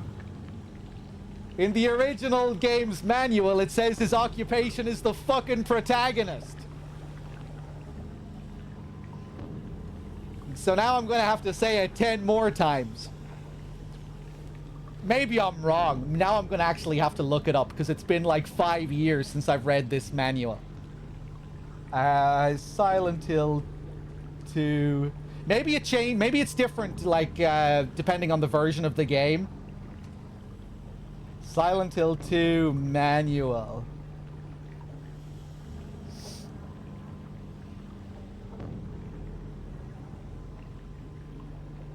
Hold on. But yeah, I think in other materials they did specify that he was an office worker.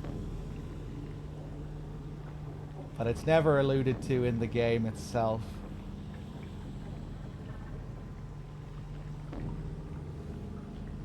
Manual. Hold on, hold on, hold on, hold on.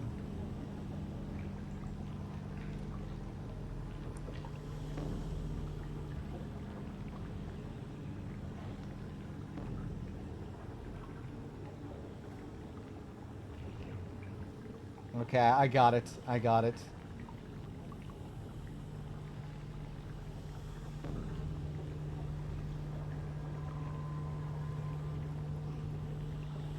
I'm not sure which version of the manual I have here. Yeah, okay, no, this is, I recognize it. It's the same one I had growing up. And I think it is how I remember. Laura, age unknown, occupation unknown. Eddie, age unknown, occupation unknown. Maria, age unknown, occupation unknown. Angela, age unknown, occupation unknown. James Sunderland, age unknown, occupation protagonist. Okay, I'm glad it is how I remember it. I forgot that you didn't even get any ages for the characters, though. Yeah, the only thing that isn't unknown is that James is that his occupation is the protagonist. Hold on, 1 second, 1 second.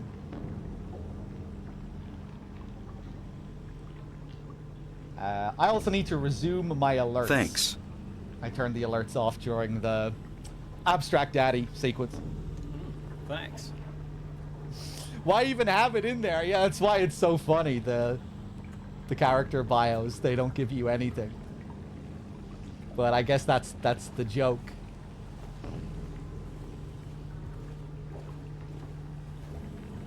I guess they just wanted to highlight the mystery of the characters. They wanted that to be like the point, I guess. That you're not allowed to know anything about who these people are.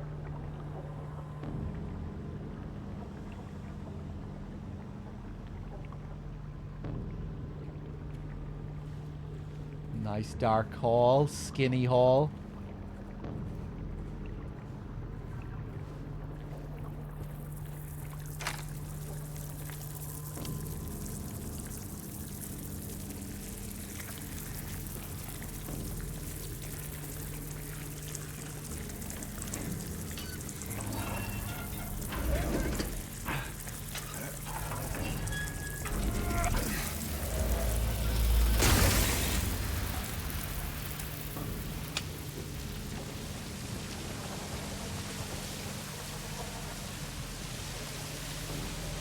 I don't remember noticing paying attention to the pipes.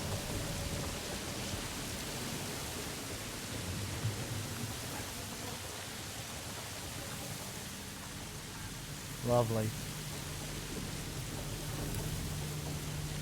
Broken lighter.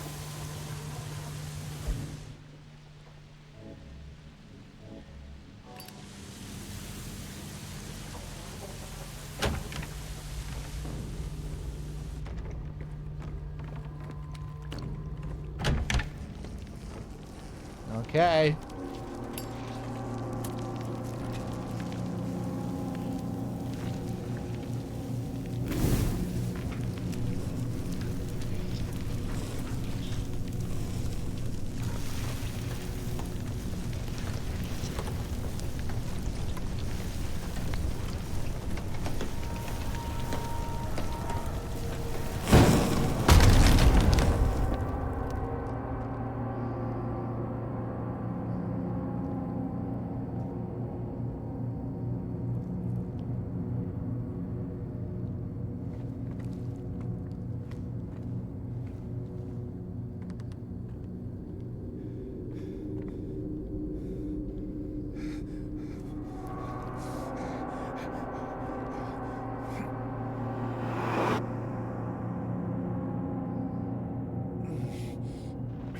Damn, man, I need to remember not to heal.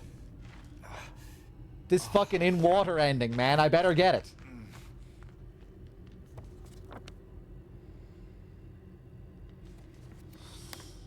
Is Cody showing up yet? Look at this gossiping hag here coming into the stream. No, but leave Cody alone. Don't be putting any pressure on Cody. Gossiping old granny coming in. Looking for the news.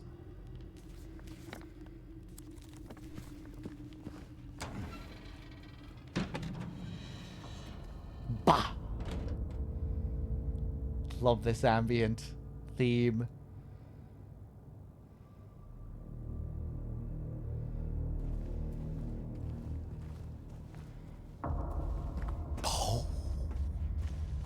Okay, let's save.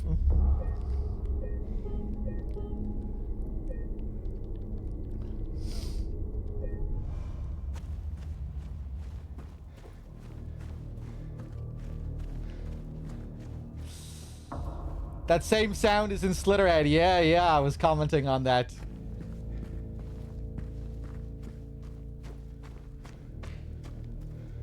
We're blessed getting all this new Yamaoka.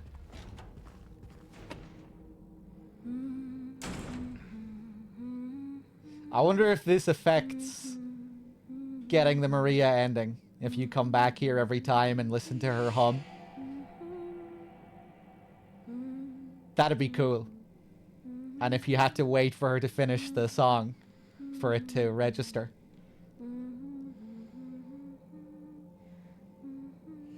Feel free to confirm that if anyone knows. Kind of curious.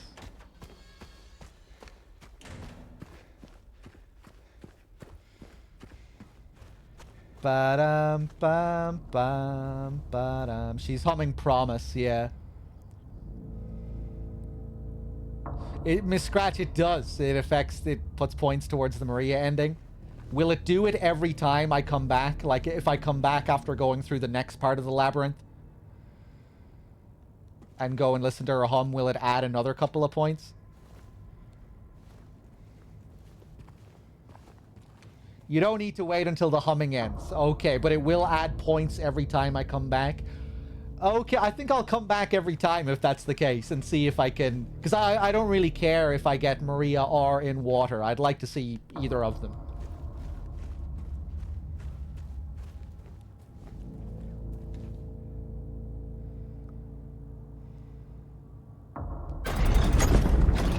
Okay, I don't suppose I can grind points with Maria now, can I? If I just repeatedly go into the room now? Is there a maximum amount of points I can get here? Is it just one per loop? 1 point per loop?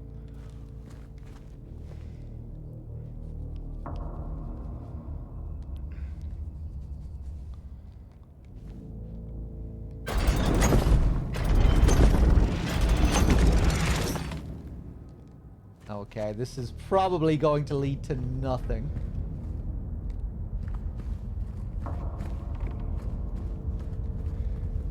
Wow.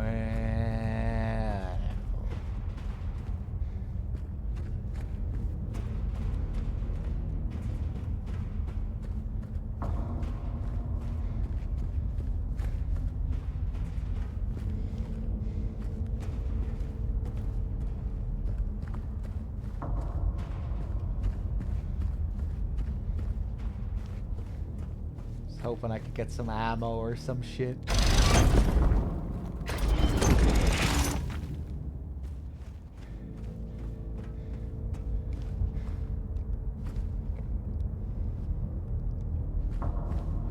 Pretty cool. My balls.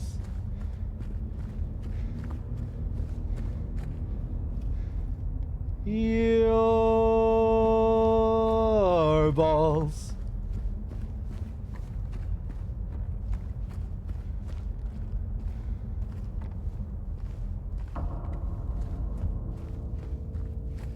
Yeah, be very careful what you say about ending stuff. I want to stay pretty blind on this.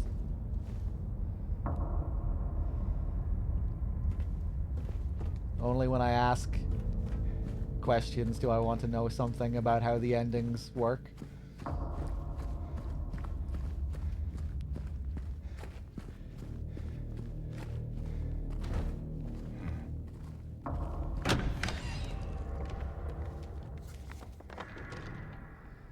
desolate area. Oh yeah, this is the part that has Pyramid Head's lair. Yeah, the whole this blue theme that we get here, which really stood out.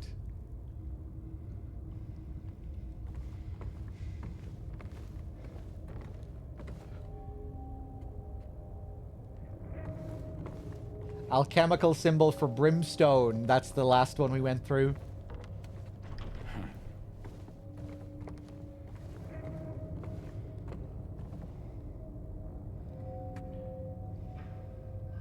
Love these high ceilings. Very surreal. Ooh.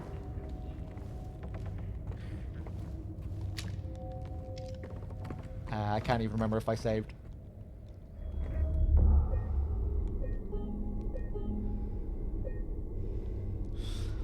Was I disappointed in not being able to use his knife as a weapon? I didn't even really think about it. Yeah, I guess it's a shame that we don't get to use it, or at least an NG Plus or something like that. That is a bit of a shame.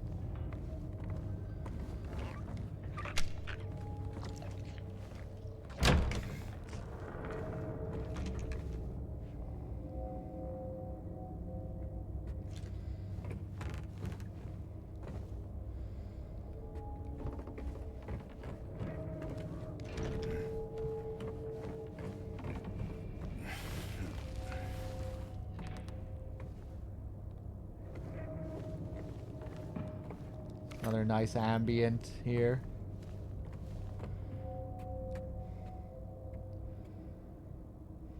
The sheets. Kind of taking me back to the imagery in Brookhaven.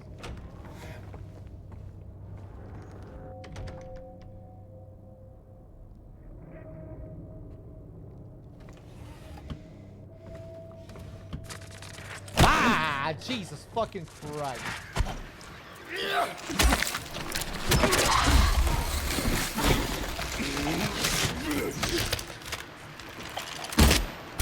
Oh, that's cool.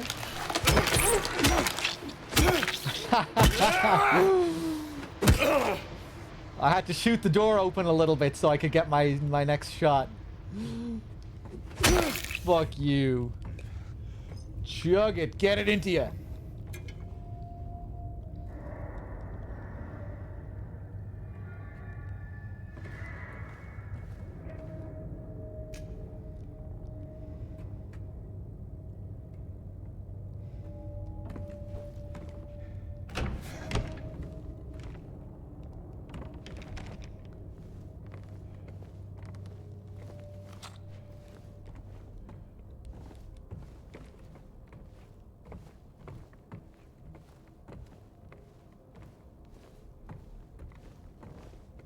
Hey, what's up, King Kane?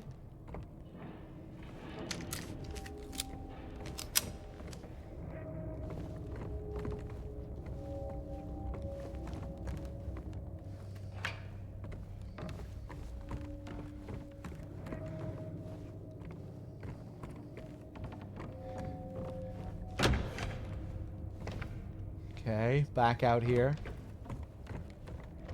I really like this icy blue color here.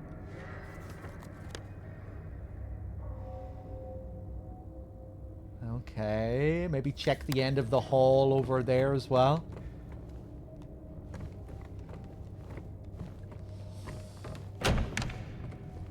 Yeah, I have no idea how it performed. I think Bad Humans was saying that Konami did make a comment saying that they were pleased with it.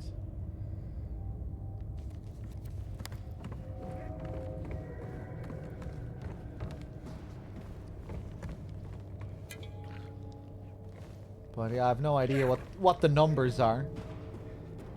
$1 million in 3-ish days? Yeah, I'm just wondering what they were expecting.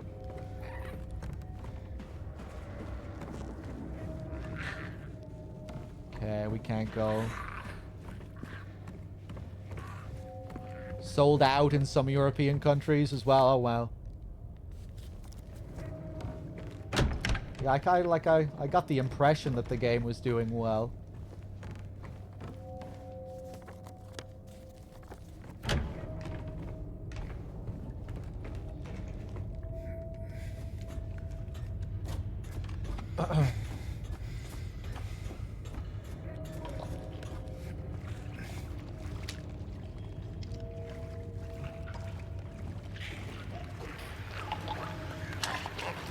Ah! Come here, you little shit.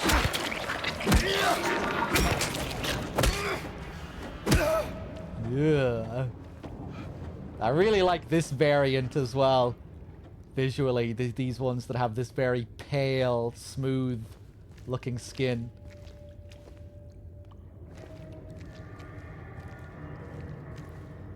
Kind of slug-like or something.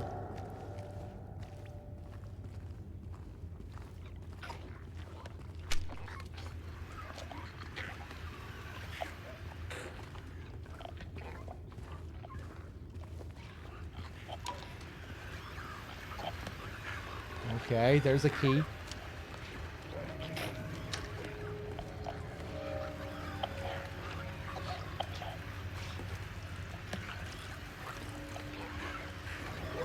Yeah, that's what I really want to see. A good new Silent Hill game that isn't a remake. That's the real task.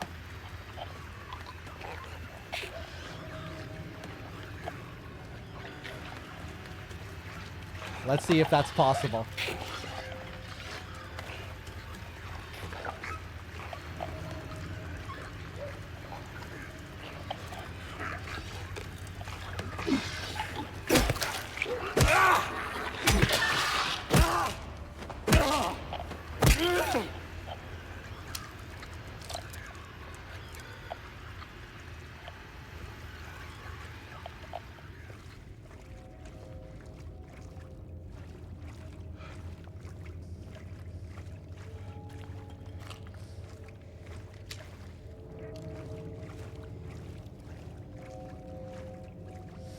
We'll see with Silent Hill F. Yeah, I'll be curious to see how that turns out.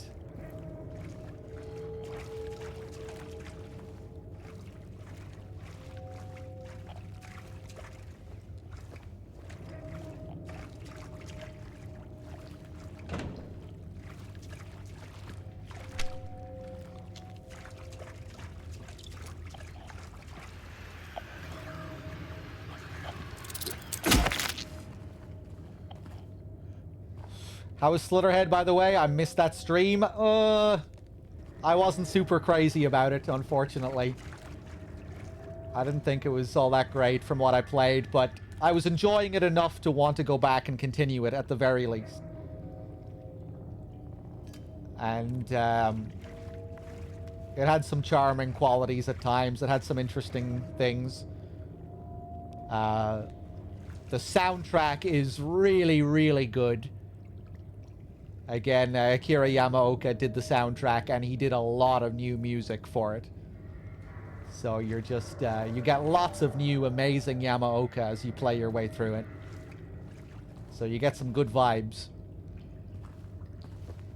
But yeah, I just wasn't super crazy about the, you know, the core gameplay loop and what you were doing from moment to moment. But not that that was all terrible either, because there were some cool and unique things about the combat. It was all just quite jank at the same time, and just kind of, yeah. It felt like it was missing something to me.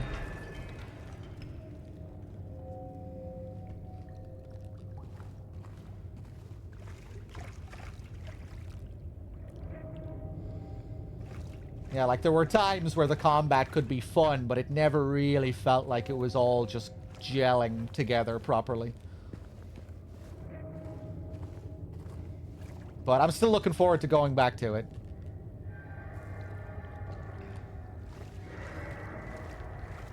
So I think it might grow on me.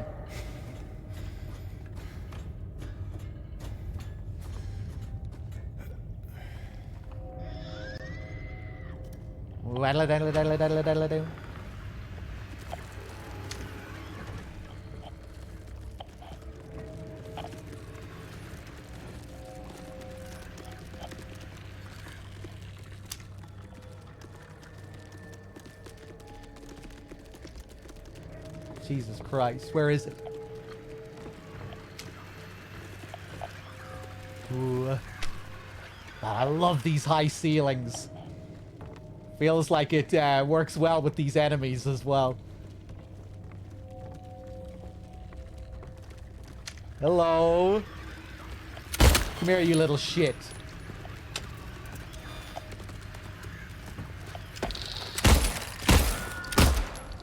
Fuck you. Ah!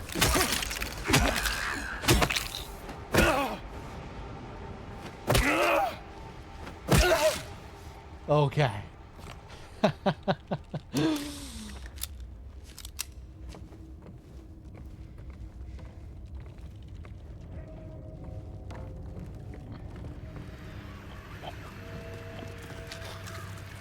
Whoa.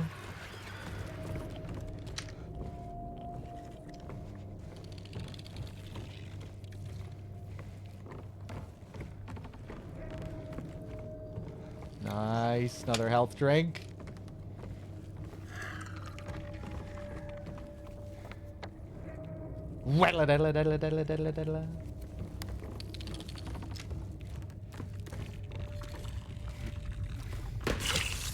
Oh my god.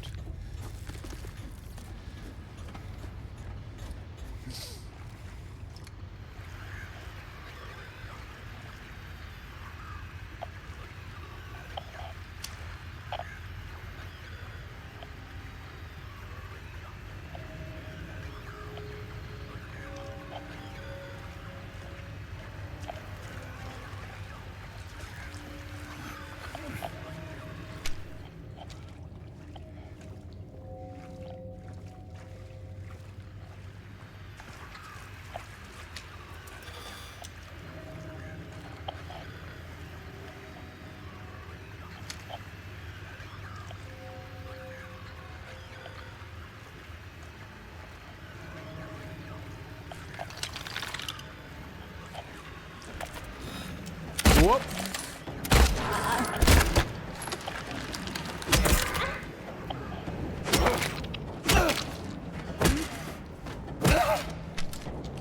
Yeah, it'd be interesting to see what they could do with the story in a remake of Silent Hill 1.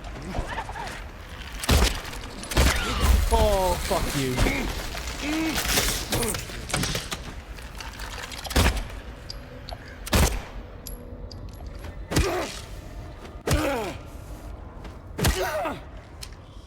Yeah, Stig, I mean, well, I think it'd be interesting, again, kind of like with Silent Hill 2, you know, there's no real part of me that desires a remake, but it could be interesting seeing a rework of the first game.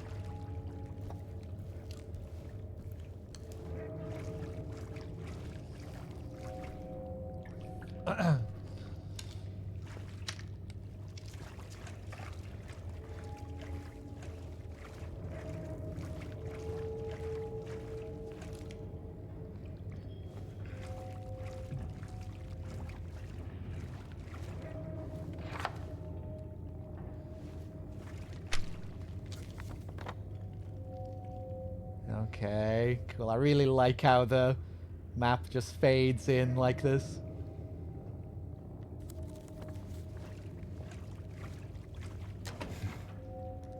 They'd have to make Harry more real and less of a badass. Yeah, I think that's what I'd be most interested in seeing, just seeing how they flesh out the characters.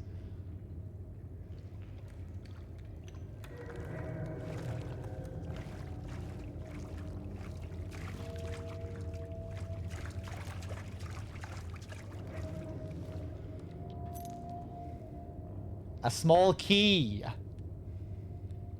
Okay, interesting look. The demon is awakening, spreading those wings. Ah, Dahlia Gillespie. What are we gonna do with you?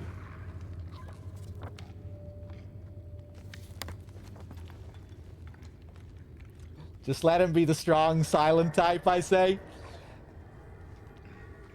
It's one of the weaker parts of Silent Hill 1, I think, when you get to some of those scenes towards the end of the game. and the characters are just standing there like stick figures, barely moving, and the camera isn't moving.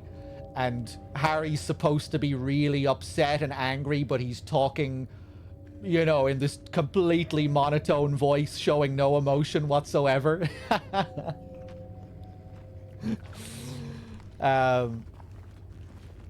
Yeah, and I guess the way scenes are directed in that game generally can be just very basic, you know, the way the characters are just kind of standing, barely emoting or moving. But I also really like the whole vibe of Silent Hill 1 at the same time.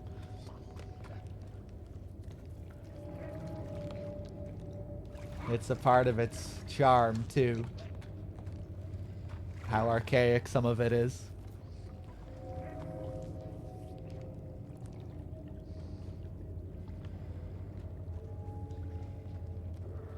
But yeah, I guess that's part of why some people might be more interested in seeing a remake of the first one rather than some of the later ones, because of how basic some of those elements are. How you could just do so much more with the characters.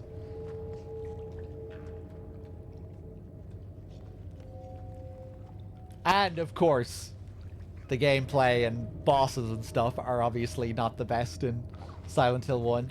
Imagine play a good version of the final boss from Silent Hill 1 that doesn't require you to just perform gyromancy on repeat.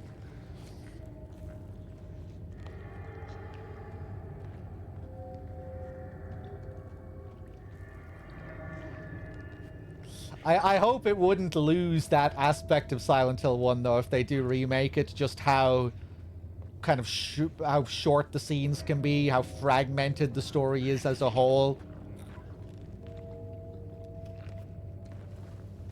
You know, like showing up to Kaufman several times and getting absolutely no information from him. Just kind of, yeah. The strangeness of how uneventful scenes can be in Silent Hill 1. You know, Harry just out of his element, having no idea what's going on or who these people are, or, you know, the implications of anything. Dahlia showing up and then leaving a minute later. Yeah, it'd be interesting to see how they'd rework that.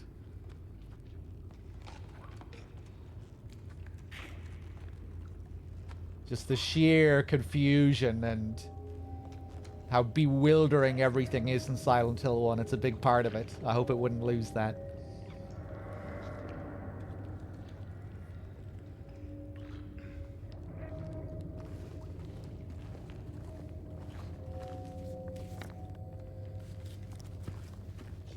Okay, I can't go through here.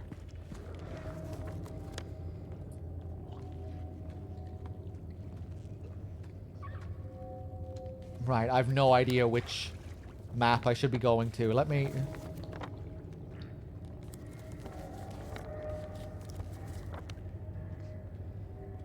2, 1. I guess I'll go over to... Guess I'll go over to number 1, maybe?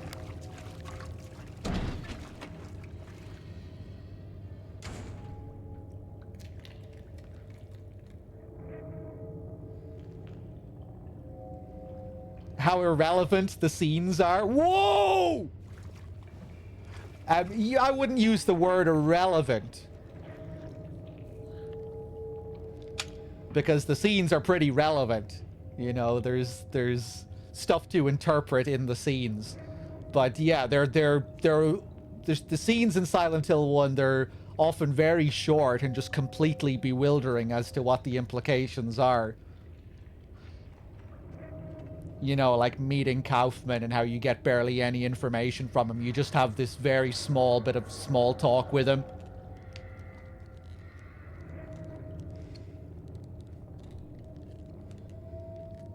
And then when you meet him for the second time, it's more about what you find surrounding the area rather than your interaction with him. Like, you know, when you go to the motel and you find the Aglophilus, and you read the notes from the guy in the Indian runner and the motel. And then eventually you'll get a scene with him where he just snatches the Aglophilus off you And that's about it. Just tells you to stop snooping around. It's more about, you know, what you're doing surrounding that than the actual interaction with him itself.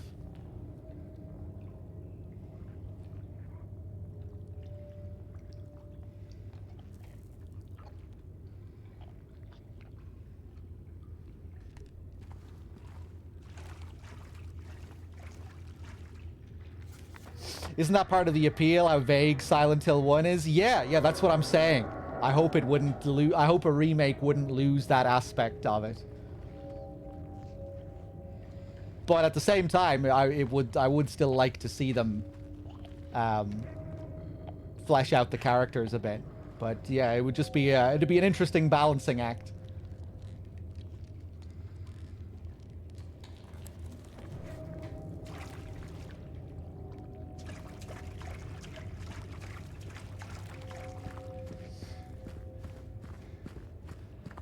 This is probably where I came from before, even though...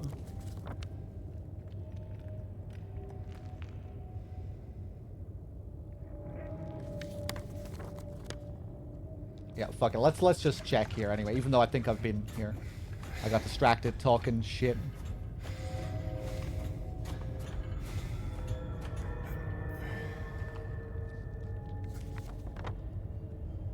Right, yeah. Oh, okay. I was supposed to come back here.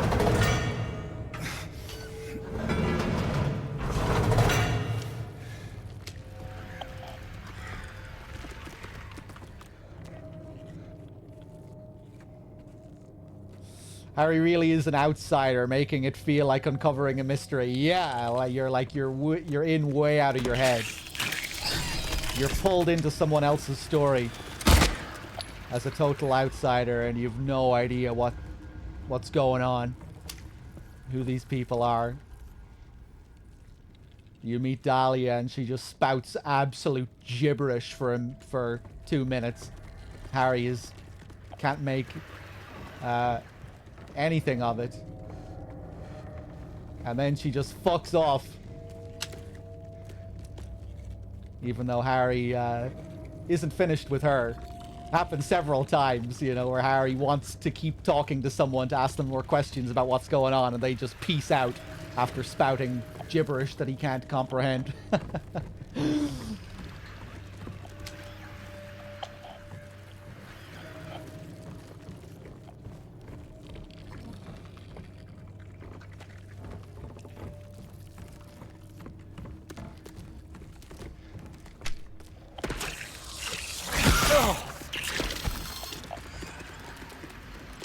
Hello. Ah!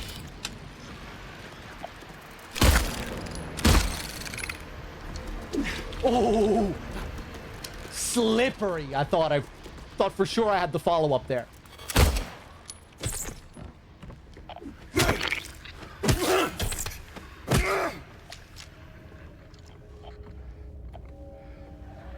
Very Raiden-esque. It is, actually, especially with how he's being used. And he doesn't really understand how he's being used.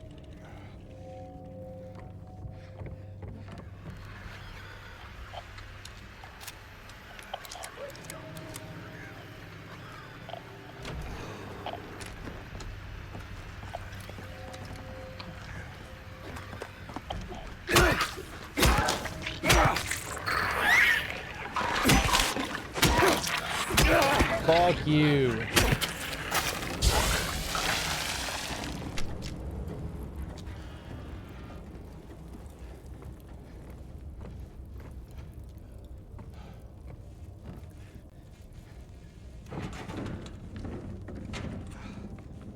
Okay, that's a little shortcut that'll take me back to my save, I think. So I think I'll do that. Just in case something terrible happens.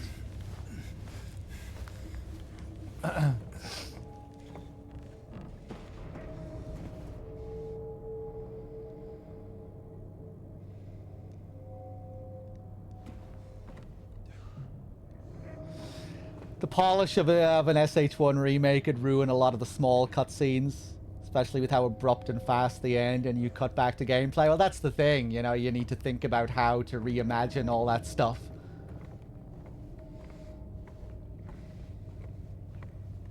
But yeah, it could be interesting.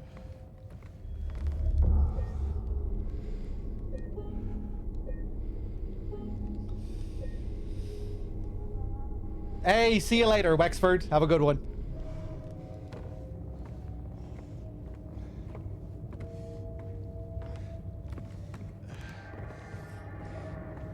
Once again, it'll always be hard to top that Takayoshi Sato artwork for me. Those gorgeous handcrafted scenes. Like Lisa's death. How do you top that?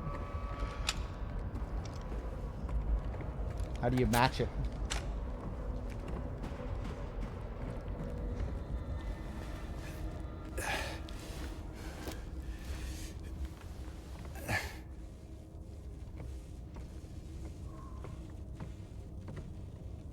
Love some of those scenes in Silent Hill 1. The, one of the first scenes of the game, you know, where Harry just steps out of the car. And it's like almost monochromatic. It almost just looks completely black and white. Harry looks like a zombie or some weird ghost. I remember that was something about the game that's kind of scared me as a kid. Like, I remember just being creeped out by any character in the game. It didn't matter if they were a good guy or a bad guy. I found all of those scenes to be really creepy when I was a 7-year-old. Even the way Harry looked.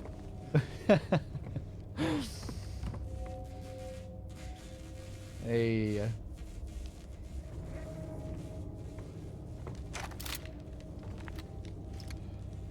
But yeah, he really does look like a zombie or a zombie ghost in that opening cinematic.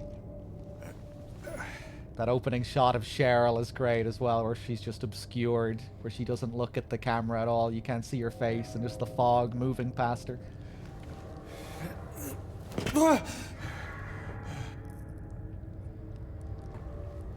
An early hint that Cheryl isn't really Cheryl.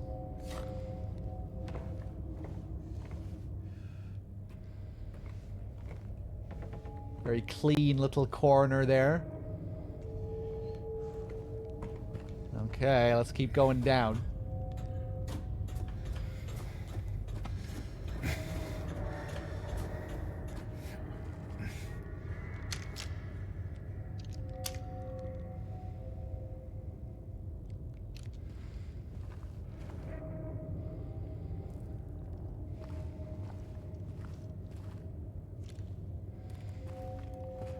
I could imagine some scenes being really cool in a remake.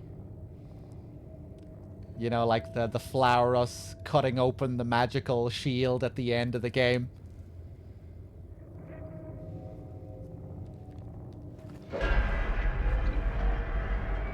Kaufman throwing the Aglophatus at Alessa and the demon coming out of her for the final boss. Stuff like that could be cool.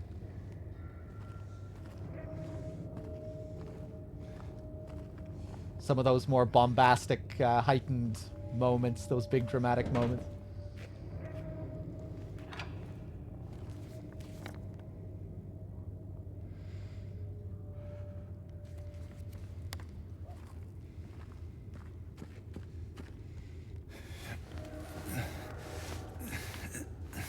Ooh, nice light.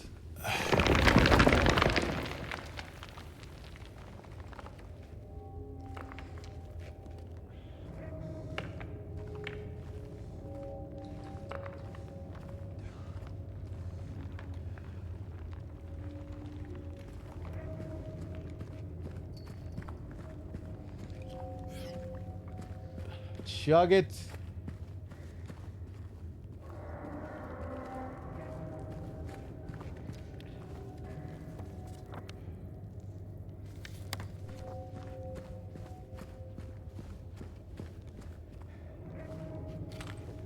Nice.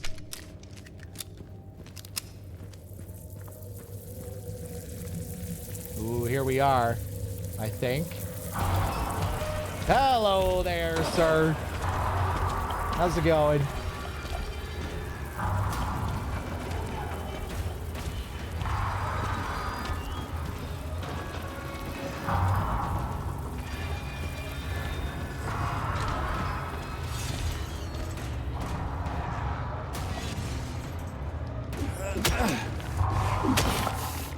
Oh, nice shot of that guy's head just hanging there. Hello. Go through, go through, go through.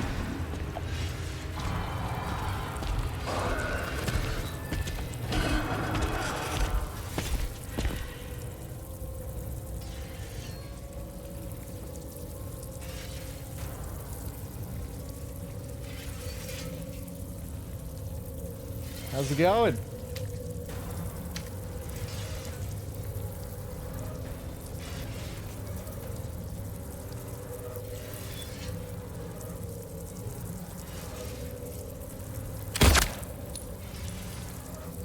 Doesn't give a fuck.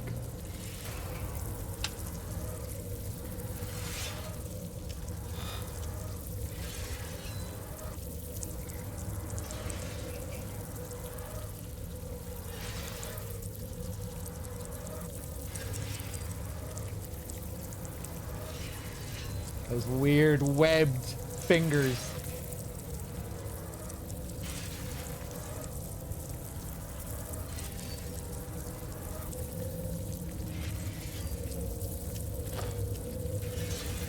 Yeah, in the original game, when you come down here, is it the first time you see Pyramid Head with a spear instead of the Great Knight? Well, I guess the Maria sequence as well. Yeah, he has the spear.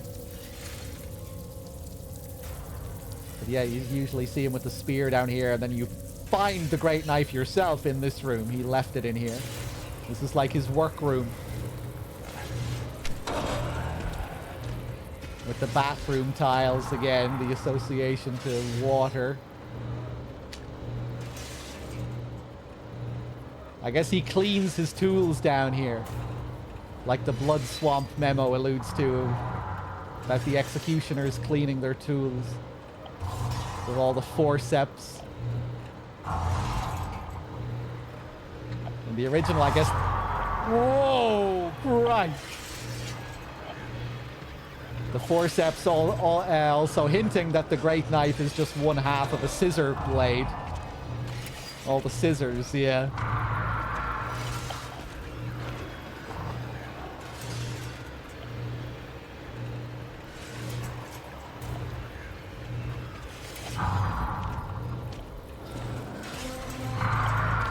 Whoa, those sounds.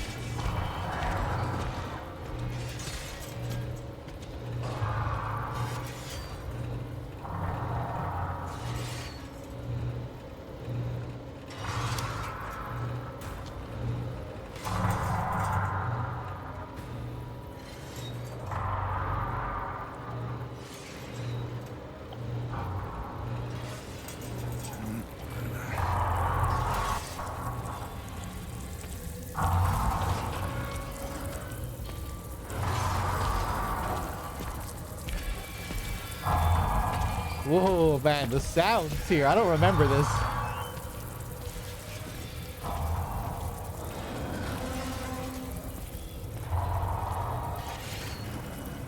Okay, let's climb up.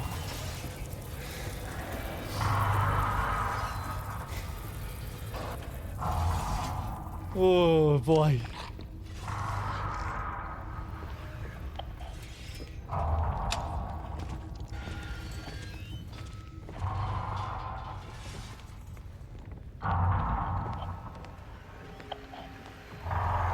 What the hell? I don't remember this sound at all. Another nurse.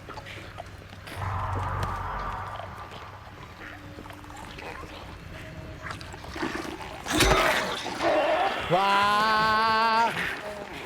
Switch, switch, switch, switch. Ah, there's fucking...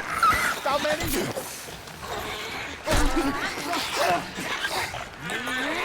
Okay.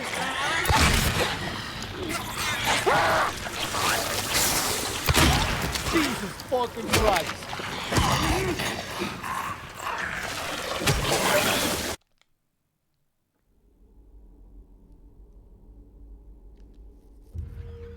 Okay. All right.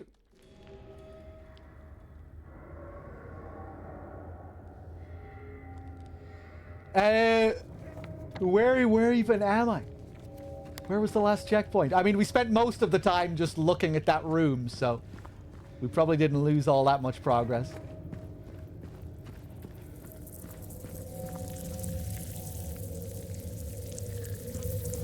Yeah, I think I saw someone mention this before. If you're in like a really cramped space, you won't get a death animation. It'll just cut to black.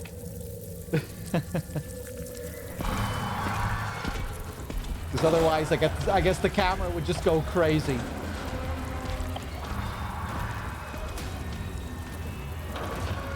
Yeah, we got the Sopranos ending. Anything else here?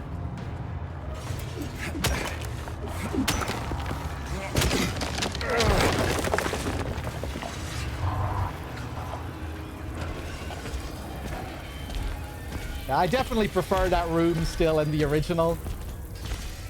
They utilize the fixed camera really well in there in the original game.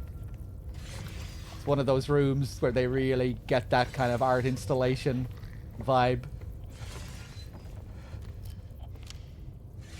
Where they get to frame the imagery in there in a really effective way.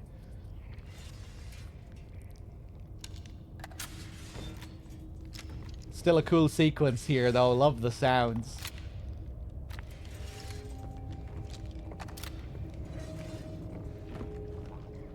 Yeah, I wonder if those sounds only start coming in if you spend a certain amount of time in there. See, like, we're not getting the sound at all here now. You probably have to wait a while for that to kick in.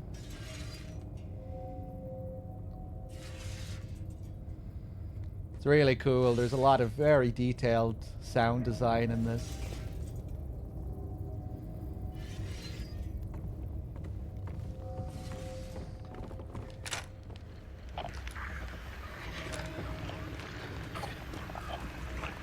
Okay, let's see if we can take them one by one here.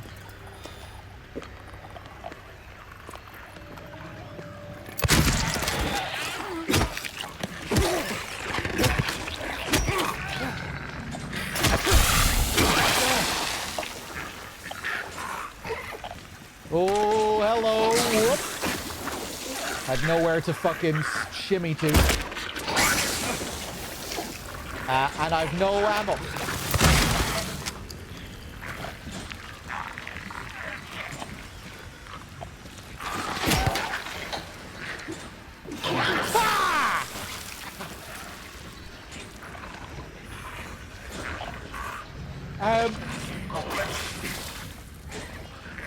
Just go.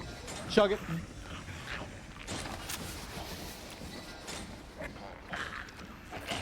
Still no handgun rounds.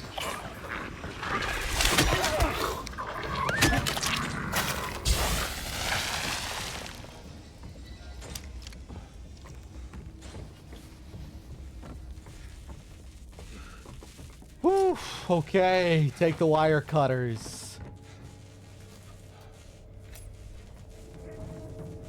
Something we do in the original game as well, except it's presented in a whole different way. Hey, where the hell am I?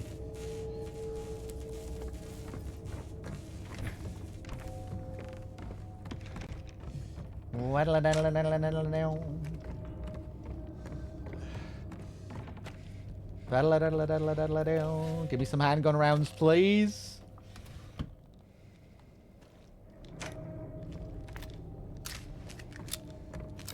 I always keep forgetting which one is red and which one is yellow.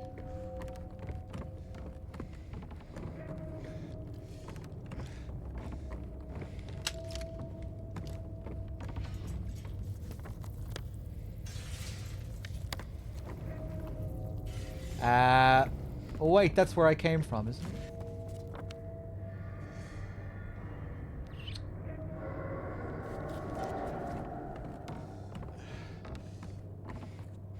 Okay, back up this way. Take another drink there, James.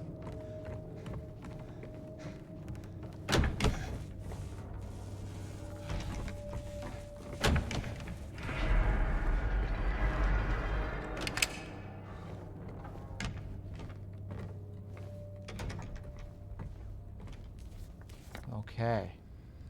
Oh, hold on. Let me just stretch for a second.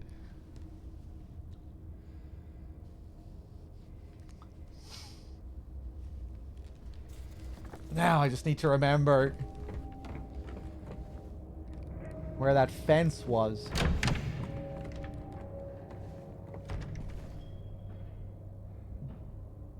Cool.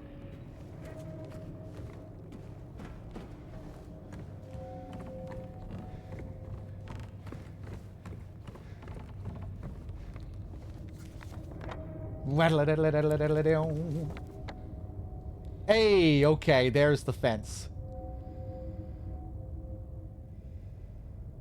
Oh, so maybe I should have went back down that ladder.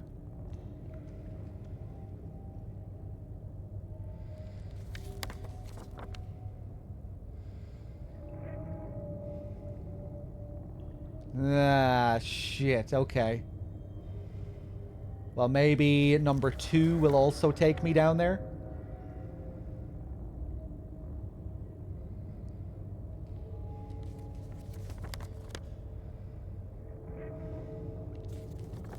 Okay, let's go back up this way.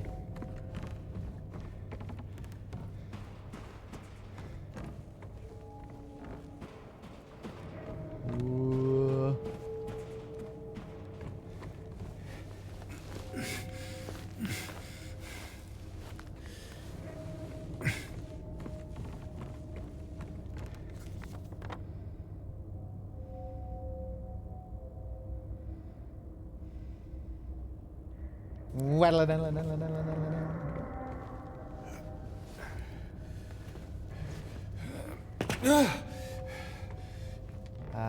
So where the hell am I now? Oh, I didn't mean to come in here, I don't think.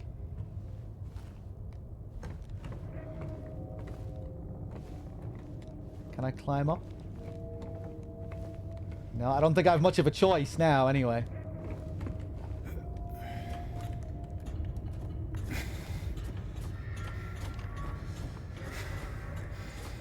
Okay, let's see. What's the quickest way from here? Oh, for fuck's sake.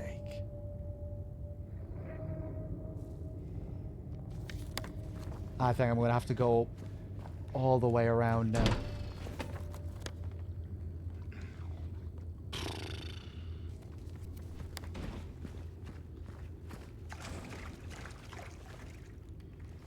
Hey there, web dogs. Yeah, I mean, it is a labyrinth. It is a maze.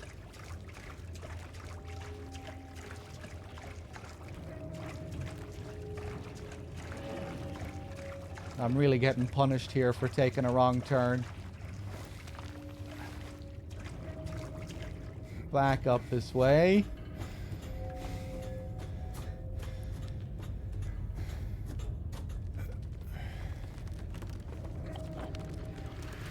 Alright, now I'm all the way over here, which I think is near where we began.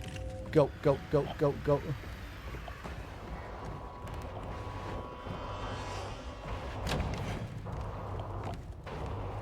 Now what? Whoa! Back over here.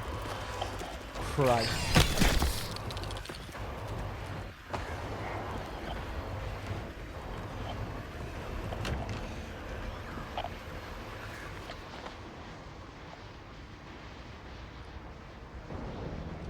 Okay, I want to turn around and go through here again, I think. How many times have I beaten this game? Just once. This is my second playthrough.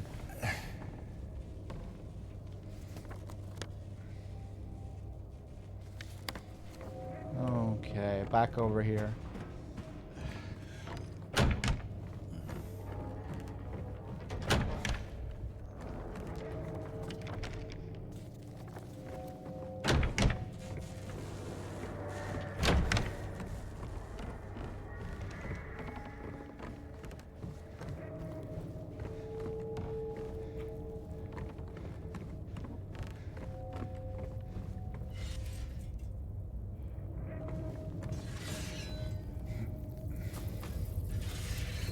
Found it really hard to get in water on your First playthrough, yeah. Always looking at the knife and still got leave. Yeah, I think you need to make sure your health is low. I mean, that really helps in the original. Did you leave Mary's picture and everything on the table at the hotel? Avoid looking at Mary's picture.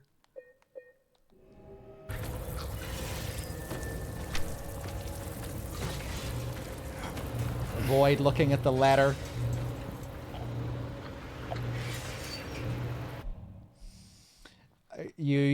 I guess it's interesting in the remake you can bring the picture and the knife with you, so maybe you thought you needed to bring the knife.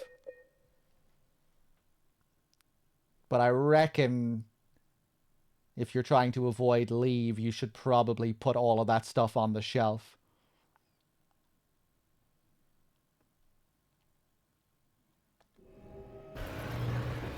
I think I might stop looking at the knife now because I want to see if I want to see if I can get Maria as well. I want to go for both Maria and in water at the same time and see which one gets it.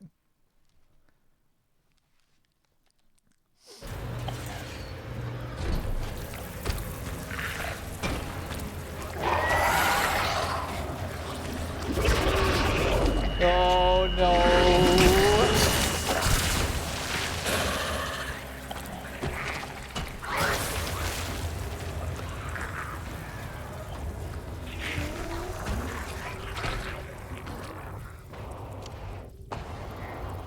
Okay. Am I near the wires? No, I'm actually somewhere else that I haven't been to at all yet. Am I? Okay, fuck it. Let's just go through here and see what's here. Hey. Whole world ahead of us.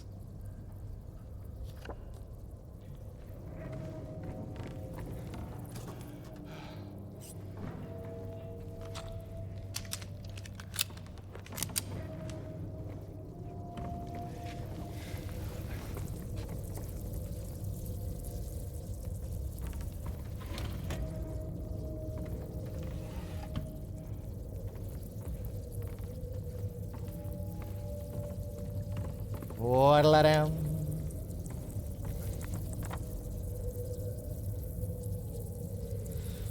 I didn't read about the photo mystery explanation. I don't want to know yet. Because I might still do a playthrough where I try and figure it out by myself. I probably won't. But yeah, I didn't even know it was like a big thing that had yet to be solved. I assumed it was something that everyone already solved, because I've been staying blind, very blind, when it comes to the new endings and all of the new content in the game. So I didn't even know it was this big community thing that had to be solved. I thought it was going to be relatively straightforward. I think you'll figure it out yourself, dog, to be fair. Really, I'm getting the sense that it might be pretty hard to figure out if only one person found it after, like, weeks of the game being out. But yeah, maybe I'll do a playthrough where I try and do it. Well, yeah, no, I figured there was something to be solved. I just thought it was going to be easy, you know? I didn't think it was... I was surprised when I found out that one single person figured out what the deal was with it.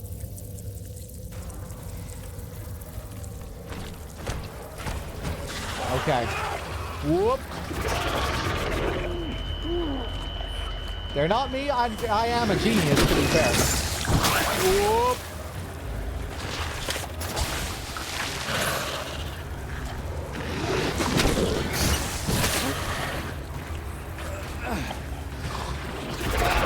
Oh my god, these fucking mandarins. Go, go, go, go, go, go, go, go. Okay, wasn't expecting this place to be full of enemies again.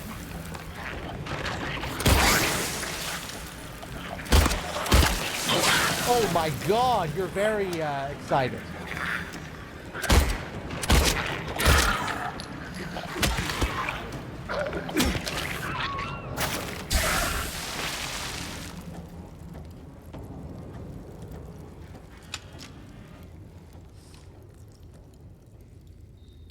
Not a chance I'll solve it. Yeah, well, I mean, I would imagine it's pretty tough if only if it took like several weeks for one person to solve it. The odds aren't in my favor, I don't think. And it seems like I would imagine you're going to have to find the locations of like all of the areas depicted in the photos. So like that in itself just seems like an arduous task. Again, don't confirm or deny any of this, but it seems like most of the photos are of places in the game. And then you're going to have to figure out how all of this ties into the numbers on the back of them and on the back of the pictures. And then figure out what you're supposed to do with those numbers once you have the whole thing figured out.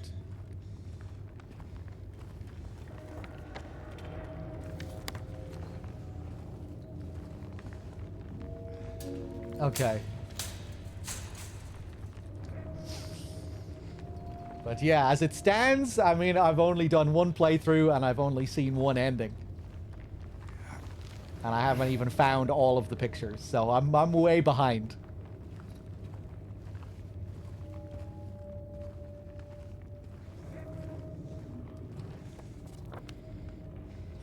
I got the leave ending, yeah, it's what I was aiming for on my first playthrough. I'm glad I got it.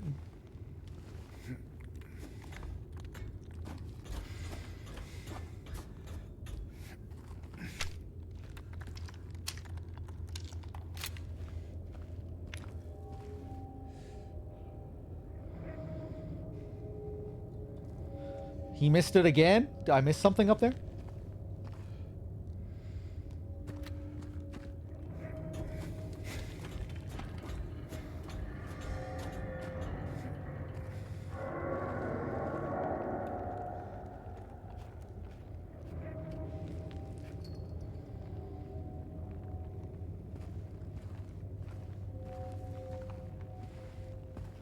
Load the autosave?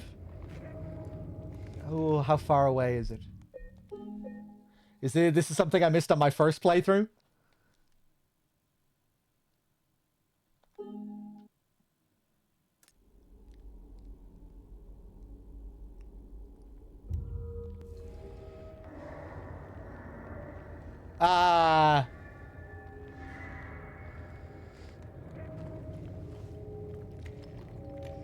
Did it already happen?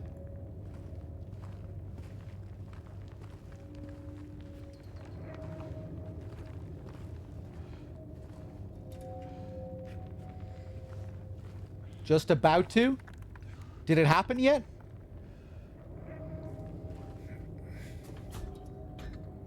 Oh, there he is.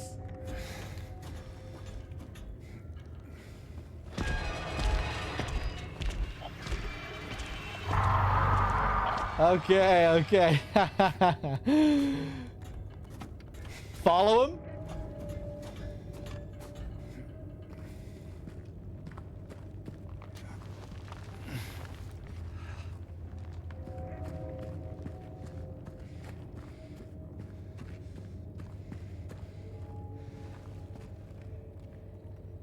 Is there a reason to follow him here?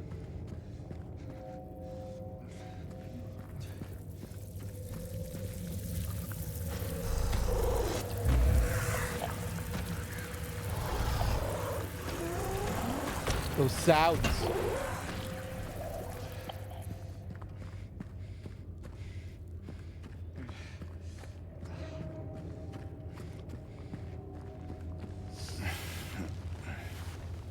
That's cool, though. I didn't notice that at all.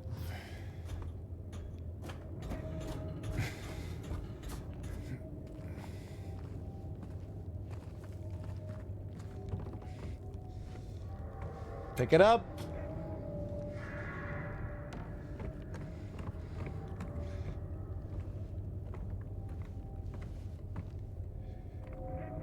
Okay, down we go.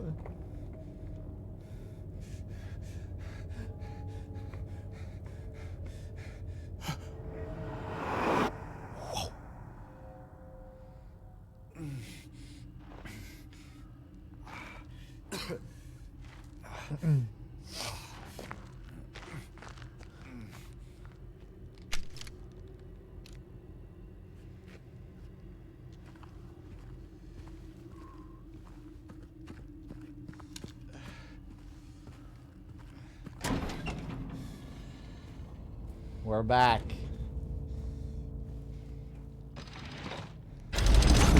Okay, so now I think we have the final sequence.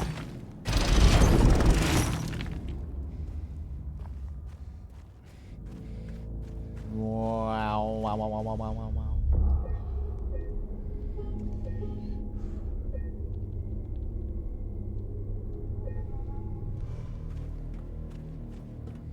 Go check in on Maria.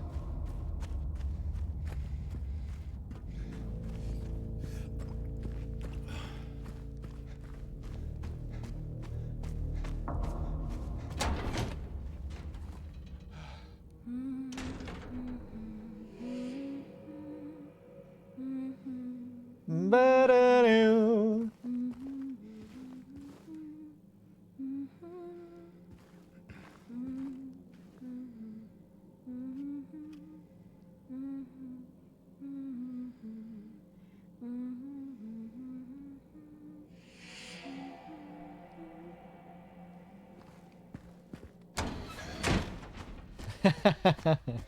Promise my balls.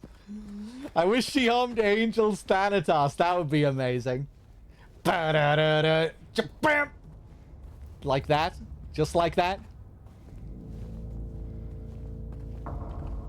Alright, how about an actual hum?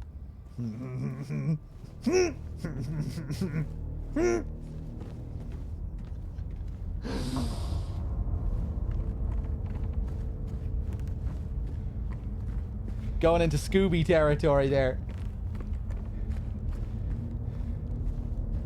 Oh, this isn't the one, huh?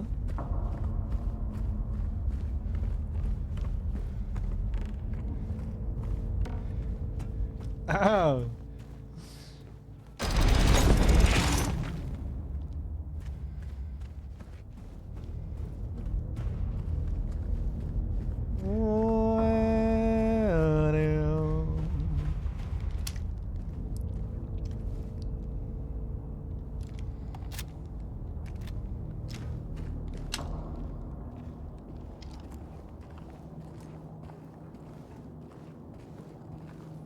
Nice darkness.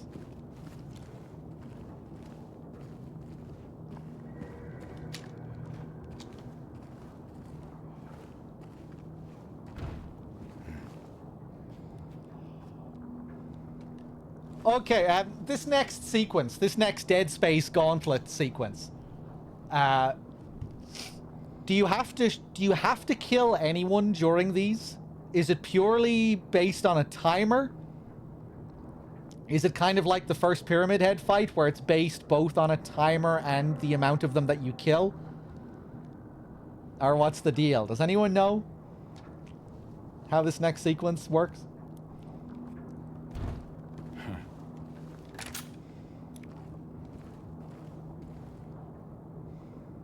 I think kill will end it, but there's a maximum amount of time, at which point it ends, even if you haven't killed.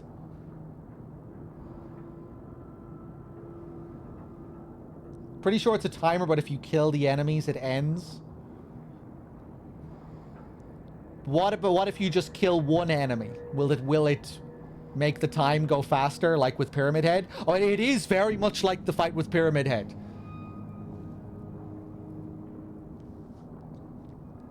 Okay, okay, interesting. That's cool.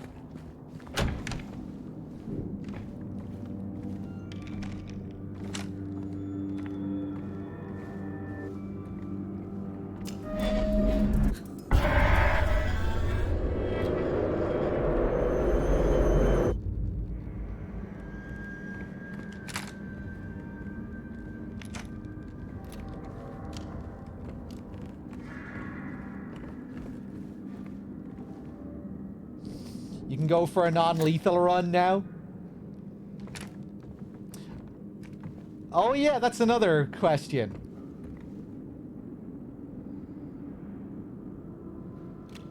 What about,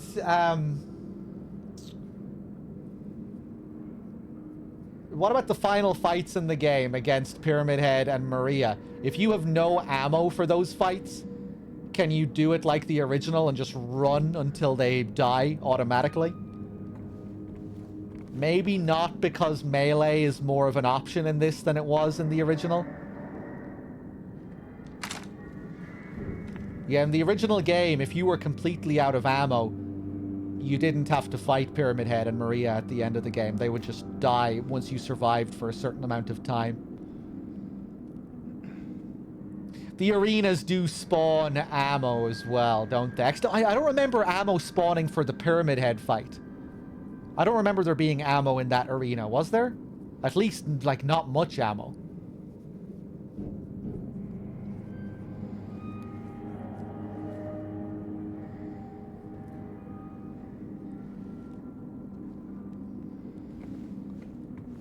But wow, does enough ammo spawn to kill,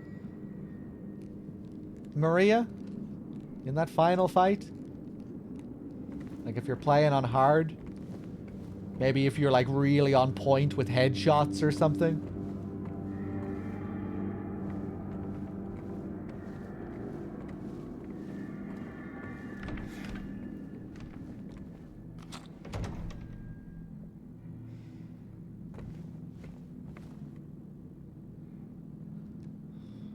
There's always melee, yeah, that's what I was saying, because melee is much more of an option in this.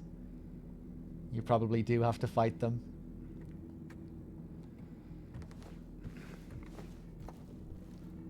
Oh, did I notice this on my first playthrough? I'm not sure if I did. We're back in James's house here. This is Mary's bedroom in the house.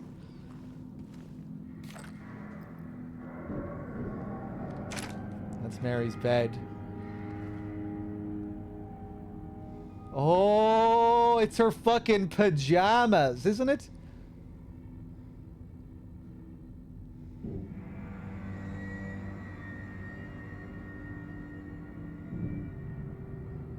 Yeah, it is.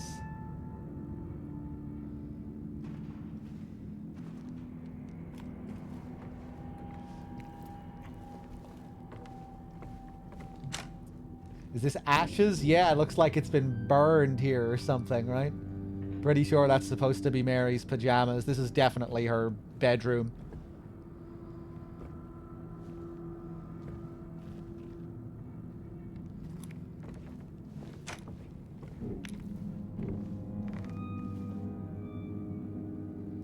And yeah, the setup is just like the version of their apartment that you go to in the Woodside Apartments, where you trigger the first scene in the closet with James hiding in the closet.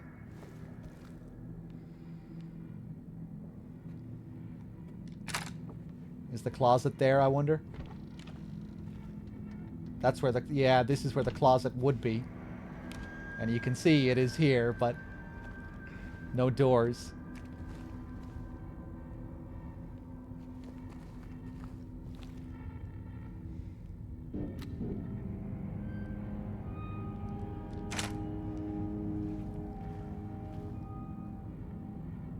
Same pictures on the wall here.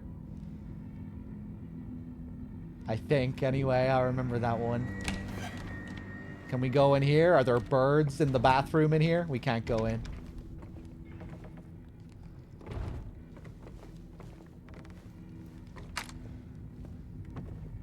Hey! The door! Yeah, I knew that rang a bell on my first playthrough. I remembered it, but I couldn't quite remember where I remembered it from. This is the door you go through in the Woodside Apartments that goes into Blue Creek Apartments. So yeah, it's very much a recreation of that room, that apartment.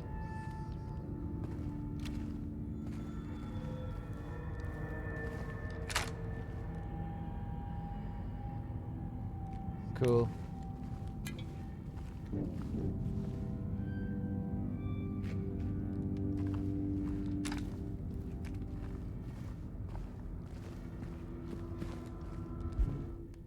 That reminds me, one of the strange photos, I think, depicted the door of this room. 208. Forever together, yeah.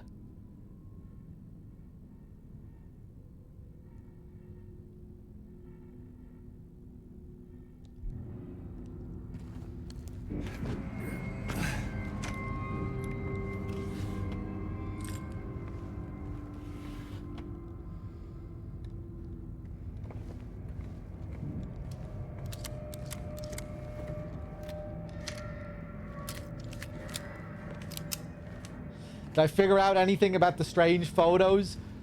No, but I did learn that it was a puzzle that nobody solved until like a few days ago. Hey, look, it's the radio thing as well.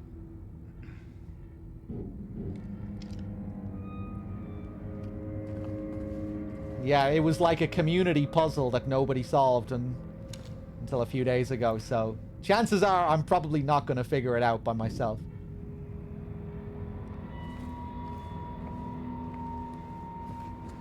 But yeah, don't say anything about it, because I might still try and figure it out myself.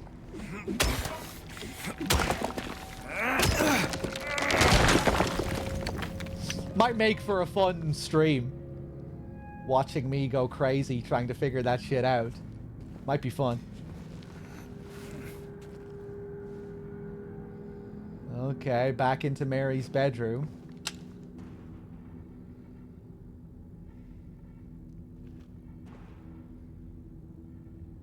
Is that like her shoe there as well, maybe?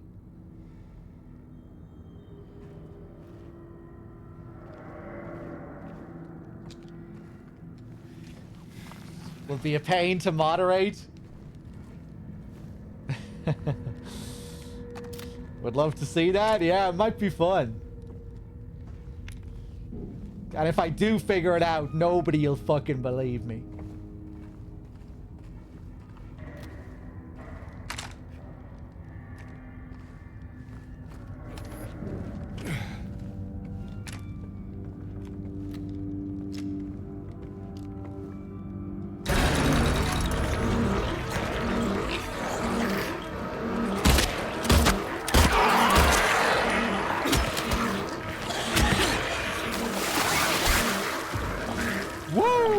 Okay.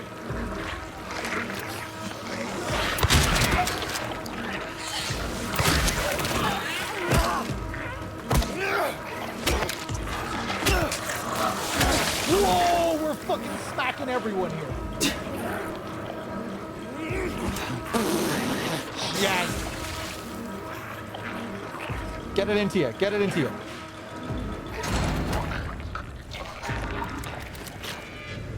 Okay, I'll take it. That'll do.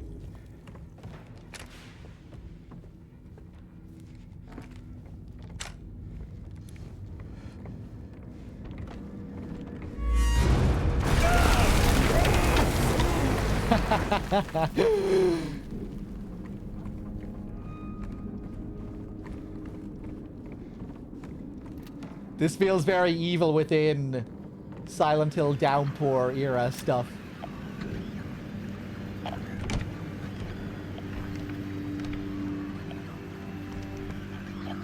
Oh, and the next room is another recreation of the same place. There's Mary's bedroom again. This is cool, though, these new details. Oh, the bed is clean this time.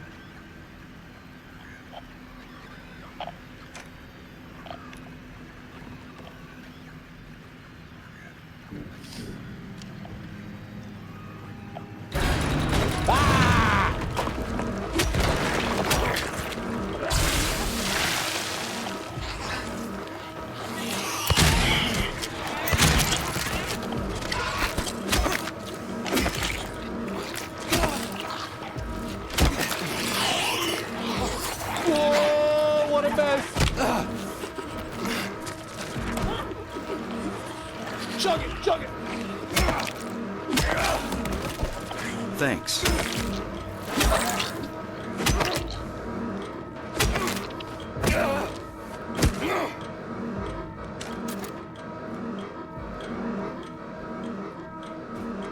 And Snipers, thank you for gifting us up to pastry. Okay, you want to give me some stuff here?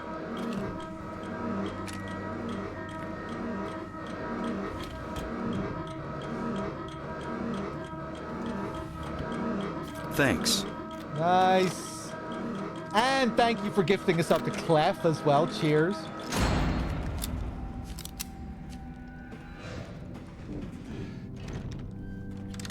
Okay, and I think that's it. I hope. Just 2 rounds.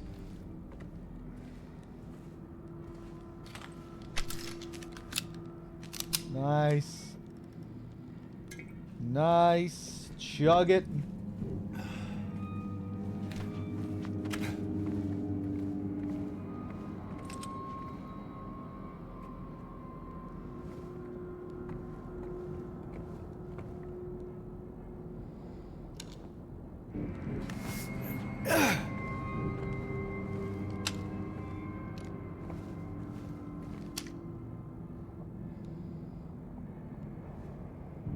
I was just thinking, I wonder, do you get a reference to the handkerchief that he picks up over here? I should have had a closer look over here last time in the previous Thanks. room. What is this all torn up here?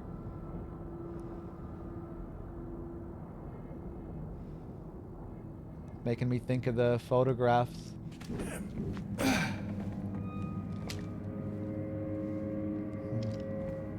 Hey, snipers, gifting us up to web talks as well. Cheers. Cool.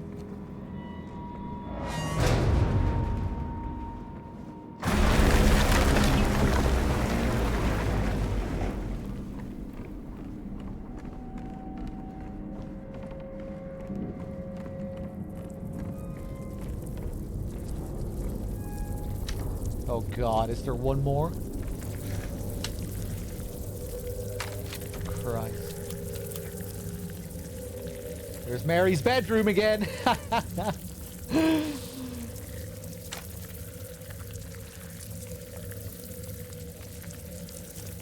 Just a big blood stain on it this time.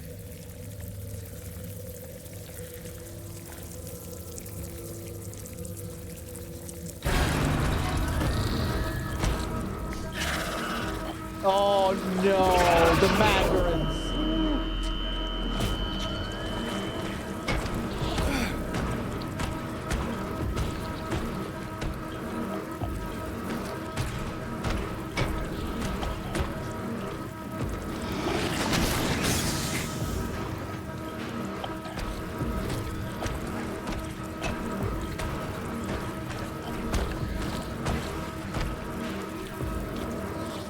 Okay, this should work, right? Just casually ignore them for a bit.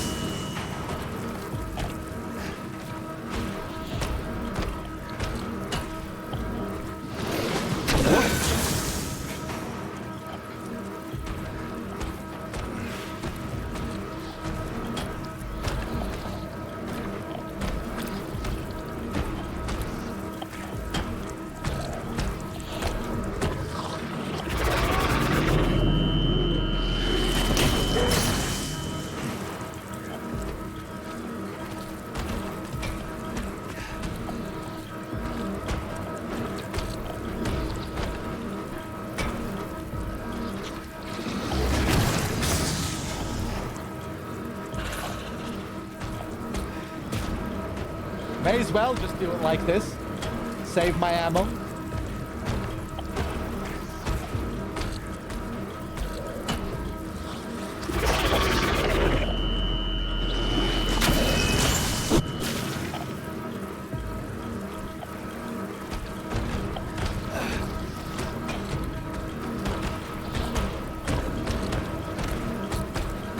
Yeah. Come on. Get it over with.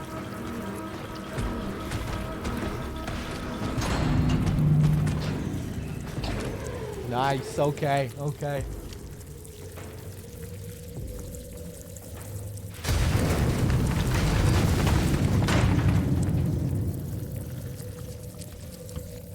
We're gonna be nicely set up for the final boss now with all this ammo we're saving. Oh my God, the amount of hunting rifle rounds. Maybe I'll try and melee only Eddie or something like that this time as well.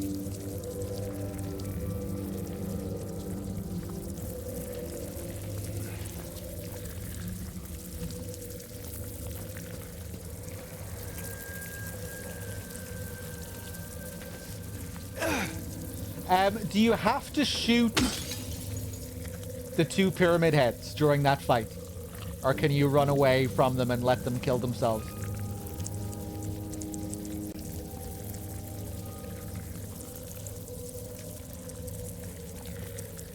You can't melee does work against them. Come on, dog. You should know this. Well, I mean, I know you can do it in the original game. I don't know if you can do it in the remake. But do you have to melee them? Can you just run away from them? That's what I want to know.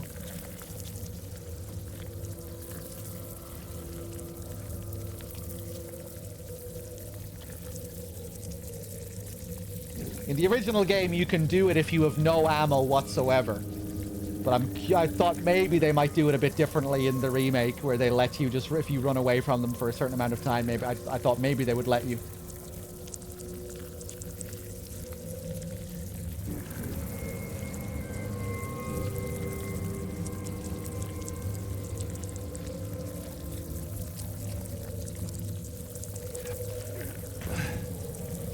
You need to shoot so the stranged wall gets pulled back. I'm probably forgetting something about how the arena works in the remake. Once you shoot them a certain amount of times, another part of the arena opens up or something.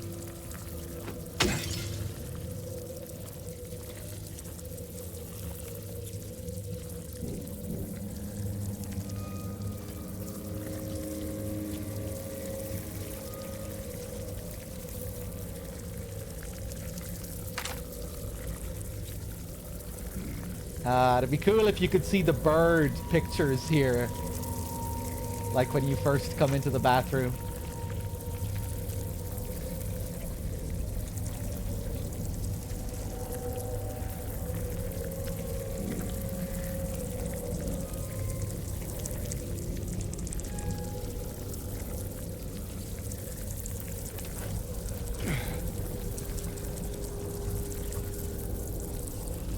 Okay.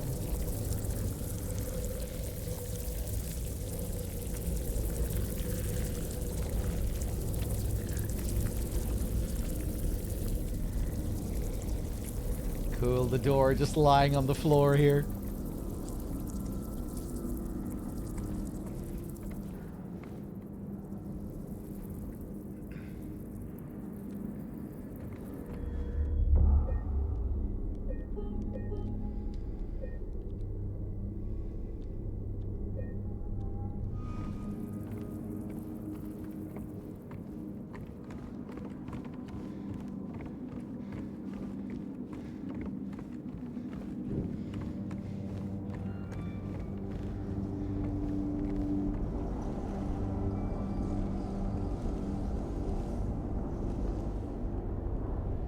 Hey, it's the mannequin legs again.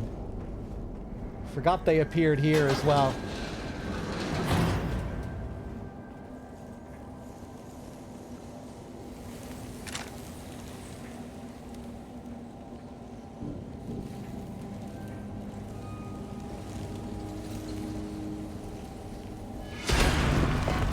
Oh! Hey, he's getting sick of my shit. Okay, they're moving.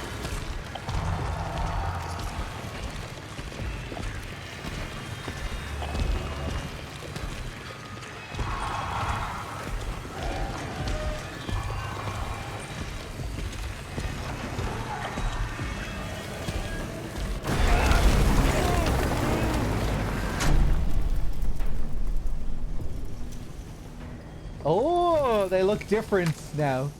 Once we go through, like they've been bloodied and beaten.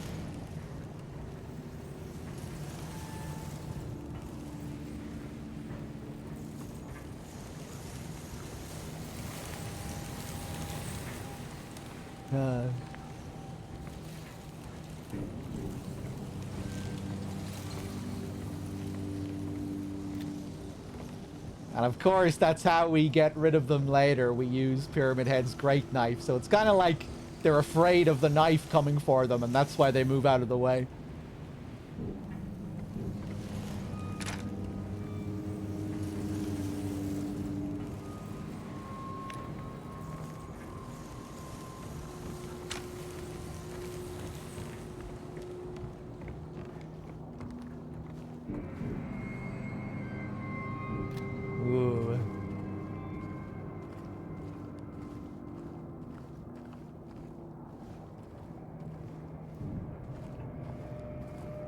208.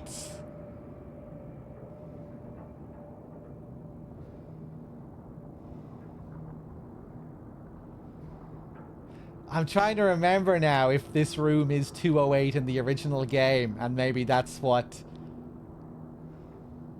spurred them on to make that, to highlight that number as being their apartment number in Blue Creek. It probably is. Yeah, I remember I used to always wonder if the number on that door in the original game was supposed to be their, like, their real apartment number. Mary and James's apartment number.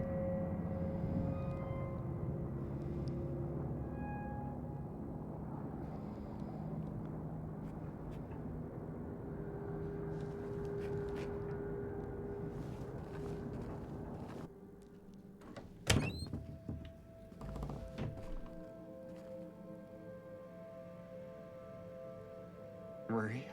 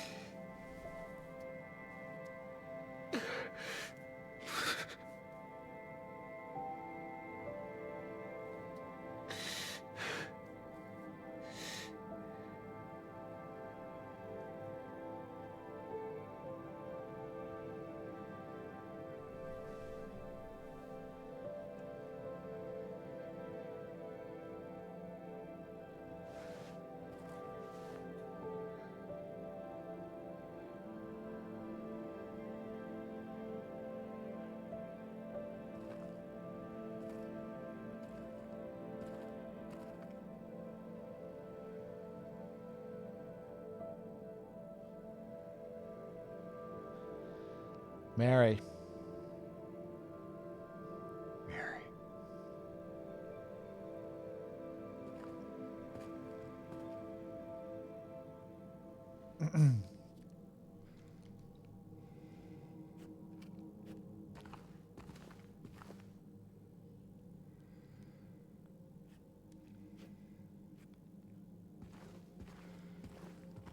The pillow behind her here. Yeah, I didn't pay attention to that at all on my first playthrough. Interesting. She's facing the opposite way compared to the original game. Her head is up on that side in the original. Very different vibe here compared to the scene in the original where once the scene begins, you get Fermata and Mystic Air playing that incredibly eerie and ghostly theme. Gives the scene a completely different feeling. Here they try to make it much more tender and more emotional with the music they play, where it's much more about James's loss. In the original, the atmosphere is like ghostly and disturbing, creepy.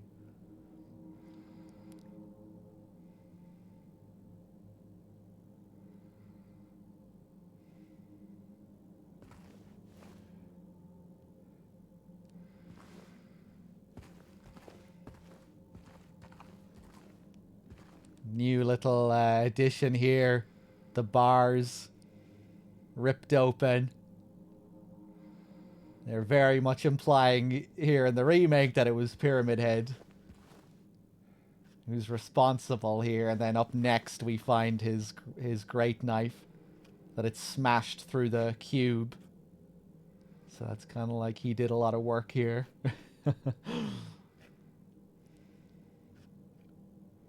That's how I feel it without Fermata playing. Yeah, I prefer the original version of the scene, I think.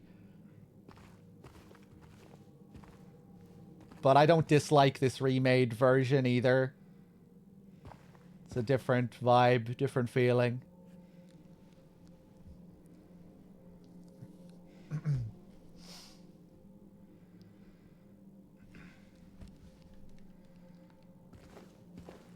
And I'm glad we do get Fermata. I remember on my first playthrough, I was just praying that we would still get Fermata playing at some point after this.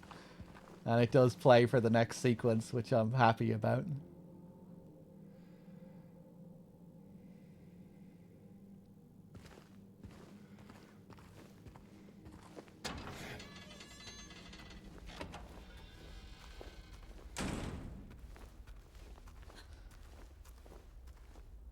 Build up here is nice. Yeah, I guess so. I think I still prefer it in the original and how it starts in the scene and then it just keeps playing once it cuts to gameplay. Building immediately into the graveyard. And just how it works with the scene itself. I love that shot of James in the original with his head just on his head in his hands on the bed. The long pause, and then Mary. They do that same thing again here in the remake with the long pause and then just this moment of reflection and him just saying that one word, Mary. But yeah, I think I prefer how that moment is done in the original. In the original, Sihi's performance before that last line is not the best. But I absolutely love how they do that final moment in the original. And Sihi's performance of that last line. But I don't dislike this version of it either.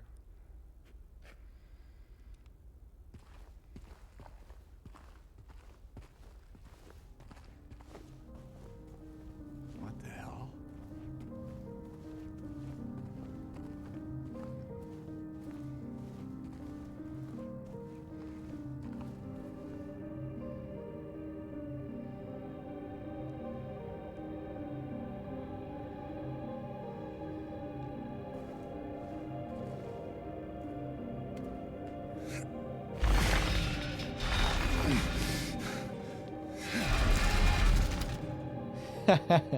Pyramid Head really getting sick of James's shit here.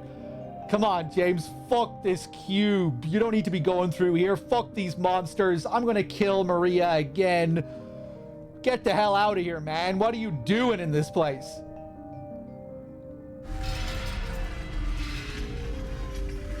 James would be here turning that cube for the next 20 hours if Pyramid Head didn't usher him along here.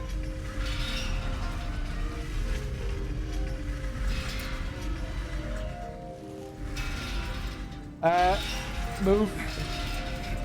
Alright, we're going full on tank controls here.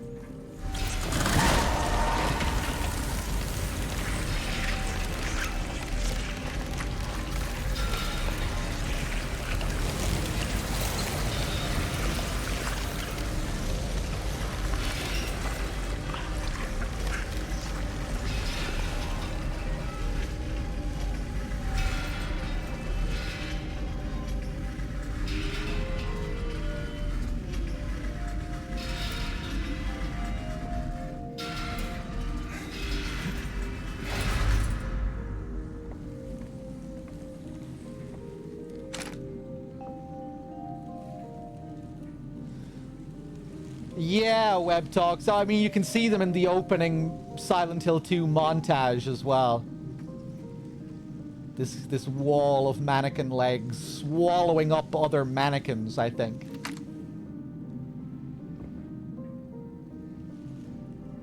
It's a very strange image in the opening montage. It's kind of hard to know what you're even looking at.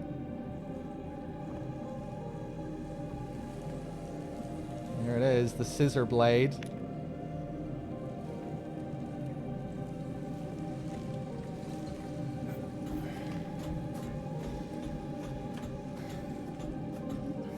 Hey, Corey.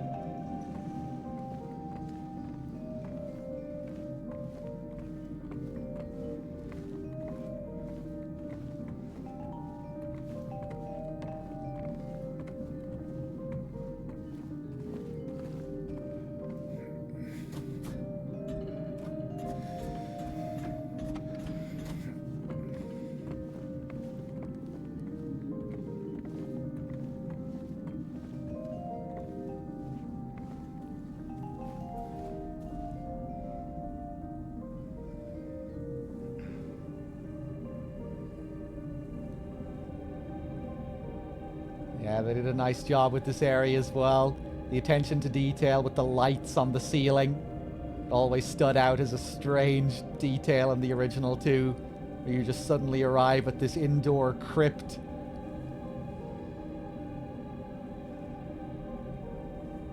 With this garden, but still like you're inside the labyrinth apartments.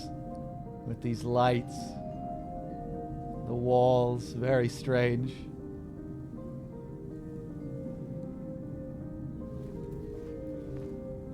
Miriam K, traitor.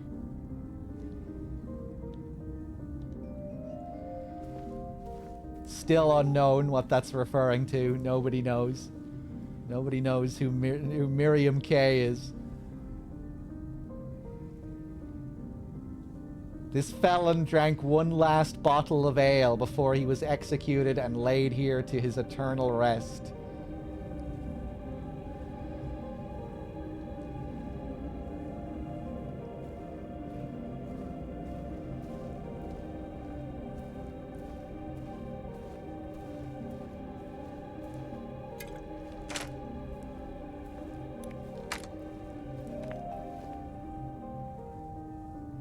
Walter Sullivan.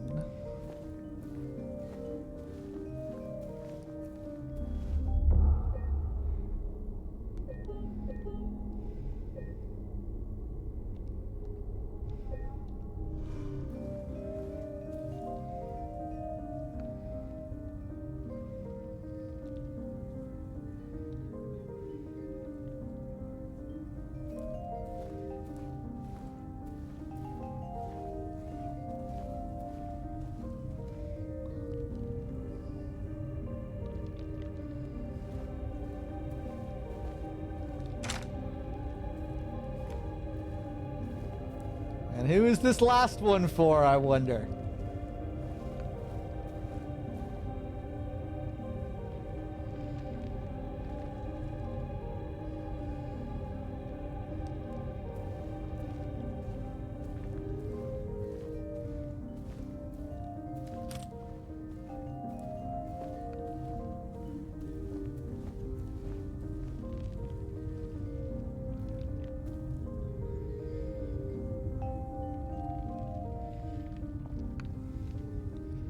Man, it's so cool.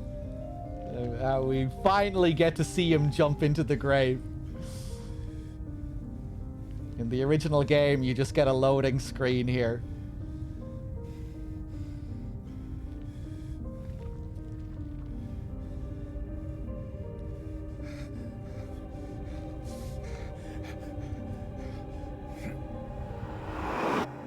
Man.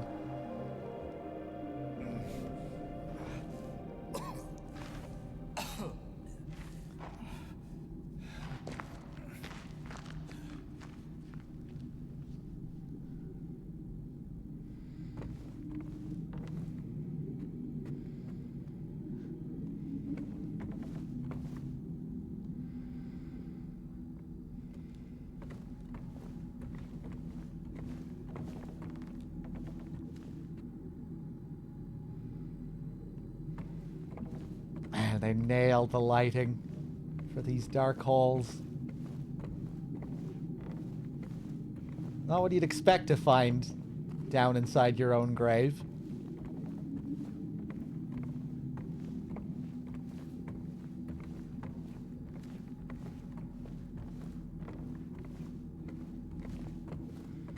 Gotta do the slow walk.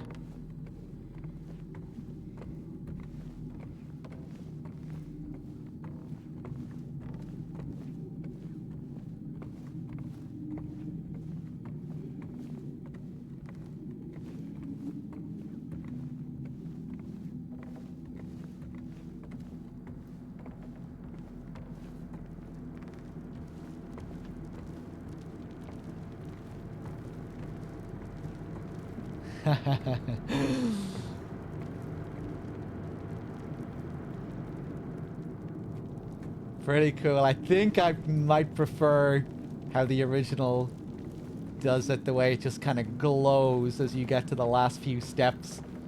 The way the flashlight lights up the area and you get this kind of glow. This is still really nice though.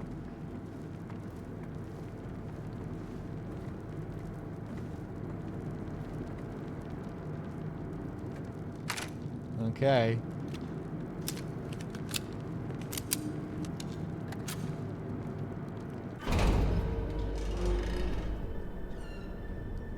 Couldn't leave well enough alone, huh?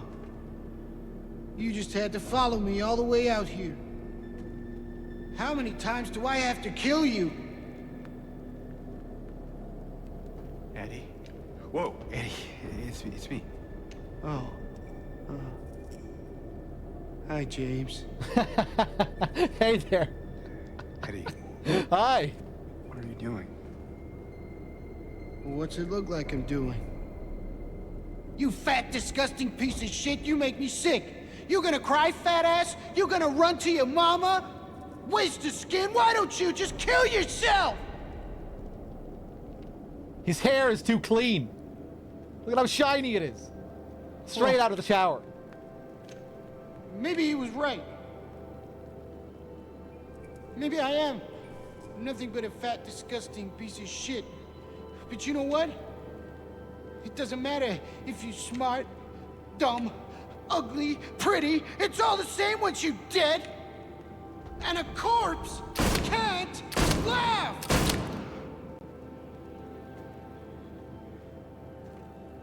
Eddie. What's that? You want to talk down to me some more?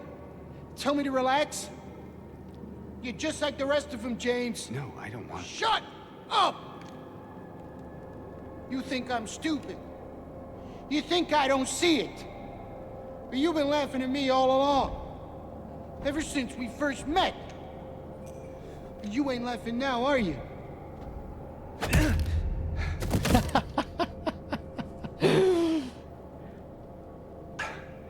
Oh, James actually looks like he hurt his hand there.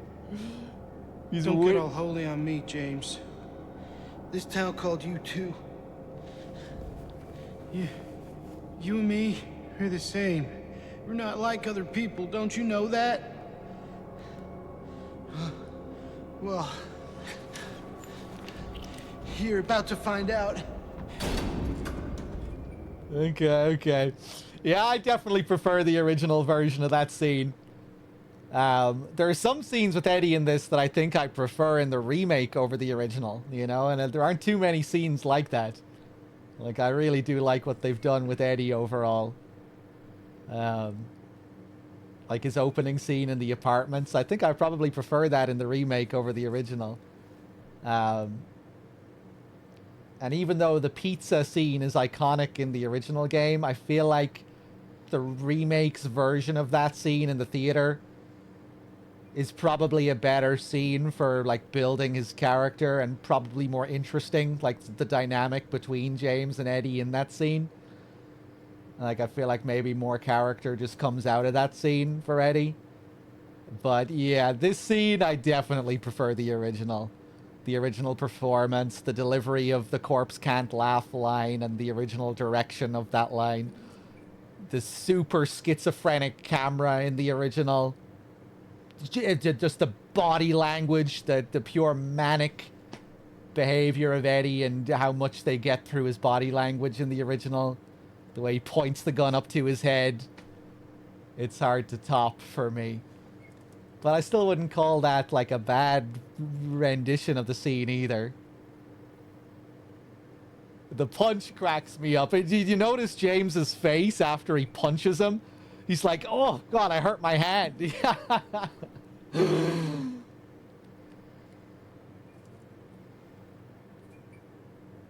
The barf sounds better. Yeah, the vomiting is way better in the original. I still think it's pretty good in the remake too, though.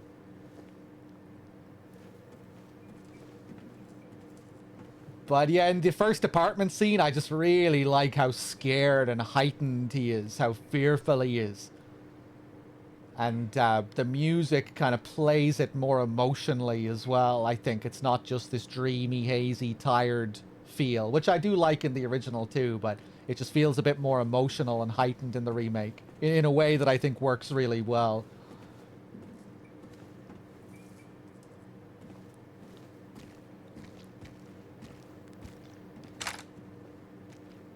It's me. Thanks. Kind of.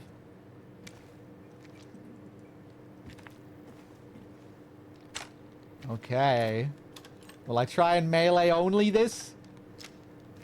I might have a few attempts. Let's see. Do you know what it does to you, James? When you're hated, picked on, spit on? Just because of the way you look? Yeah, I ran away after I killed that dog. But you know what? It was fun! It tried to chew its own guts up. Finally died all curled up in a ball. Then he came after me. I shot him too, right in the leg. He cried more than the dog. And now it's your turn, James. Ah!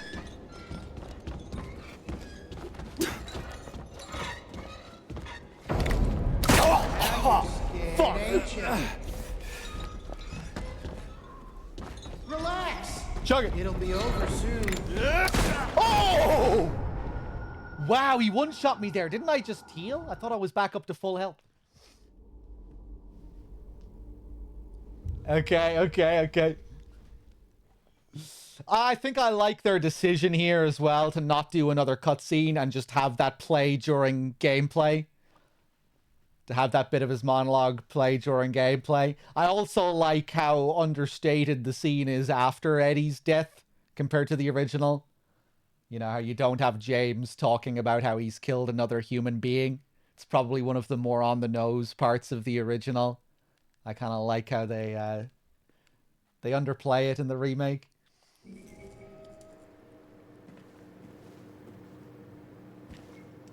Although I guess I do miss the "let's party" line from Eddie.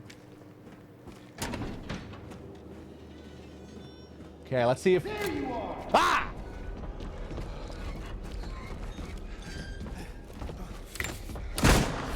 Now! Ah, shit! Relax. It'll be over soon. Ah! Oh! No! Jesus Christ, how fucking close do I have to get to him? Okay. Yeah, I want to practice meleeing him for a bit. I might not commit to the melee only here, but I just want to see how you go about it, at the very least. Wait, hold on. 1 second, Eddie. I'll be there. I'll be with you in a second. There you are. Ah! Ah! Jesus fucking Christ.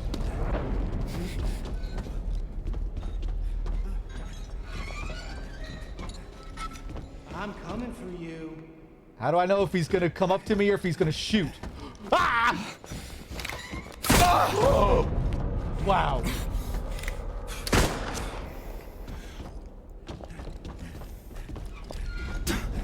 Ah! I guess deliberately bait him. Stand out in the open and then... No.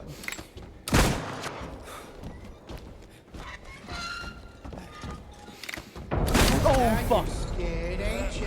Get him when he reloads, maybe. Count the shots, Ocelot style.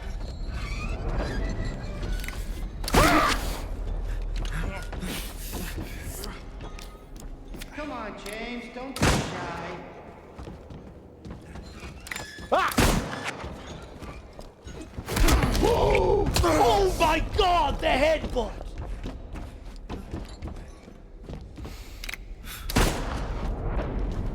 Got him!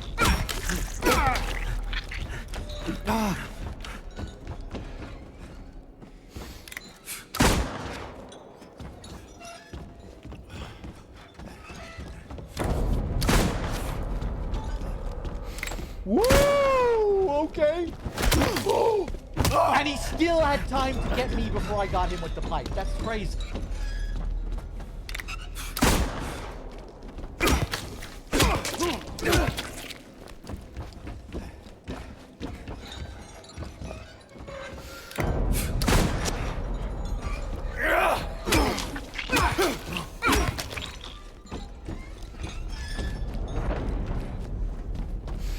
can see you. Oh! Wait, what the hell even happened there? Did he grab the pipe? Or was I able to dodge there? I don't even know what happened. I'm using just a ridiculous amount of healing items here. 13 still left. Come on, Okay. James, don't be shy.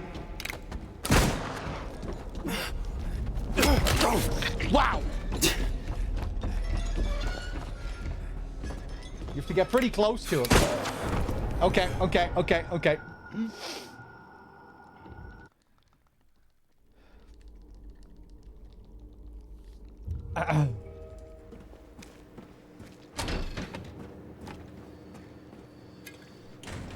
I'll probably go for the hunting rifle. There you are. One more attempt doing melee only. Ah! Whoa, the movement out of him. Jesus, he's fairly swift.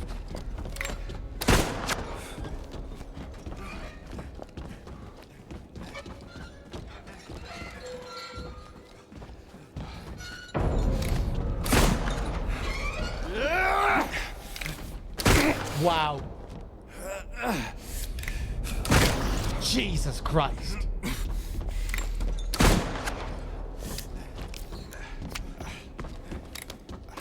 Woo! Okay. I can see you.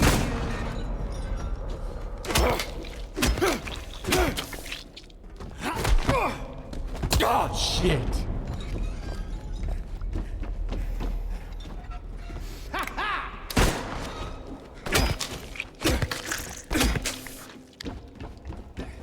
Okay.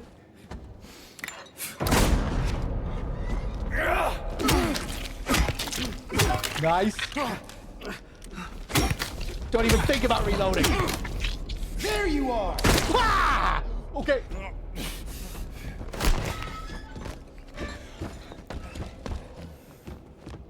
I can see you. Woo!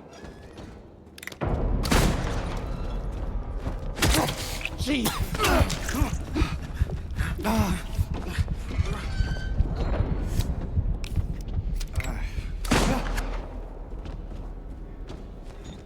I'm coming for you. Oh, it's over.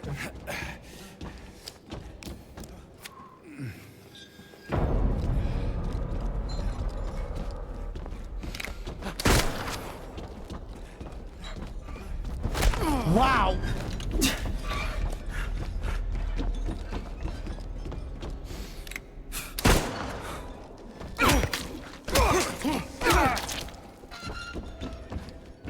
Getting pretty bloodied up now. I can see you. Woo! Jesus!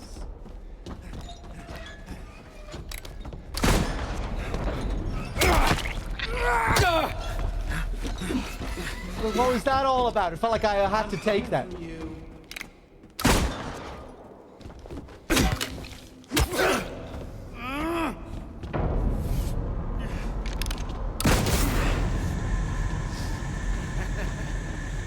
Okay. Let's see. How am I doing on health? 1 health drink and 12 syringes. You'll squirm and squeal and cry like a little girl. And then you'll just curl up and die. Okay, maybe now I'll And it's take out the gonna be rifle. Great. Just like before. Ah! I can see you.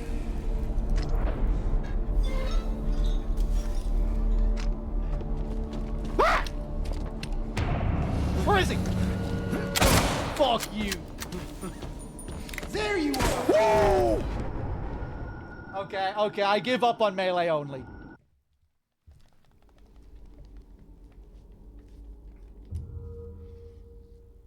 Seems like in that second phase, he might come up to melee you more often.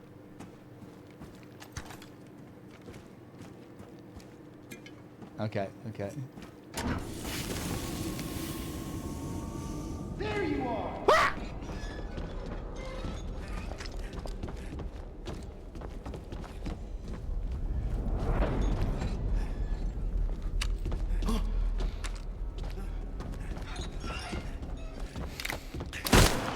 Wow. Now you're Fuck me. scared, ain't you? I didn't even see him there.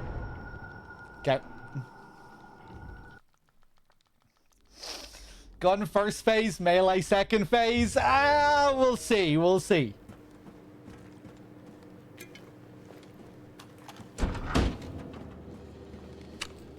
Okay, you son of a bitch.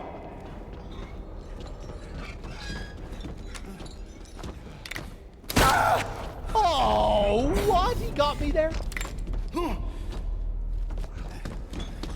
I can see you. Didn't think I even got him there. Okay, somehow he fucking tanked through that shot. Or maybe he pulled the trigger at the exact same time. I don't know. God damn it.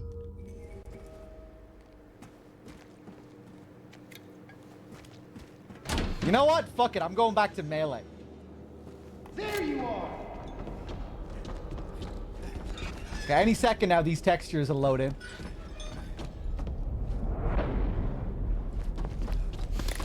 Who's laughing Oh, now? really?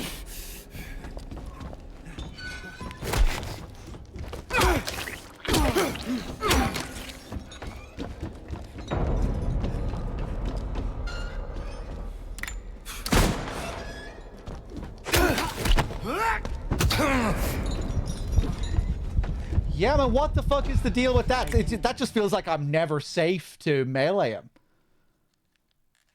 I mean, it really looked like he started his punching animation after I struck him. Maybe I did still have time to quickly dodge afterwards. See you.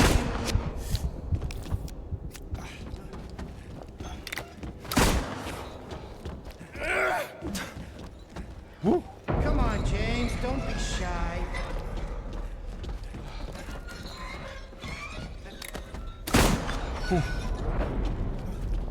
Wow. I can see you. Yeah, I have to get him like right after the shot part. Whoa. Woohoo! I fucking dodged the shot at close range.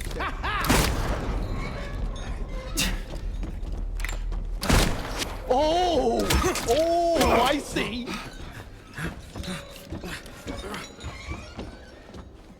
There you are. Okay. Hold on. Now it's time to get crazy. Now I'm not even going to try and hide from him. I'm just going to dodge through his shots. All right, watch this. There you are.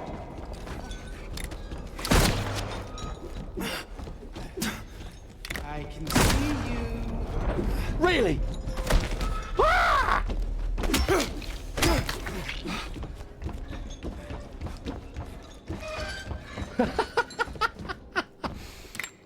Oh, fuck. Okay.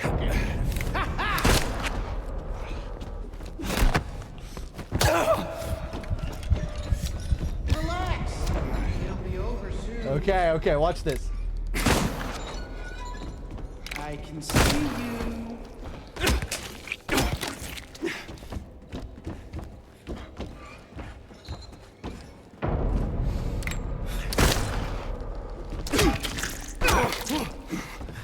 Wow, the dodge is out of him there as well.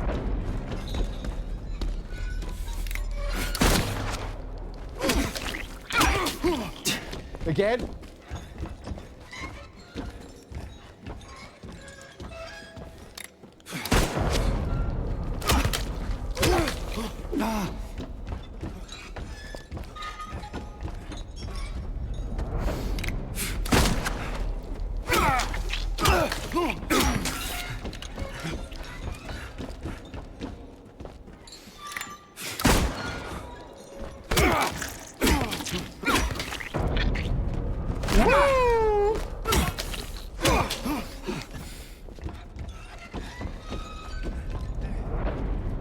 There you are. Easy.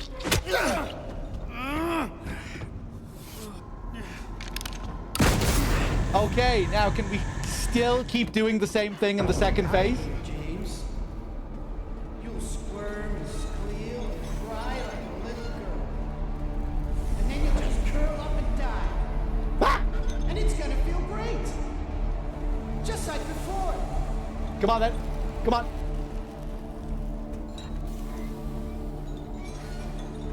I can see you.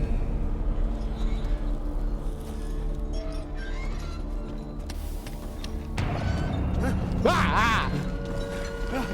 Ah! Oh, the big strike.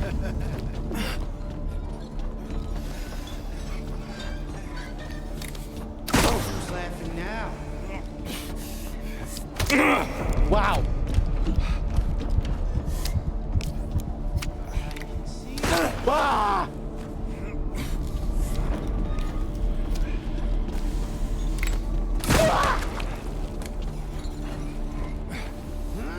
Who's laughing now? Oh, wow, you can actually destroy them.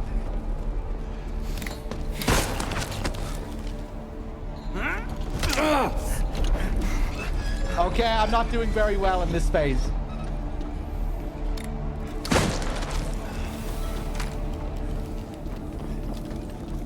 I'm coming. Woo!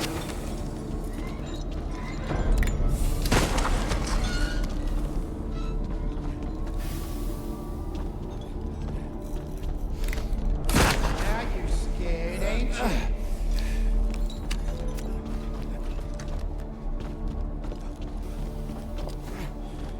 Ah!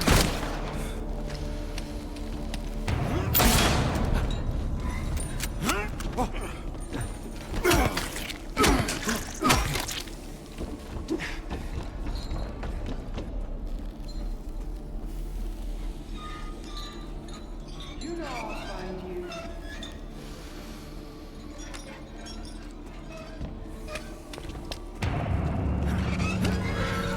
Oh!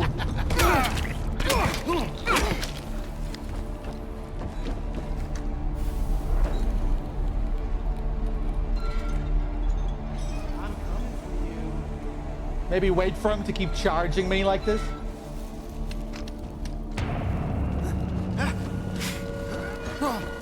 Oh, this fucking tracking, man.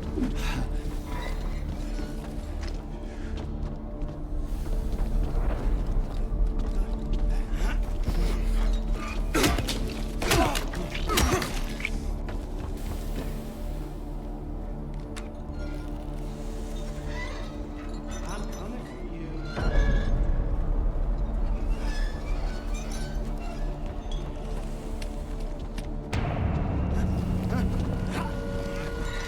Ooh.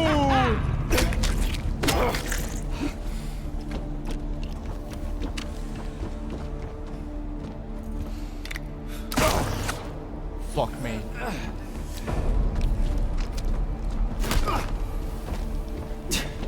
How am I doing on health items? Okay.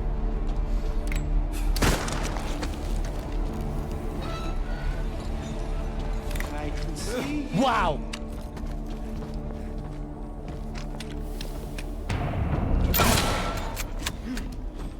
There you are.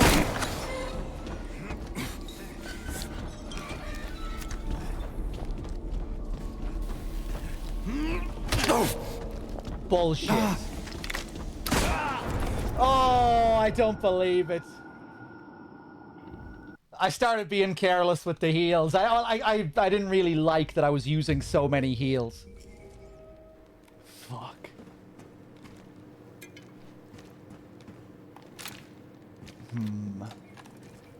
Okay, right, back to the hunting rifle strap then. There you are.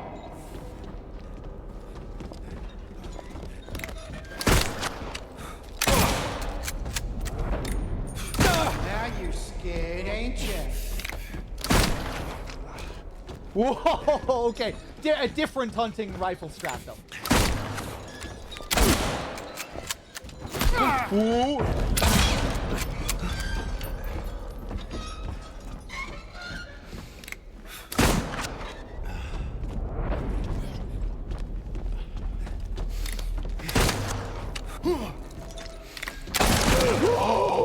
no!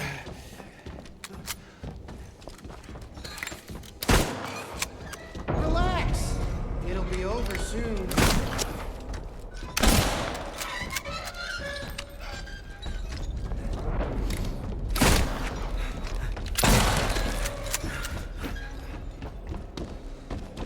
This is the chaotic approach now. Wah!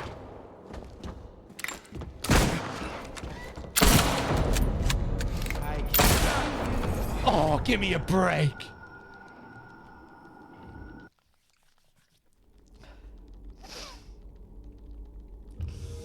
Yeah, maybe you can utilize the light to your advantage here as well and creep up on him.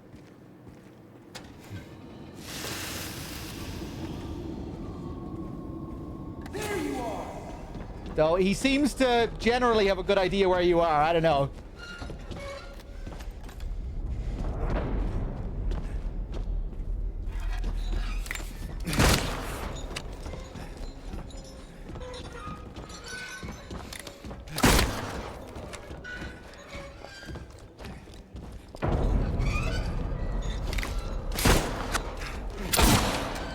Wow, that still caught him somehow.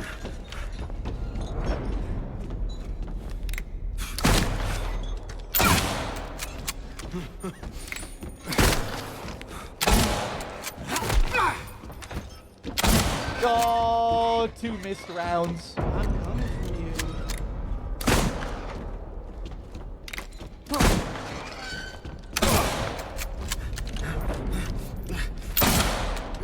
Whoa, okay.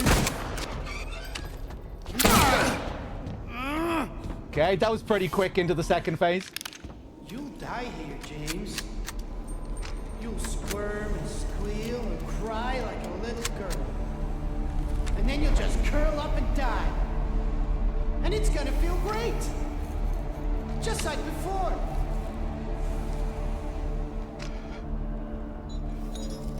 Bah! I can see you.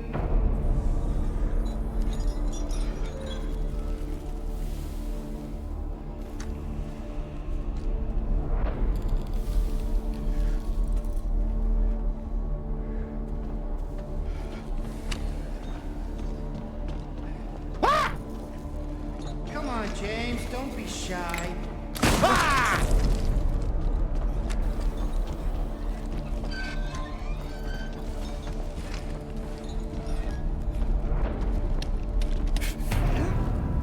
Whoa!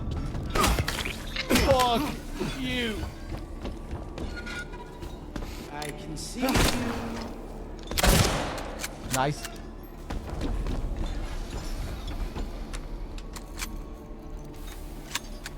I'm coming for you.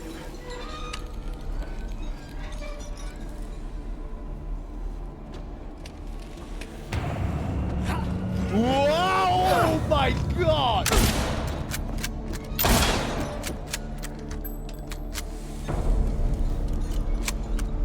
You know I'll find you.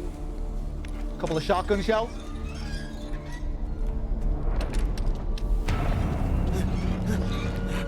Woo! Okay.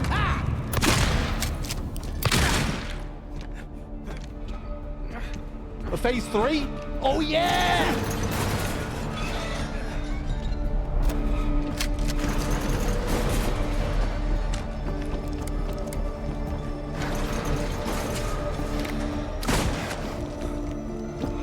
Whoa, I don't remember this music.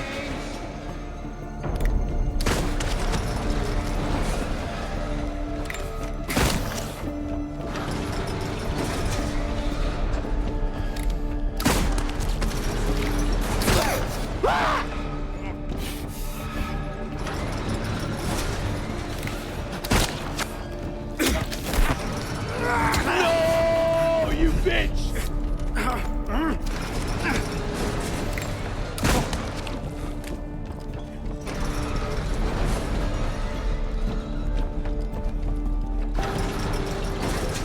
Oh shit! It looked like he was doing the thing that he does from the original, where he stops, where he freezes behind the meat to make it look like he's a slab of meat. Does he still do that in this? It looked like he did it there.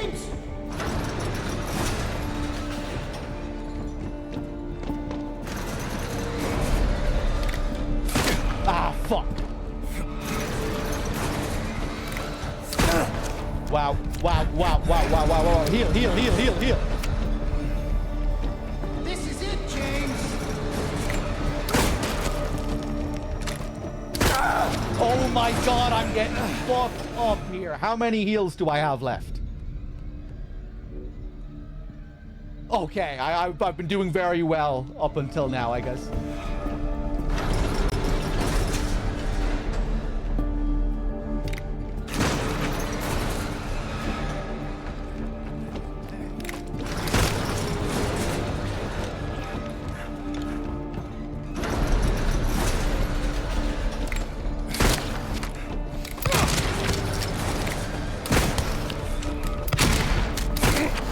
Hold the back and forth here.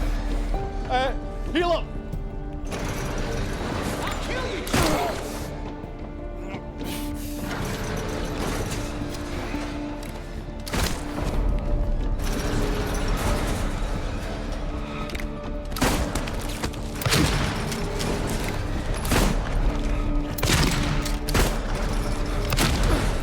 That was sick.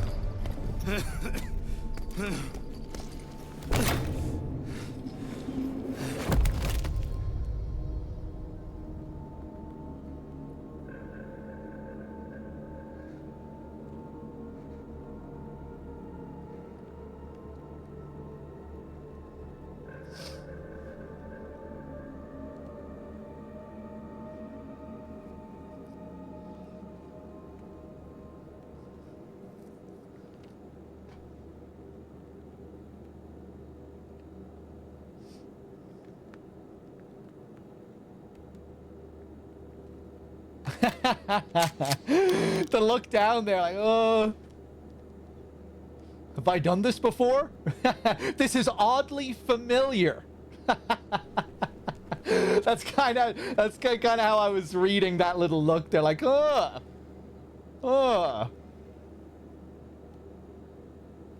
That wasn't as strange as I thought it would feel. I think I may have done this before. Have I done this before?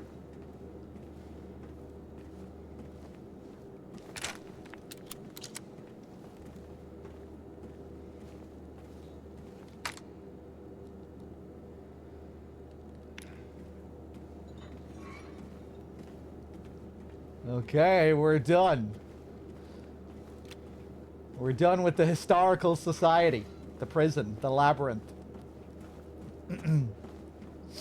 Let me look around and see if I'm missing any stuff. Don't think they put too many supplies around here. I noticed there was something at the end here against the wall.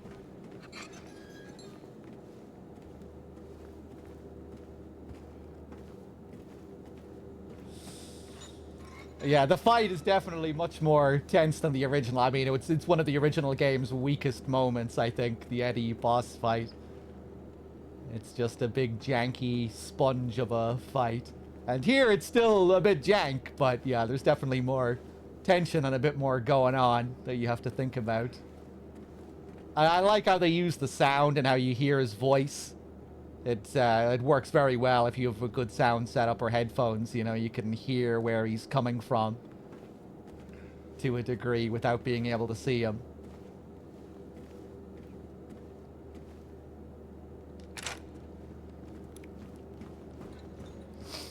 I'm not going to look at the letter here. After you kill Eddie, if you look at Mary's letter, you'll see that there's nothing written on the paper. However, I think if I look at this, it affects the leave ending. I want to avoid looking at the letter and the photo of Mary up close. But I think I'm also going to stop looking at Angela's knife now, because I want there to be a chance that I'll trigger the Maria ending. I think it's unlikely, but yeah, we'll see.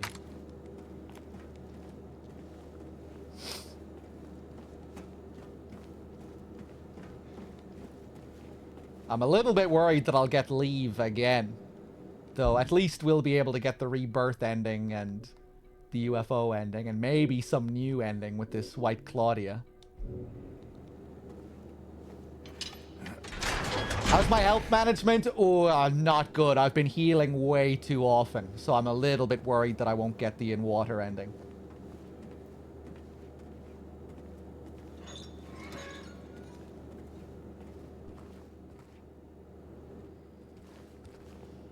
I guess that's hard to manage if you're playing on hard mode, you know, because you really pay a price if you're hanging around on low health.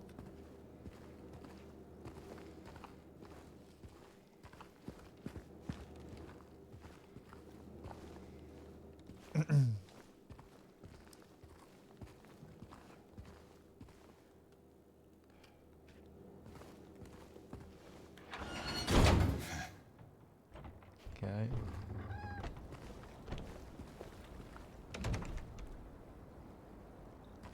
Oh yeah, the lake as well. I'm curious if there's anything else we can find out here. A second light, perhaps. One thing I really wish you could do here, you know, in the original game, when you come out and you press your map button and open up the map, you can see it's a very disorienting moment in the original. You come out, you open up your map, and you see that you're just on the other side of where the Historical Society is. After you've just went down and jumped down God knows how many holes. And when you come out of that door, suddenly you're back up where you were before you entered the Historical Society, just on the other side. Thanks. Except here, now when you try and open up your map menu, nothing happens. You're not allowed to look at your map here. Although I guess you can if you look here. If you open up your actual map manually.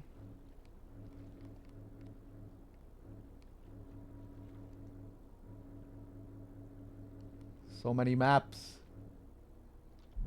Do I even show up here? Nah.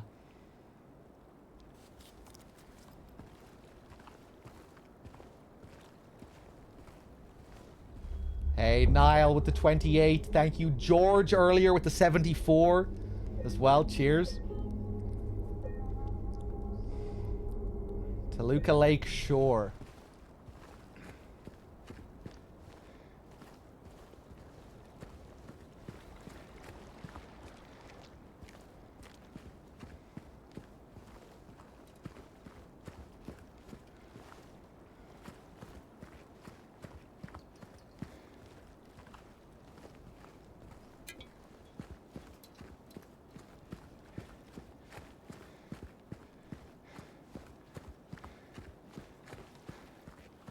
Okay.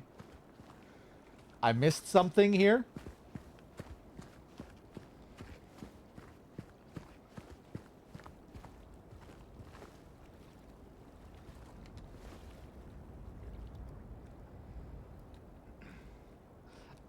Don't tell me that I've missed something. Wait until I ask. Just let me miss stuff. It's okay, though. I'll forgive you.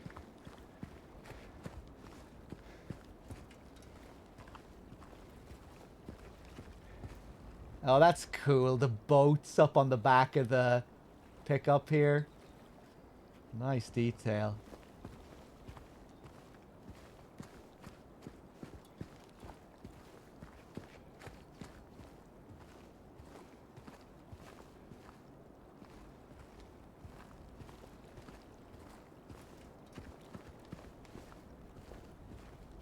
Photo?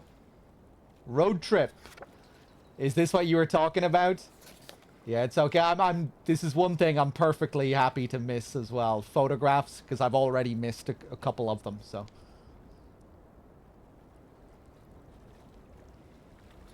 That's funny, though. Road trip. It really doesn't look like they're on a road there. 24. Looks like they're out in the middle of the lake.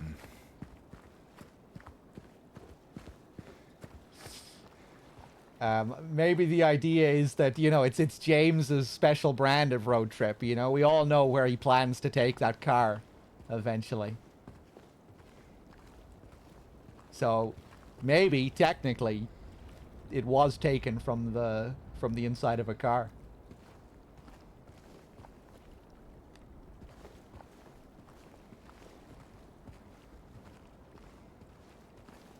Looks like it was taken while looking out the side window. Can you determine that by looking at it?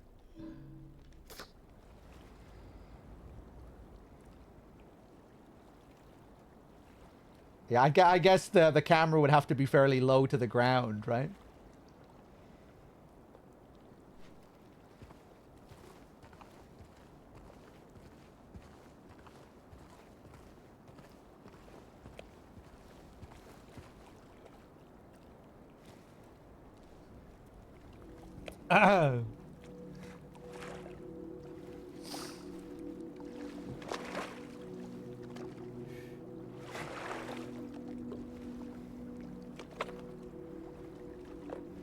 Yeah, nice detail on the boat. Look at that peeling paint.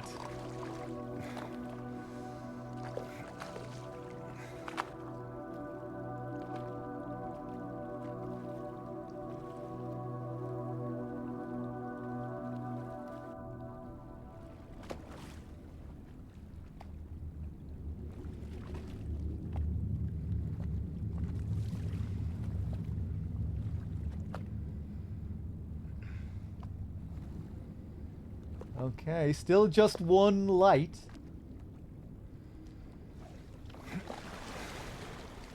Forgot how the controls for this works. Whoa.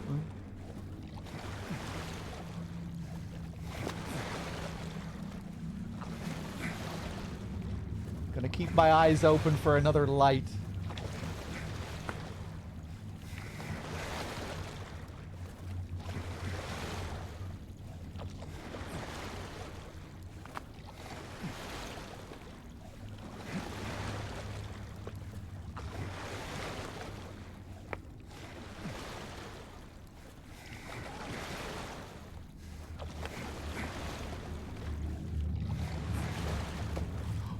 What the hell was that?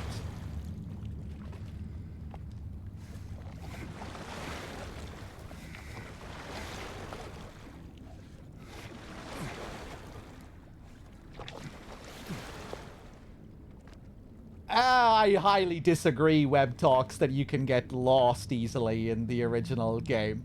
The light is clearly in front of you in the original as well. I was expecting you to bring up how the controls are more in-depth on hard mode in the original. Yeah, I would say the original game has more interesting controls for this sequence.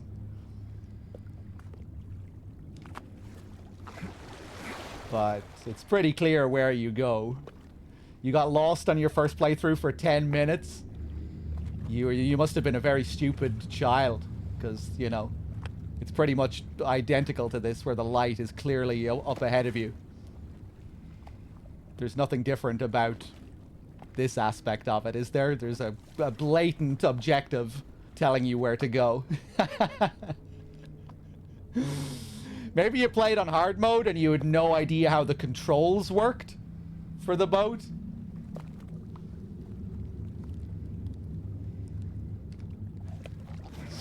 I didn't mean to be insulting with that comment. I also was a very stupid child playing these games.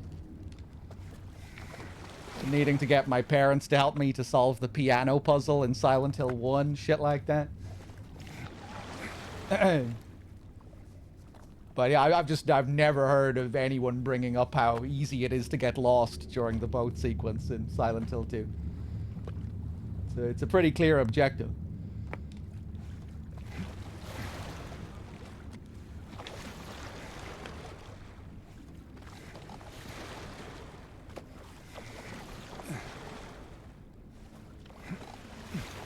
Anyway, I thought I saw something sticking out of the fog there.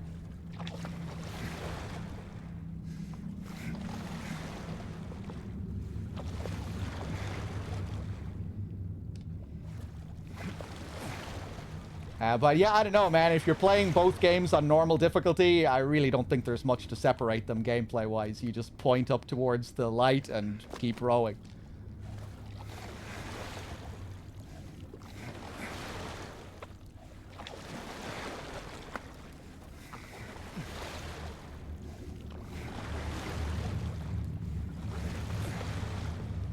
I wouldn't say there's much to separate the Maria hallway sequence either, you know? You just run down a linear path until it's over. Unless you play on hard again. But the Maria sequence, the Maria hallway on hard mode is just fucking garbage in the original Silent Hill 2, I think.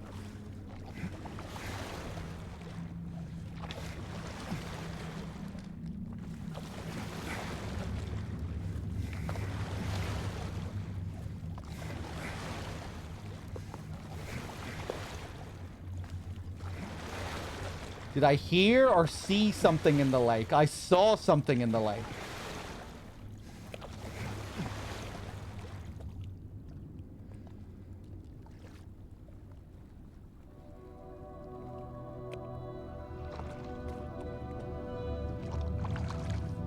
On hard mode, Web Talks? Yeah, just turn around and shoot Pyramid Head at the correct time. On normal, you just run and that's it. Which is how it should be, I think. But on hard, you need to turn around and shoot Pyramid Head to slow him down.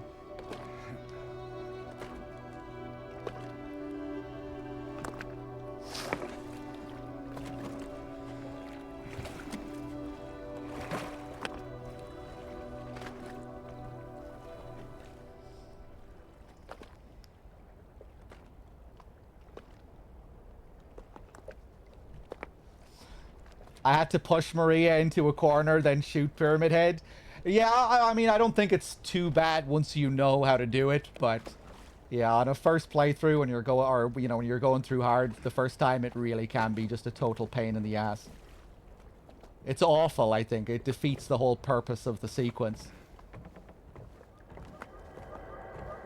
Oh! No. Are we gonna get it now? Are we gonna get the ending now?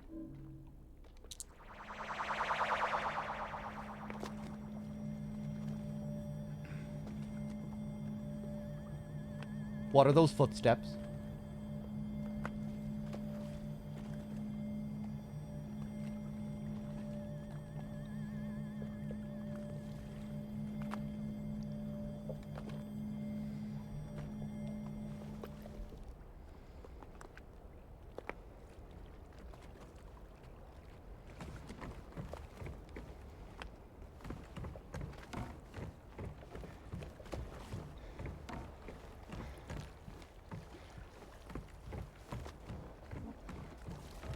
Yeah, it was just the water.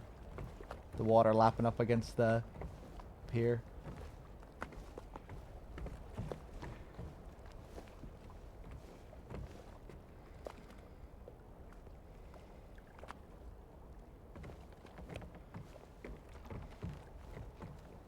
Let's take another look around here.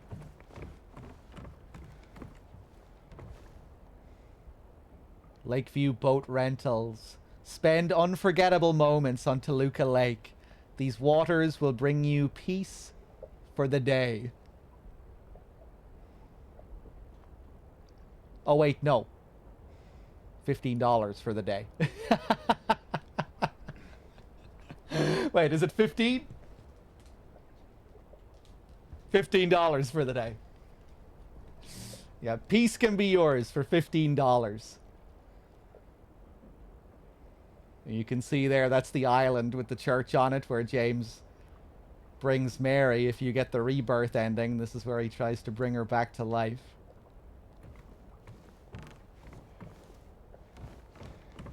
Curious to see that ending as well, to see if they change it in any way. Garden map, nice.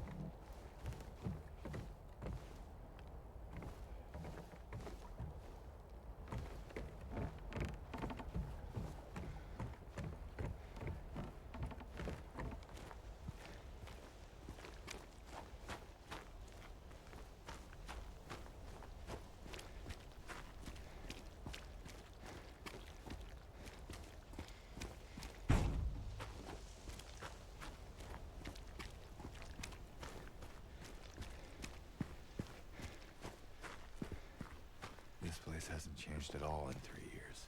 Yes, it has. You're just crazy, James.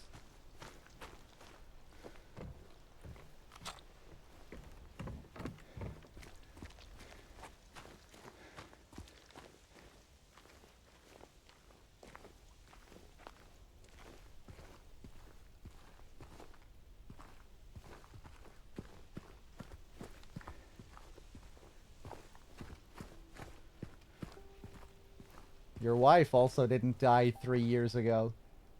This whole 3 years thing, James. There's something not right about it. Love how the fog looks here. Over the hotel. That looks nice.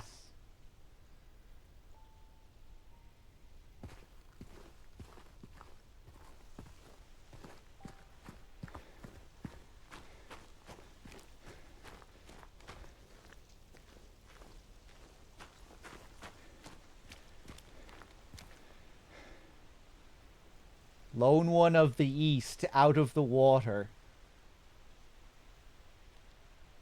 Out of the water's safety, now lost, out of breath.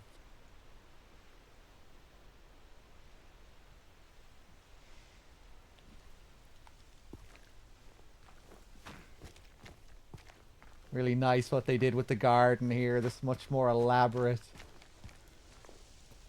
garden area. Ooh, rotten apple.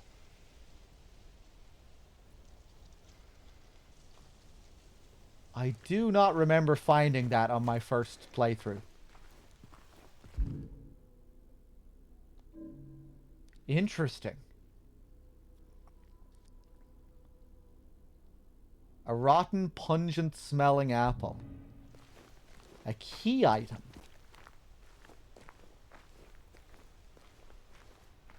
Weird. Did I find that on my first playthrough? Is that something you have to use? As the cold draws near, they abandon their old nests to return in time. Who's Rachel? What the hell is it? It's not human. The section of the garden is closed for maintenance. Sorry for the inconvenience.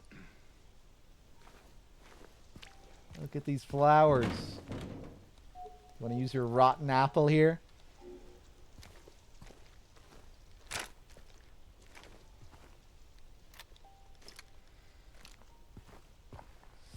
Any cool discoveries this playthrough? Oh, lots of little things. And, you know, finding new key items for new endings and stuff like that, which I've yet to see.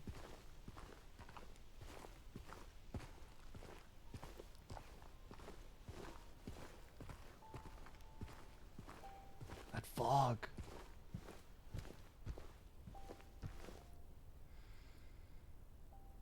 Special places spark fires that warm our hearts forever. I didn't notice this on my first playthrough. Special places spark fires.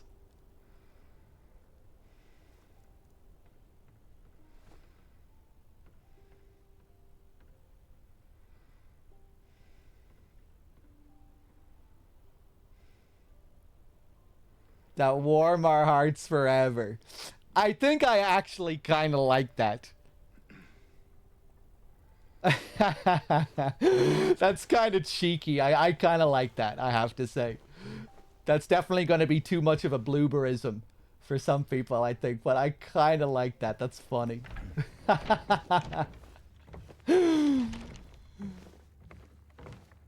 Maybe that's what I'll take instead of Johnny's one hot guy.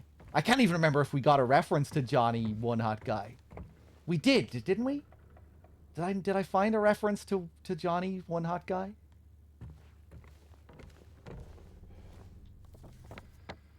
Our room. Mary. Waiting for you.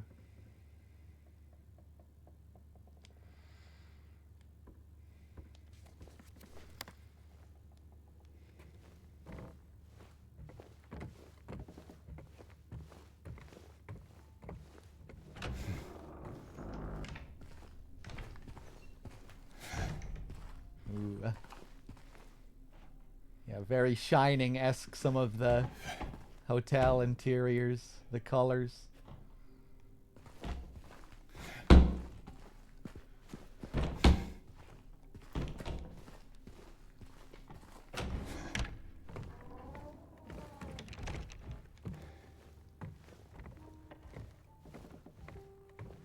They really nailed the lighting here and so much of the visuals in the hotel. It's just like perfect, just how I would imagine it in a remake. The way the pale light looks coming in through the windows. I always loved that very particular feeling the hotel had in the original. I feel like they really nailed it here. Like, you know, the piano room in the original with the way the light looks. Coming in through that big open window and the fog outside. Everything here kind of captures that.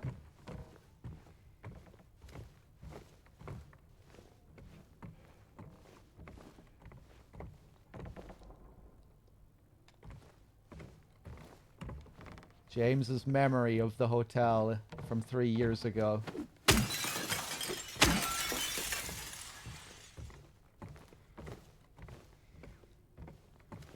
Cafe Toluca.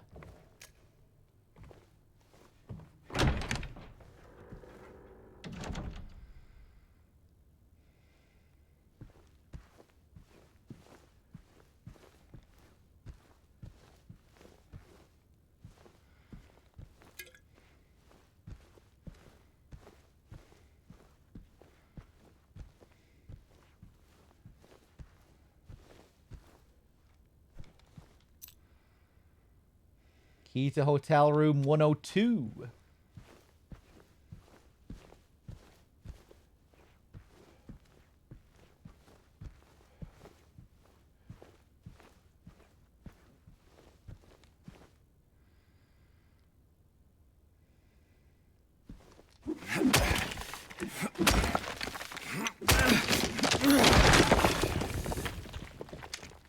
I feel like these chairs are identical to the original. The color of the carpet as well, very, very close.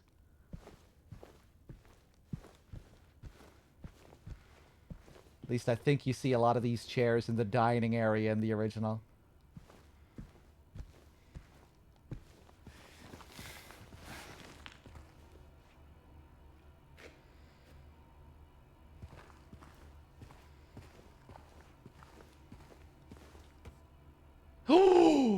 Lost fucking memories out of nowhere. I was wondering when this was going to show up. What the fuck is going on with Octantis Fuels, man? I bet the photographs tie into Octantis Fuels. What the hell are they doing with Octantis Fuels?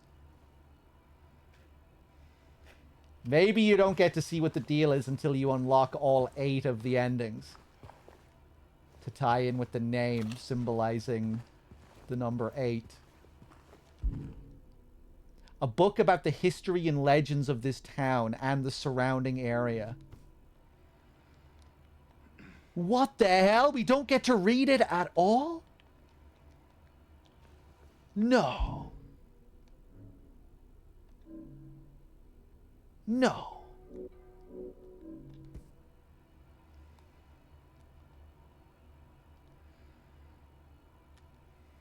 Why? Maybe we still get to read it. Oh! Oh! Okay. Maybe we don't get to read it until James performs the ritual. Maybe that's how they're going to repurpose it. Up until now, you know, I only had the Crimson Ceremony book, and I was thinking, oh, okay, maybe we're not going to read the Crimson Ceremony book for whatever reason. But I thought for sure we'd be reading the Lost Memories book. Seems just very odd to, like, not include the text of what's in here. For both of the books. Thing is, you do get to read a bit of it on the outside, a bit of the text that's in the original. Proud fragrance of life which flies towards the heart, O cup which brims with the whitest of wine, it is in thee that all begins. The models look gorgeous. Look at that cover. Look at this ancient tome here. Okay. Yeah, really, that's a strange choice to not include the text of those. So I'm kind of expecting it when we get the Rebirth ending.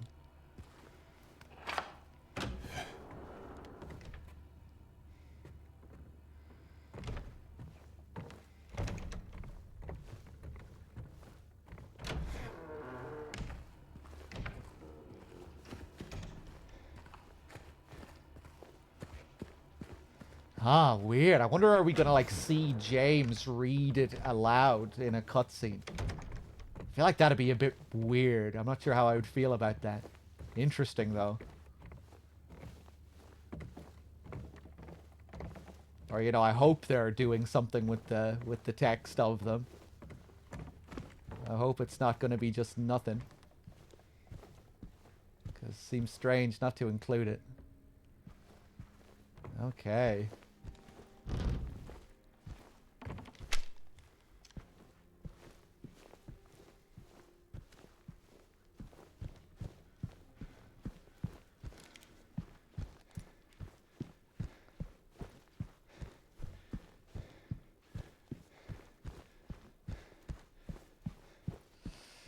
Hey, Gooch! You still lurking here? Thanks. RJD with the 15. Thank you, thank you.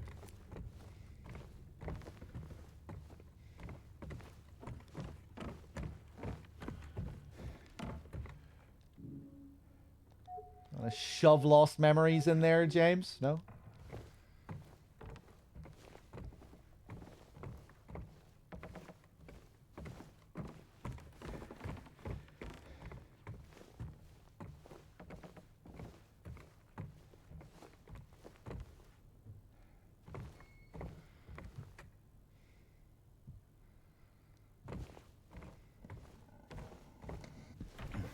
Whoa, what the hell was that?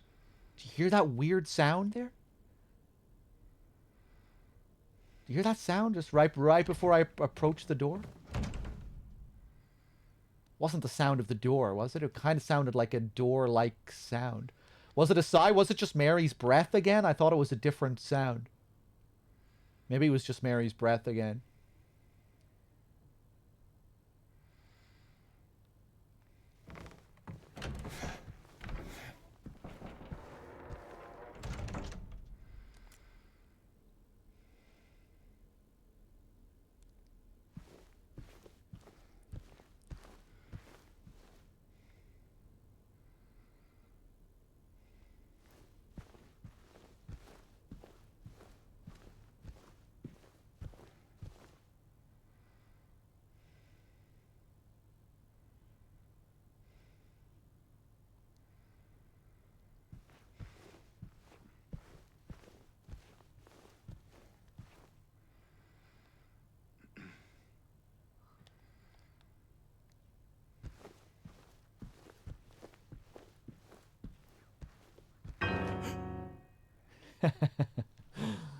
Did I scare you?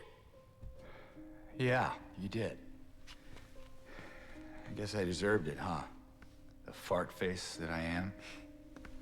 Maybe. Then again, maybe you're not so bad. Just annoying. Uh-huh. So,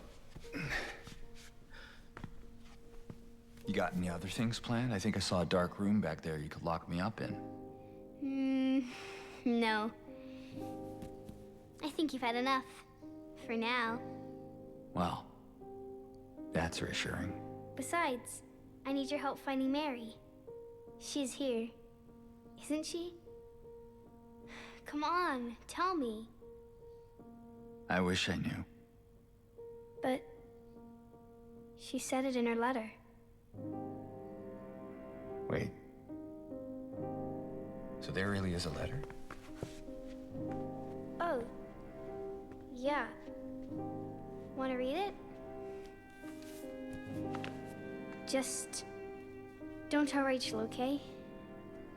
Who's Rachel? She's our nurse. I, took it from her locker.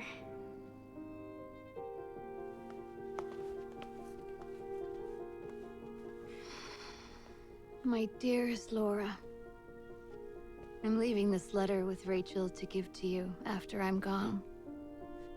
I'm far away now, in a quiet, beautiful place.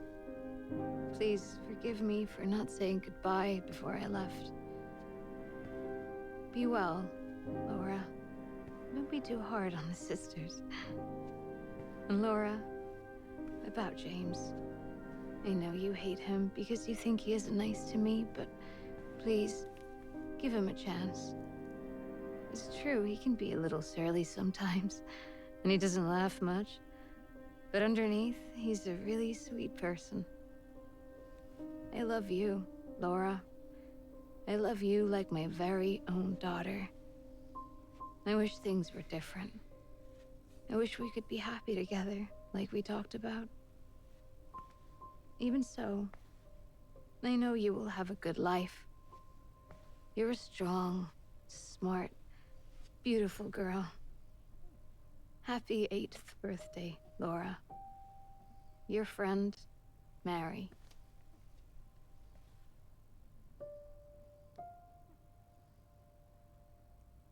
Laura.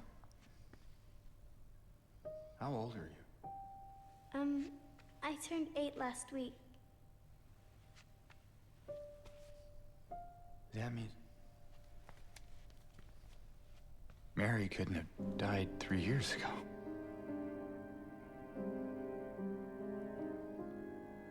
Could she really be here? Is this the quiet, beautiful place she was talking about? Me and Mary talked a lot about Silent Hill. She even showed me all her pictures. She really wanted to come back. She also talked a lot about you, you know? She even... What? What is it? Well, there kind of was this other letter. I think the one was for you. The envelope had your name on it. Did you read it? I wanted to. This one time, I almost did. Figured you didn't deserve to have it. But then I thought, Mary wouldn't want me to keep it from you. So I just sort of kept it for you. Here.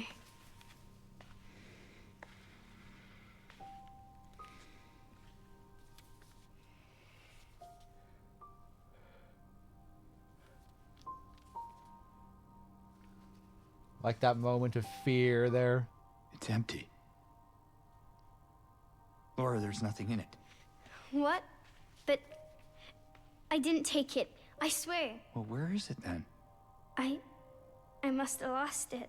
I gotta find it. Laura!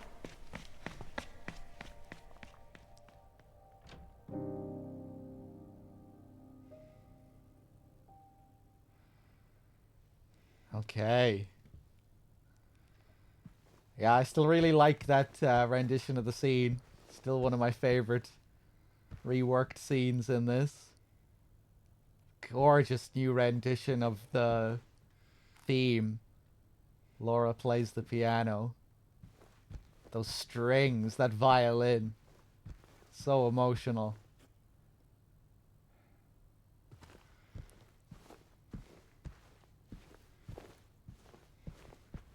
Really nice getting to hear Mary read out the letter as well.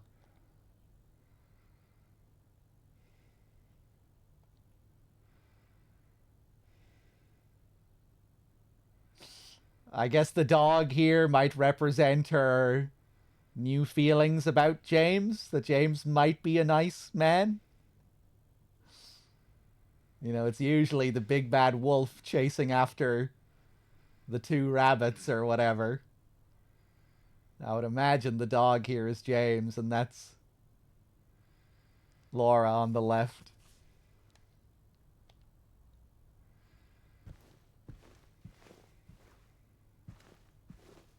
Now he's just a friendly dog. Or maybe it's really depicting the dog from the dog ending. Doesn't the dog from the dog ending have a little necklace like that?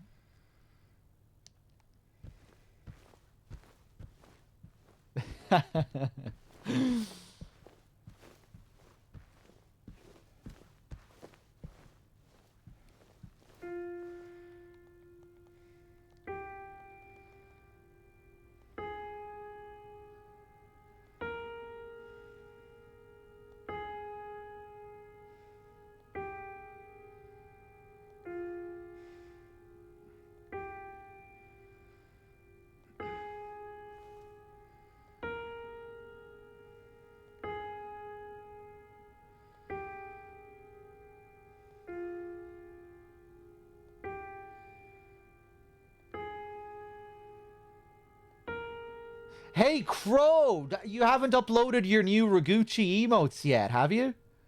Crow created 2 new amazing Raguchi emotes.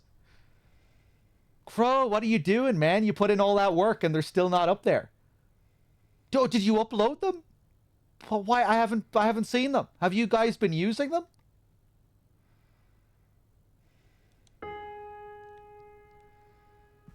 Maybe they haven't uploaded. Yeah, I can't see them. Fuck, I can't see them.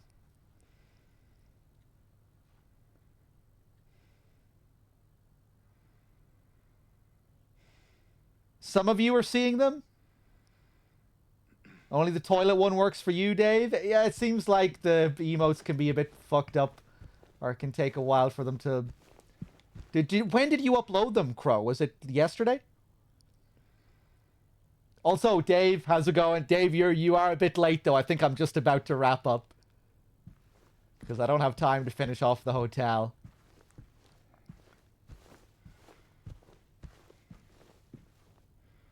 But at least you get to enjoy these lovely looking rooms before I wrap up. It's interesting, that little difference at the end there where, you know, she has in the original game, she doesn't give him an empty envelope. She just talks about another letter that she has. And that's how she must have dropped it somewhere. And then she runs off saying she needs to find it. It's kind of an interesting change they have there with the... where she thinks she has it at first with the envelope.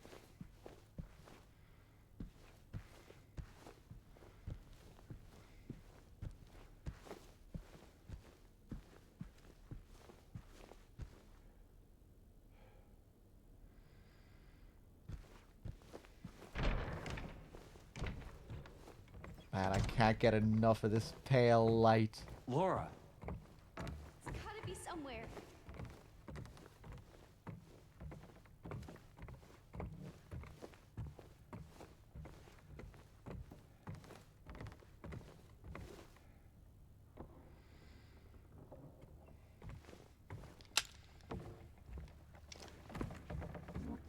Whoa! Do you see James get pulled back there?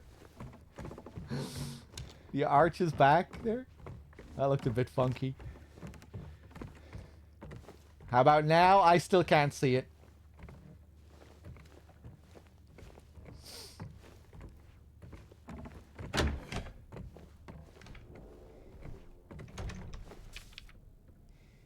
Mr. James Sunderland. Regarding the videotape you left in your room during your last stay, I'm glad to inform you that we have recovered the item and moved it to the employee section on the first floor. The tape is stored within the hotel safe to be returned to you at your nearest convenience. Nice writing.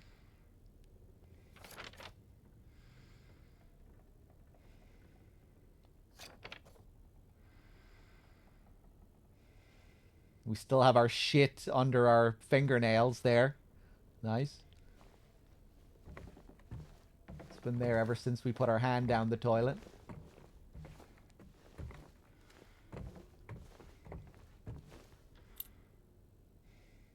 Room 312 key and ornamental key for the music box. Good thing James doesn't bite his fingernails. Yeah, good job he isn't like Angela. Yeah, apparently if you look closely at Angela's model in this, you can see that she has bitten fingernails.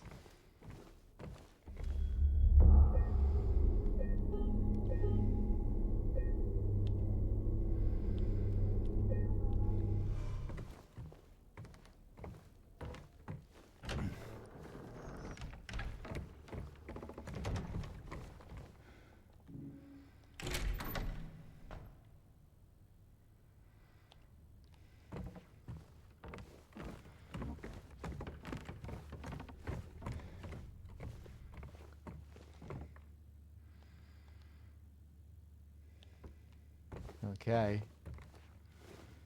God, the light. So nice.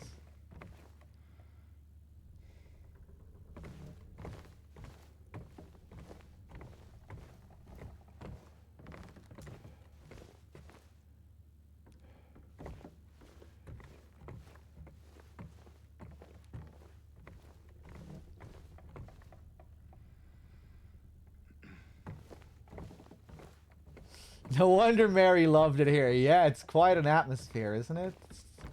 It's like subtly magical. This always makes me think. I say always, I've played the game once before. On my first playthrough, this really reminded me of the Gillespie house from Silent Hill 1. You know, the shot you get of the Gillespie house during the opening montage of Silent Hill 1? Really, yeah, again, it just really struck me when I walked past it here. I was like, wow, that is the Gillespie house from Silent Hill 1. Just something about the color of it being all secluded out, like around nature, around a field. How run down it looks.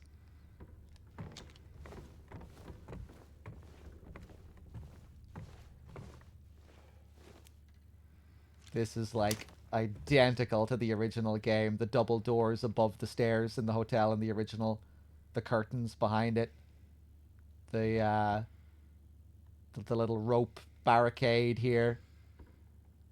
This is like identical to the original. The way the colors look and the light and everything.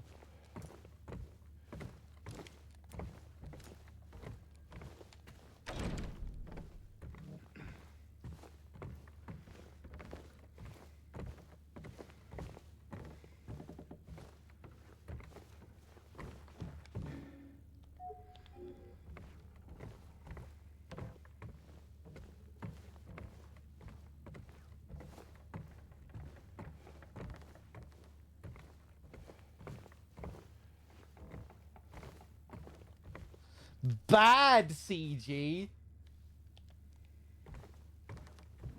How dare you? The CG from Silent Hill 1 is glorious. Not as good as Silent Hill 2, but still pretty nice.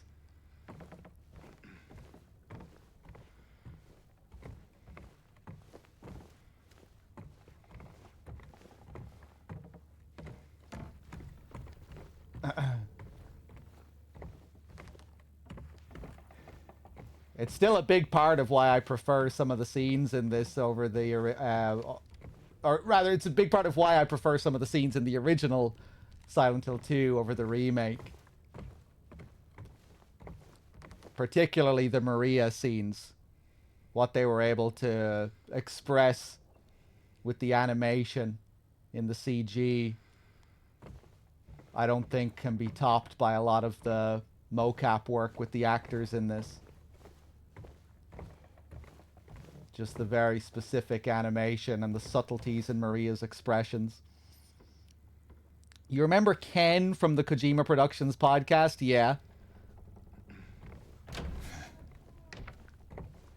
What about him?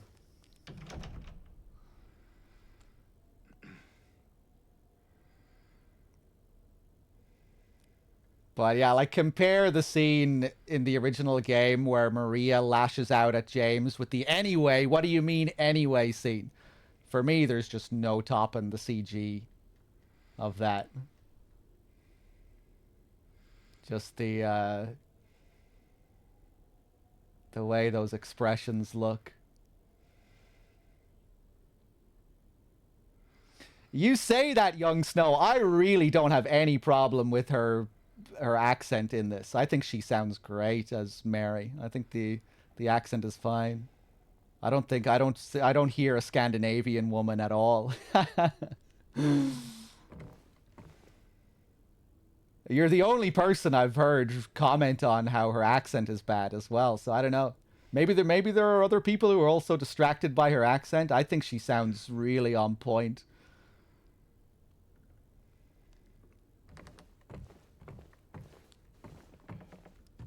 Yeah, I don't know. I think her performance as Mary sounds like, as well. I also feel it sounds like maybe closer to the original game than any other performance.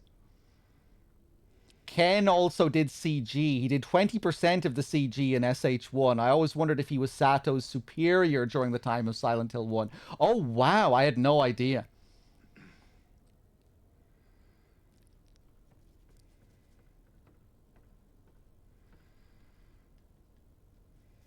Yeah, but I don't have any problem with the accents.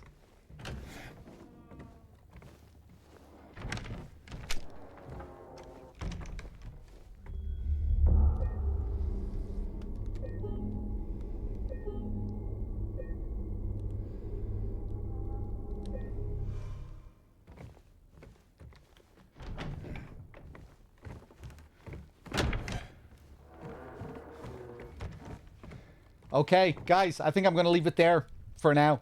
And we'll get into the hotel properly next time. We'll finish it off next time. Probably tomorrow, I guess. I'll probably come back and finish this up tomorrow. It's pretty late now. It's just reached midnight here. Guys, thanks for being here. Thanks for watching. Till next time, everyone. I'll see you soon.